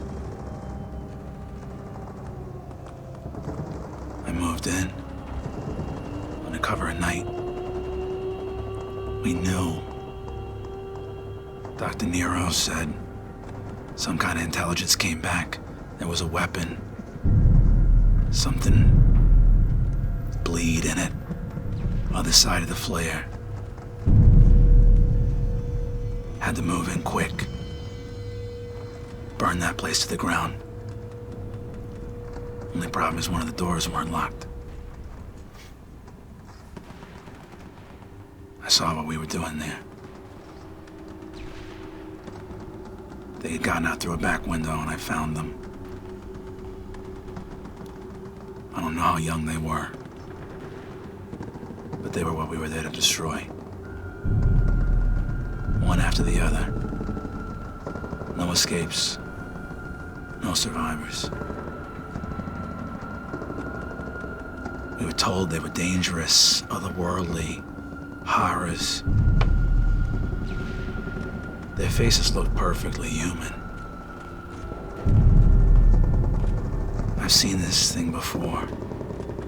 Because when I looked up to make sure my job was done, this was the face staring at me out of the mirror.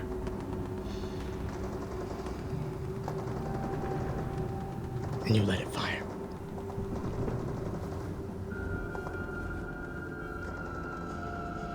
As that happens, the creature drops the thread on you. Your soul comes back into your body. You find yourself awakened on the ground.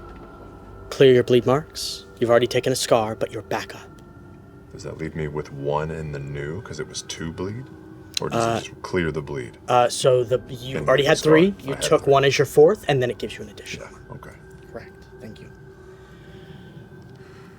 You see your lieutenant's eyes light up, flit open because of this shot.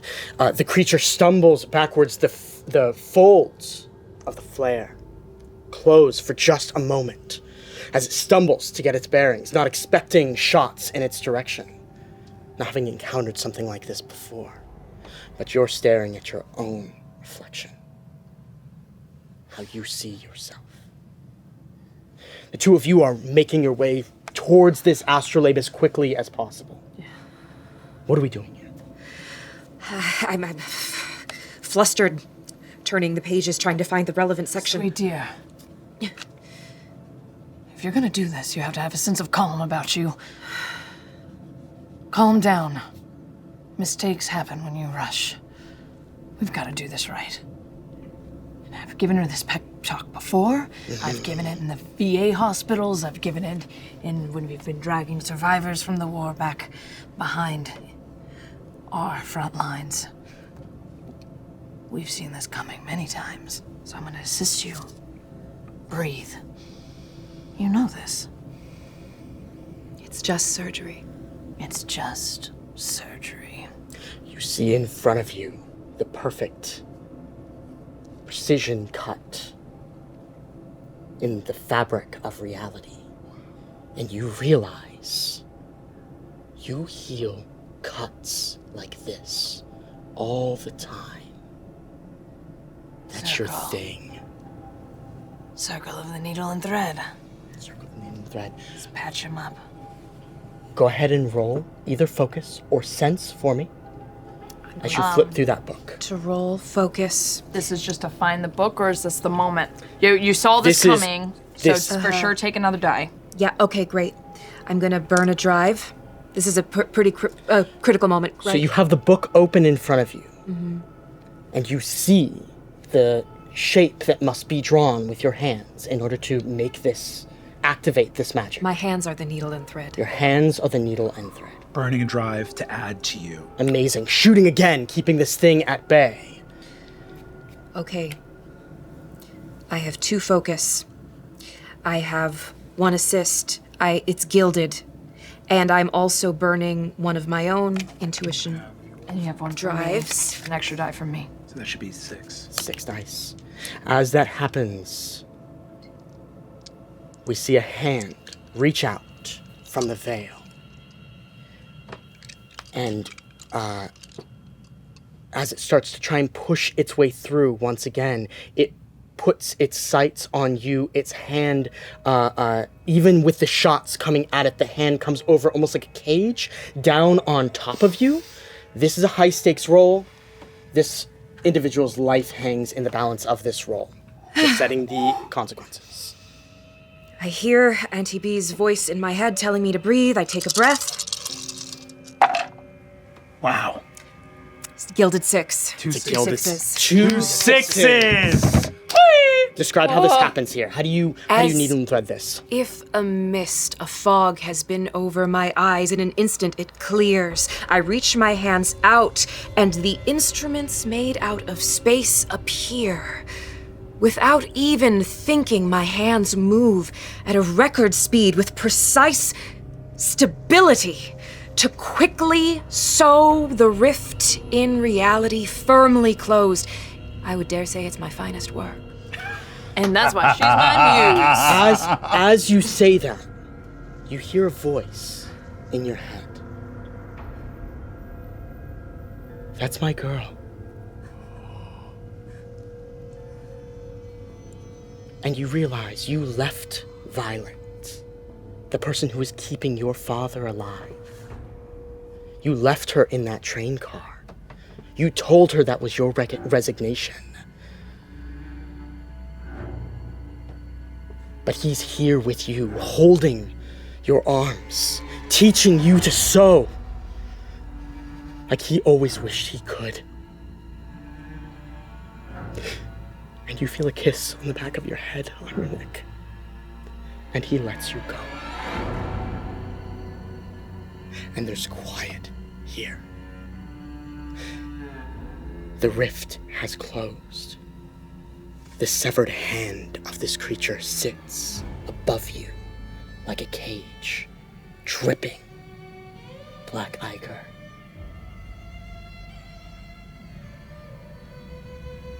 Am I awake? Or am I still out? Your eyes open as danger has passed. Run over and roll the hand off and drop down to lie down, like hold his head. Maybe you'll... No. Hey. There's nothing wrong with me!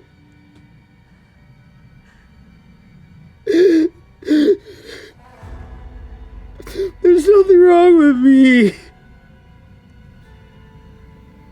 And we pull out of the lighthouse here. As we move out of the inverted structure, the light at the top glows once again. The light sweeps across the landscape. The squid dogs eviscerate into nothing. And all is quiet here. And that's where we're going to end our session today.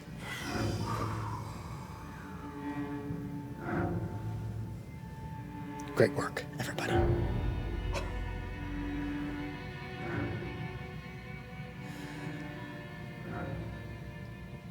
Are we okay? Oh, yeah. Okay, good. Just making sure. What a Hollywood is. I'm sitting here weeping at your table. Yeah, I'm fine. I love it! Yeah, I'm fucking fine, guy. We a traumatized bunch. We're in it now. Great work. Okay, we have two last things to do before we say goodbye.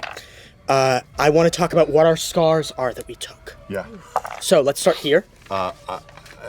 Staring into that horrible memory that I've always tried to forget, Nathan Trapp has piercing blue eyes, but his right eye fades to white as it just glosses over completely. That's cool. Almost burned out. So the starburst scar that I have is, you can't tell exactly what it is. It looks like scar tissue, but it had these like sort of small blue veins, but on the outside of it, the starburst grows, and it's absolutely bleed-based. Taken over your eye. Absolutely, like these blue veins, almost looking like tendrils extending across my chest and now a little bit up my neck. The other part about scars that we should talk about is you move one action point from one of your action ratings to another. So you erase one and move it to somewhere else that's because of the scar that you took. So Yeah, it would have to be something that is around my perception, so I'll take one from... Can it move something beyond 2 at this point? Oh. It can. Okay. Is there does any part of the scar become visible on Marion? It starts to move up my neck. Just little bits of it. Veins. I'll wait until your breathing slows down, like to the point where it's just like adrenaline has to crash and it has to come down a little bit. And I think I'm holding, and I'm like moving a thumb like across your head, like and like holding you so that you have someone there. I bury myself into your chest. I'm gonna wait a long time until I can feel that your adrenaline has come down. And when you know, the first time you look at it and see that I can see it too, I'm gonna hold you really close and look at you and go,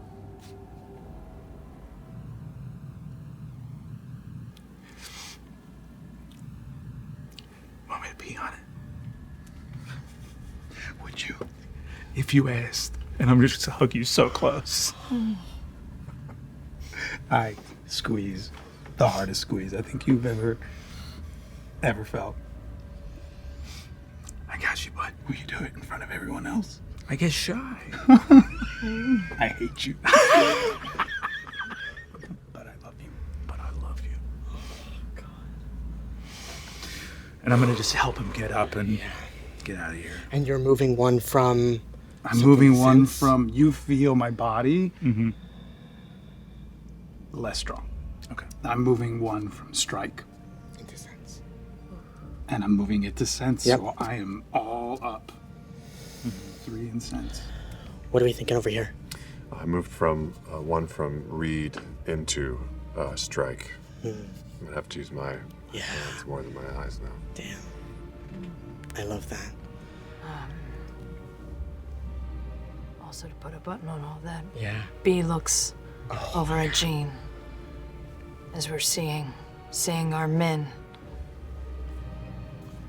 have these horrible, traumatic flashback moments that we've seen many times before. And deep down inside, know that's the one wound you can't really heal. But even still the same, as we just wait it out, I look at Jenna and I just give her a good squeeze of her hand. You did damn good. You did damn good. You should be proud. I'm afraid I have a funeral to plan. I think I know. Oh. Annie B is really good with flowers. If you need anything. Thank you.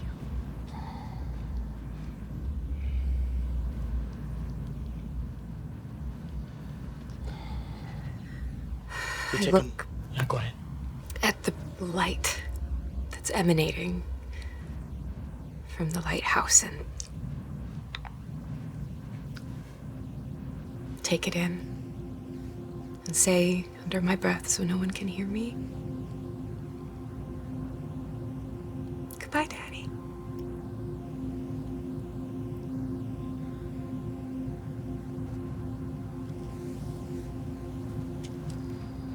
We cut to your chapter house. You all sit in silence here for a moment. Draven is talking to you, but it's silent. He excuses you, it's still silent. And suddenly you realize all of you are alone here. Not alone, but alone. Going your separate ways until the next mission calls you. You have the chance to heal up your wounds, refresh yourself, train to make yourselves better for the future. You have on your circle sheet 9 resources available, 3 stitch, 3 refresh, 3 train. I will note for those who are playing the game that are not at this table, that is because we are only playing 3 sessions, which means we get 2 downtime times to use those resources, which means we are only using half. Because normally a cycle is about 4 missions, 4 assignments. So you have 3 in each to use. Stitch will allow you to clear all of your marks. Refresh will allow you to refresh all of your drives and your resistances. And Train will allow you to take a D6 that at the beginning of next assignment you can put on your character sheet and you can use on any roll that you'd like. Now, those 9 resources, they will not regenerate. So this is what you have for our adventures together. What would you all like to use?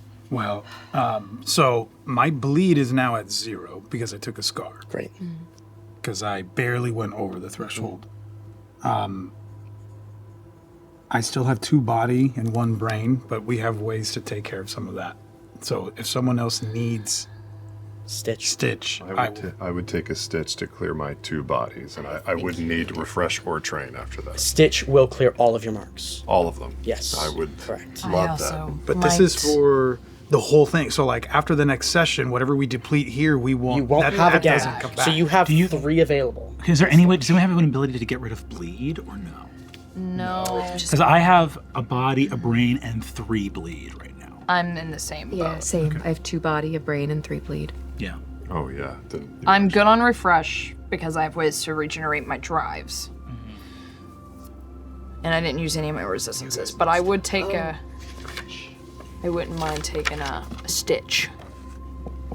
I can get rid of a body. I don't need a stitch. I have a way to do that. Okay. I can also do patch up on the body. Yeah. Next time to anybody who needs body help. Okay. You want that stitch? You said you were up in the 3s. Somebody else has 3 bleeds. Me and him are the same. We're all the same. I think actually you have more than I do. You have 2, 1, 3, and I have 1, 1, 3. And you have 3 bleed as well? Yeah. Okay. And I'm also 1, 1, 3. And a refresh gives back all your drives. And resistances. I mean, I kind of want to refresh my 1 nerve. Do we also get isn't there other stuff that we get to choose? So those are your options in between assignments. We're going to potentially advance circles. We'll talk before next time. We'll talk about what that looks like if we want to do that. But we'll do that offline. And if we end up doing that, it would not refresh your resources anyways because of the way we're playing. Right. I might just allow you to advance because we're only playing 3 sessions. But I will say that given the parameters, this is the difficult part. Yeah. Does it make sense? I hate to use them all right now, but we're only going to be able to do this twice. Yeah. So does it make sense for the 3 of us to all just refresh because we're all at 3 and 1 bleed for any of stitch. us? Or stitch for the 3 of us. I will remind you, we're you out of have stitches. 4. You only are gone on your 4th scar. Yeah. So taking another bleed, you take a scar. But then you'd have 3 more chances to take scars before you are gone. Yeah. It's really like a way your character changes, not that your character is dying. I don't want to keep you from doing anything, but I want to make sure that you all know the way in which the mechanics work. If you take another bleed, you're not dead. You get incapacitated when you get a scar. Exactly. Yeah. Okay. You go down until in that scene. Gotcha. 12 bleed, 12 body, 12 exactly. brain to go. In that case, I'm good to hang out on a stitch. I'm good on a stitch as well. Okay. I think I'm good too. I would love to take a refresh though, so I'm full up on intuition for the next time. Spend a refresh. Wait, you're not going to take a stitch? Is that what you're saying? You know what? I don't want to get knocked out in a scene. That's my thing. Far too valuable. You're so valuable. They're here to take, man. Otherwise, nobody's taking a stitch. If no one's taking a stitch, I'll take a stitch. I'll take 1. We should at least save 1, maybe for down the road, or 2. I already got 2 scars. But because you came in with 1. Right. Oh shit. So now I got 2. Oh, baby, I can take 1 more. Baby boy. You can take technically. Well, yeah, you can take 1 more, and then the one after that. Yeah, it's that 4th I'm gonna scar. heal your body next time. Would everyone be cool if I took a stitch? Cleared my shit. Stay up. Yeah. Stay up. So there's 2 stitches being taken and 1 refresh? Yep. Correct, and that will leave you with 1 stitch, 2 refresh, 3 train. So anybody wants to take train can. Train is just an extra die, right? Yeah, correct. That you just get to use once. Yeah, you just get to use it on your And But we already they're have there. stamina training, so we've So got these 3 guys. you do have 3 already, so that would give you each an additional one, which is great. And we'll gain an additional circle ability on the next. We'll talk about advancement if we want to do that this time, or if we want to wait until the next episode. We'll talk about where we're at, what we're looking at, what we learned, and we'll offline on that. We'll come back next episode, and whether we do it that episode or at the end of the next episode, that's sort of on us. Anyone want to train, or do we hold it front load after the next one? Front load? So too. Okay. We did 2 assignments today, so that's why it was harder. You did do 2 Very assignments. Great. Oh gosh. With that, Wowzers. and with that, I think we are finished with our session for tonight. Before we go, because of the madness of a new campaign, a new chapter of Candela Obscura, I want to do one more pass around the table and have everybody say their names and what character they're playing, so that when we come back next time, it's all available for everybody. So, Travis, let's start with you. Yes, I'm Travis Willingham. I'm playing Nathaniel Trapp. And I'm Marisha Ray playing Beatrix Monroe. I'm Brennan Lee Mulligan, and I'm playing Sean Finnerty.